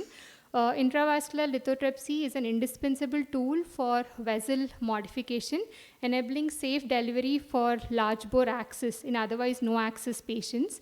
And high-risk procedures that demand preparation for high-risk complications. So this case, it highlights the vigilance and bailout strategies for managing the catastrophic events like cardiac tamponade and acute coronary occlusion. So when we are doing a modern structural heart interventions, it requires a combination of the advanced access techniques, precise valve implantation skills, and the ability to perform the emergent coronary interventions all within a single procedure. Thank you. It was a very nice presentation, very well managed. Any questions? What was the size of IVL balloon you used for calcium modification in femoral artery? We used 6 into 6 mm size diameter? Yes. And what was the reason for tamponade? When we were passing the Lunderquist wire through the IV during the exchange, the Lunderquist had punctured the LV, and then immediately she developed the cardiac tamponade post that. So by that time she must be heparinized also? Yes, sir. So when we were aspirating, the pigtail and the aspirate was all bloody. So we had to give blood transfusion simultaneously also. So, Nice case. just for, permission, was any permission taken or told to the patient's relatives that she is now critical with this tamponade and you are managing? Yes, ma'am. So During you the had- procedure, yes, simultaneously Yeah, just for consents ethical were reasons, taken. everything has to be documented nowadays. It is so difficult. I mean, you do your best at the end of the day, but relatives don't realize what you are going through. It's a stormy process. Yes. Well managed. I think I missed the angio. Why did you stent from left main to LCX? I didn't see the angio, sorry. So why was the stent parked in the LCX? No, initially, the coronaries were normal. There was no significant lesion. We just, because of the coronary height, we put a guide wire with an undeployed stent across the left main. Post deployment of the aortic valve, after when we were taking a post shoot, we saw that the left main was occluded. We didn't have time to think. Already the stent, under-deployed stent was there, so we just deployed it at that position because post-deployment, again, she had a cardiac arrest when we saw there was an occlusion of the left main. So we didn't have time to pull it back and then insert. All of that was not. Wire was parked in LCX. Yes. If it was not a occlusion of LMCA, then you would have taken out the stent. Yes. And it was because of short distance of the left main coronary to the annulus. You predicted that it may occlude. So you put the stent. The annulus was small and the coronary ostial height was around 11. So we just, we anticipate it might happen. So we just, for not having the tension of passing it through the aortic valve, so we just tried to buy some time by just putting a wire and under-deployed stent there. If it didn't occlude, then we would have just pulled it out, but it got occluded, so we had to deploy the stent there. Thank you. Any more questions? Thank you. Thanks. The next speaker is Dr. Akshay Fasalkar. He's going to present on unmasking a coronary stele in CAD. Good evening, everyone. Today I am going to present one case.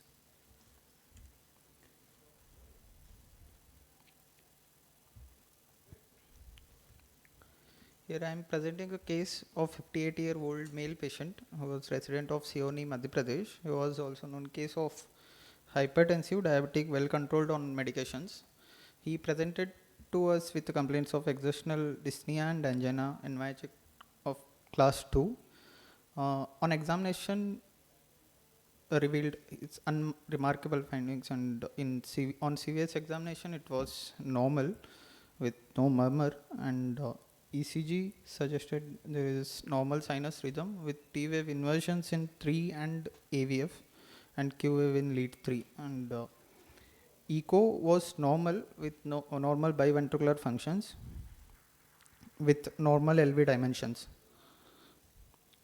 and his symptoms were persistent with chronic stable angina. We considered him for coronary angiography. In areocaudal view, we can see a fistulous connection from originating from proximal LAD connecting to probably pulmonary artery, and there is distal TIMI2 flow in distal LAD, and also we can see LCX of non-dominant type with distal LCX has around 80% stenosis, and mid and distal LAD was normal, and rest all projections shown similar findings, but to confirm where it is landing, that fistulous connection, we took lateral view. Here we can see anatomically it is terminating into pulmonary artery, and on RCA shoot it revealed distal RCA of 90% discrete stenosis.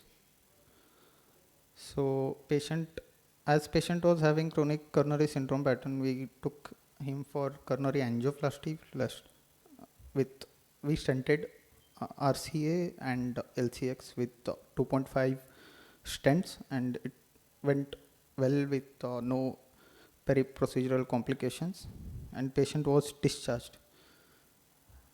And after successful PTCA to RC and LCX, and patient had similar complaints and persistent chest pain similar as that of past on follow-up. There was no fresh ECG changes and echo findings. And repeat CAG also shown patent stents in RCA and distal TIMI3 flow in RC and LCX as well. But now, as patient was having persistent symptoms, there is case reports has suggested when to close coronary arterial fistula only in medium and large coronary arterial fistulas. But in our patient, we had is small coronary arterial fistula, but distal TIMI2 flow in LAD. But we decided to go for to close the pulmonary arterial coronary to pulmonary arterial fistula.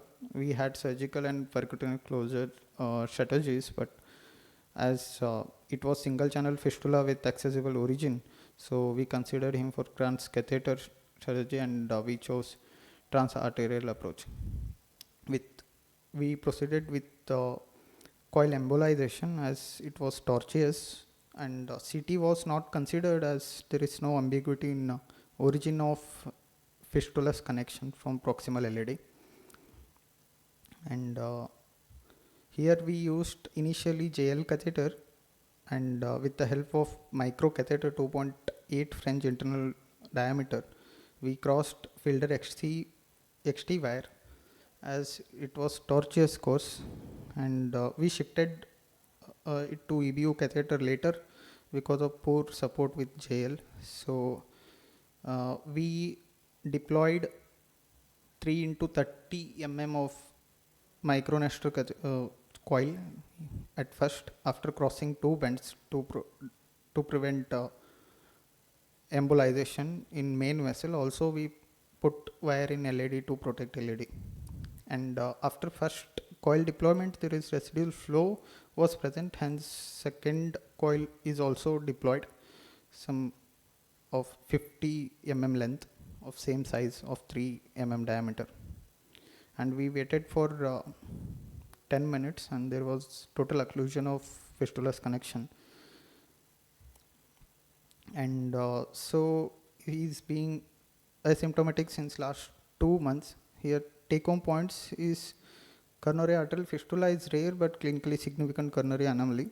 Even small coronary fistulas can cause myocardial ischemia due to coronary steal phenomenon, and transcatheter coil embolization are most commonly used, and early identification and appropriate closure to prevent long-term complications and myocardial ischemia.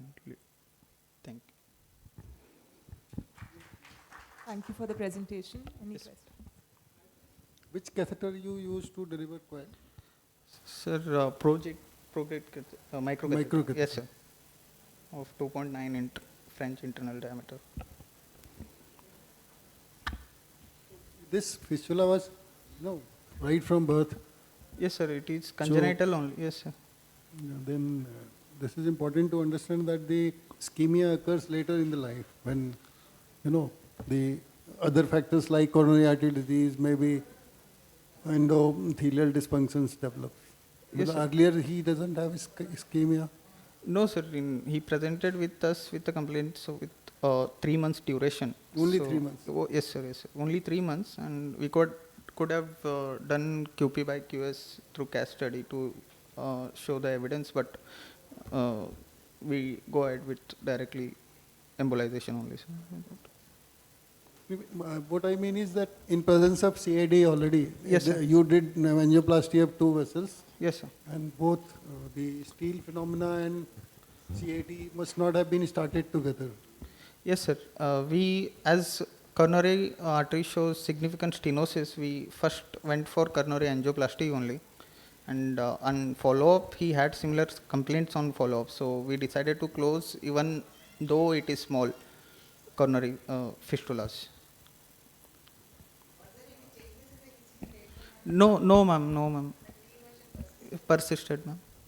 But he is doing fine with asymptomatic since last 1.5 years.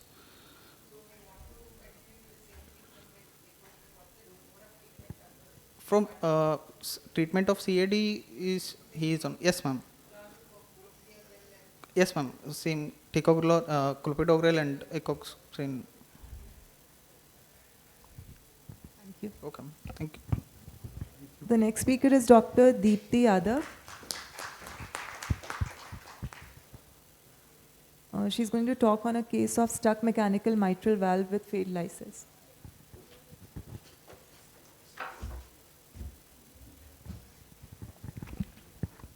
Good evening, everyone. I am here to present a case of stuck mechanical mitral valve with a failed lysis. So this was a 46-year-old female. She presented with a dyspnea class 4 for last 2 days. She was a post-BMV patient, repeatedly done 2002, 2008, 18. Finally, she ended up in MVR in 2024 with a 25 mm mechanical valve. So at presentation, she was tachypneic, tachycardia, and she was in pulmonary edema. These were the baseline echo.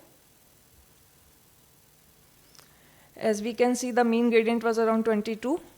PA pressure was around 60. We took patient for fluoroscopy, and we can see that one leaflet is totally not moving.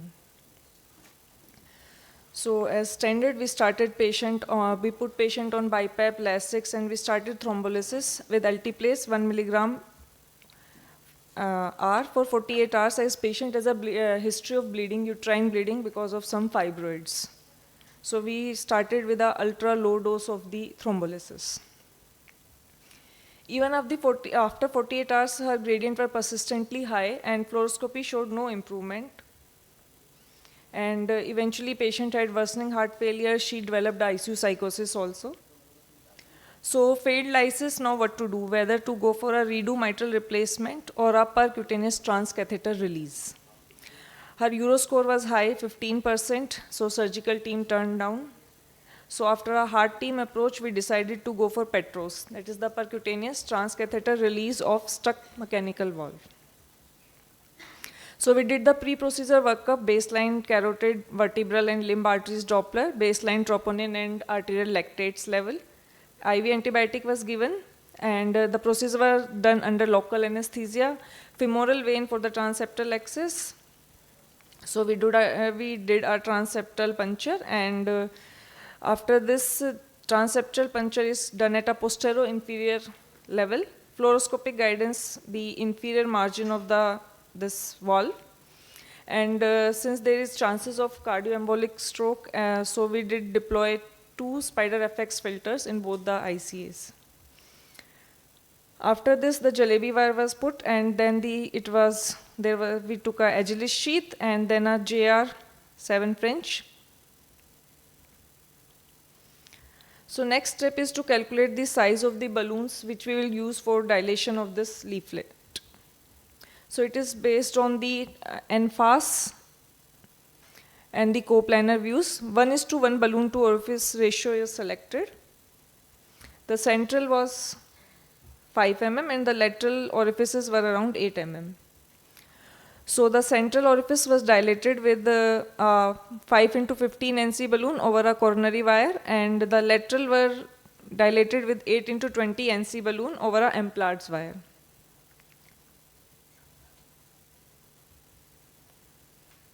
So we are dilating the central, then the laterals. And when we took the spider out, we found that there was some clot in both the carotids. So post-procedure, we can see the leaflets were started moving, gradient decreased to mean gradient of 7. This was the pre-procedure fluoroscopy, and this is the post-procedure. Both the leaflets are moving well. We did the Doppler of carotid Doppler and limb Dopplers, and ECG, lactate, troponin were monitored for 24 hours. Patient was discharged when INR of more than 3 was attained, and in 1 month follow-up, patient was doing well. So take-home message: when you have a stuck mitral valve, high risk for redo surgery, failed lysis, or there is a contraindication to lysis, we should think about PETROS. Thank you. Very well executed. Any comments? I mean, you put carotid filter in both the carotids? Yes. Okay, and how you decided what size of balloons would be taken? Balloons we decided on the fluoroscopy only. We measured in the en-face and the coplanar view. These were these were the size, 8 mm for the lateral and 5 mm for the central orifice. So on basis of this, we decided the balloon size. Sizes. Across India or anywhere else? Yes. Have you got the study was done in India only of 24 patients, this Petro study. Okay. You pass a coronary wire through the valve. Yes. Through the central orifice, we pass the coronary wire. Through the lateral orifice, we introduce the JR further in, and then we pass the Emplart's wire for lateral orifices. Any peripheral embolization of clot? No. We did the peripheral Doppler also, though there was no peripheral embolization. Only the carotids had the filters had the clots.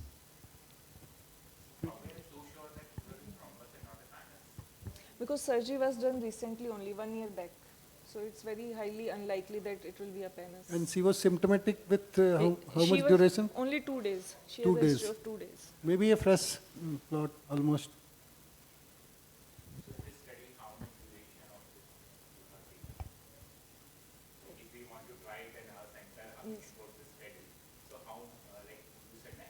Yeah, it was. What was the duration, maximum duration of wall implantation? No, it is not like this. If it is a recent, then you can go straight away. But if it's not a recent, then you have to get a CT or T done to rule out whether it is a penis or thrombus. Then you can proceed. But in our case, it was a recent, so we were quite sure that it's not going to be a penis. Otherwise, you need to get a CT done. What is? No, it's not like this. Only during this duration you have to do it. What is the success rate of thrombolysis in a dose what you used in this patient? In this ultra slow, it is around 90% success rate is there. But you know the dose which you use, I think it is not very. We gave around 50 milligram. We repeated it. 50. Yeah. 50. Over 48 hours. Yeah. You know, STK has a very standard dose for valve thrombolysis, but still these like tenecteplase, they are not very commonly used in infusion. Most of the time they use it as a bolus. Sir, it is in Prometry trial they have already shown the slow infusion rates. Also, she's a high bleeding risk patient. She has a history of uterine bleeding, so we didn't want to take any risk. So.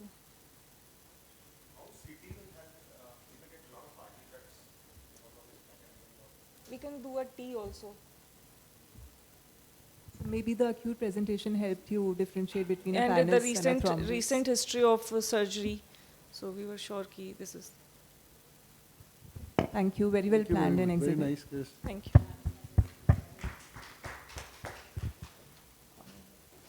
The next speaker is Dr. Nikhila.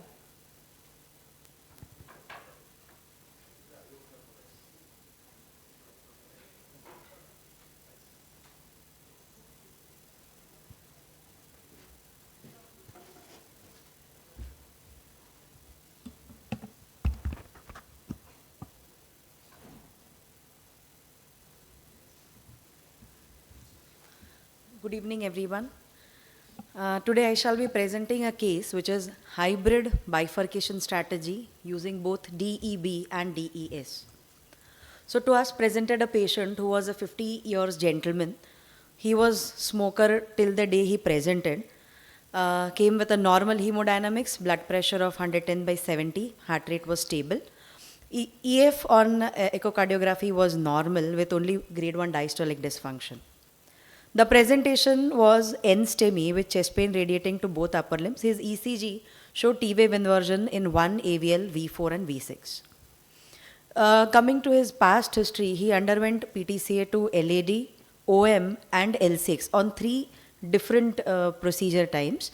You can say at least 5 to 6 months apart, 3 procedures. So he came to us with an angiography, and this revealed the LCX stent as well as the OM stent, which was showing ISR. The LAD stent was functioning well with a pinching of diagonal branch. So with this history and acute symptoms, we planned for an PTCA. So the provisional plan looking at this angiography was was LCX drug-eluting balloon versus drug-eluting stent, an OM branch drug-eluting balloon, and LED as we planned medical management. When we took him on table, the picture was totally different, and it turned out to be LMCA ostial significant lesion with severe pressure dampening and patient not tolerating the catheter engagement even. So the management at this moment totally changed. I mean, we had a plan of only treating the L6 and OM, and now we are left with all confusion. So now the question remained was, should we go ahead with LMCA first or L6 OM bifurcation first? The plan was DES only in LMCA with DEB in L6 and OM, so as to avoid multiple stent insertions. Already he had 3 stents. So using double wire bifurcation strategy and aggressively lesion preparation technique, we did significant NC balloon predilatation in OM branch and L6, almost up to 18 to 24 millimeters. So we did serial dilatation of OM branch NC. The side branch kissing balloon dilatation was done, following which we did an OM branch drug-eluting balloon 3/30 and a sequential drug-eluting balloon 3.5/30 in the L6.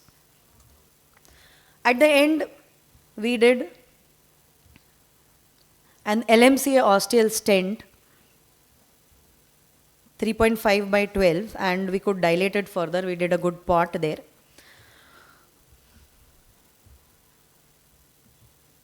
So this was my final image at the end of procedure.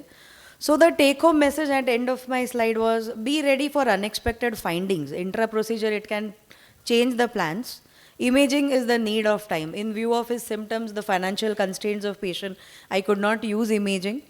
Drug-eluting balloon needs extremely good lesion preparation. So as per the protocols, we have to give the dilatation for advised times at least 90 seconds or more. And sometimes be brave in leaving behind the dissections. They heal on their own. Thank you. Thank you for the nice presentation. Any comments? Yeah, what was the, previous angio, it didn't show any left main lesion? No, sir. It was just a day prior done procedure, and the reported angiogram also showed normal. The LMC did not appear to be significant in that. Even they did not mention. Can you show that It angio? was at some other center. The angio is not available. I put that angio, sir, the first image. So it apparently looked that LMC was normal. So looking at that image, we made our plan and did the case, but it was surprised just a day later. Could it be spasm in the second? It was not, sir. We took all possible angiograms. We did all. Very uncommon to develop either unless some hematoma is there, which is occluding left main. Disease cannot develop in so fast. Possibly there were only 3 shoots taken, sir. I mean, I feel. Can you show us earlier? I have one image of that. Yeah.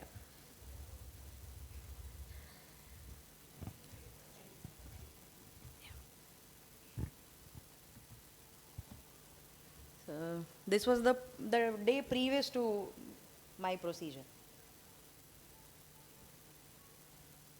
There is a ostial disease. There is, but the pressures were not documented. So when I came, I could see the report which was reported LMCA normal, with normal pressure. So that changed the entire strategy of my procedure. So this is probably a 5 French tiger catheter. Definitely.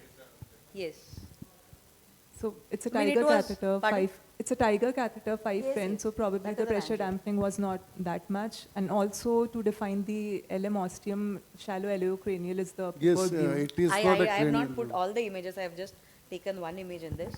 But the strategy was totally different. We were all afraid whether the DEB is going to cross across the ostial LMCA or should we stent it first, but after stenting LMCA, whether the DEB will cross. I mean, there was a lot of confusion when we took this patient. But fortunately, we could complete it within the planned strategy only. I think this was the best It was practice. nicely managed. Yes. But then you left one OM branch. I did DEB there, sir. The I did DEB to OM as well as LCX and ostial LMCA.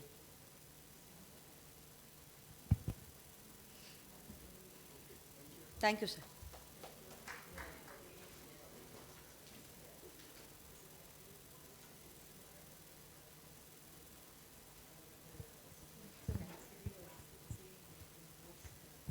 Do we have Dr. Niharika Kori here? Dr. Niharika, the first speaker. She left. Okay. So we had a question for her.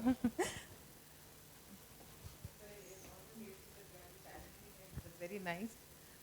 Though it's been so late, and even we were quite apprehensive, but still you really caught on us and made us sit here, and all challenging cases. We were also at the edge of the seat. That kind of a challenging case it was. Very well done, and we are very happy that in future to come you can even come up with all innovativeness. All the best to everybody. Thank you. We have a picture with all the speakers. I would request all the speakers to come on the stage for a quick picture. Thank you so much, our chairpersons and our expert panelists.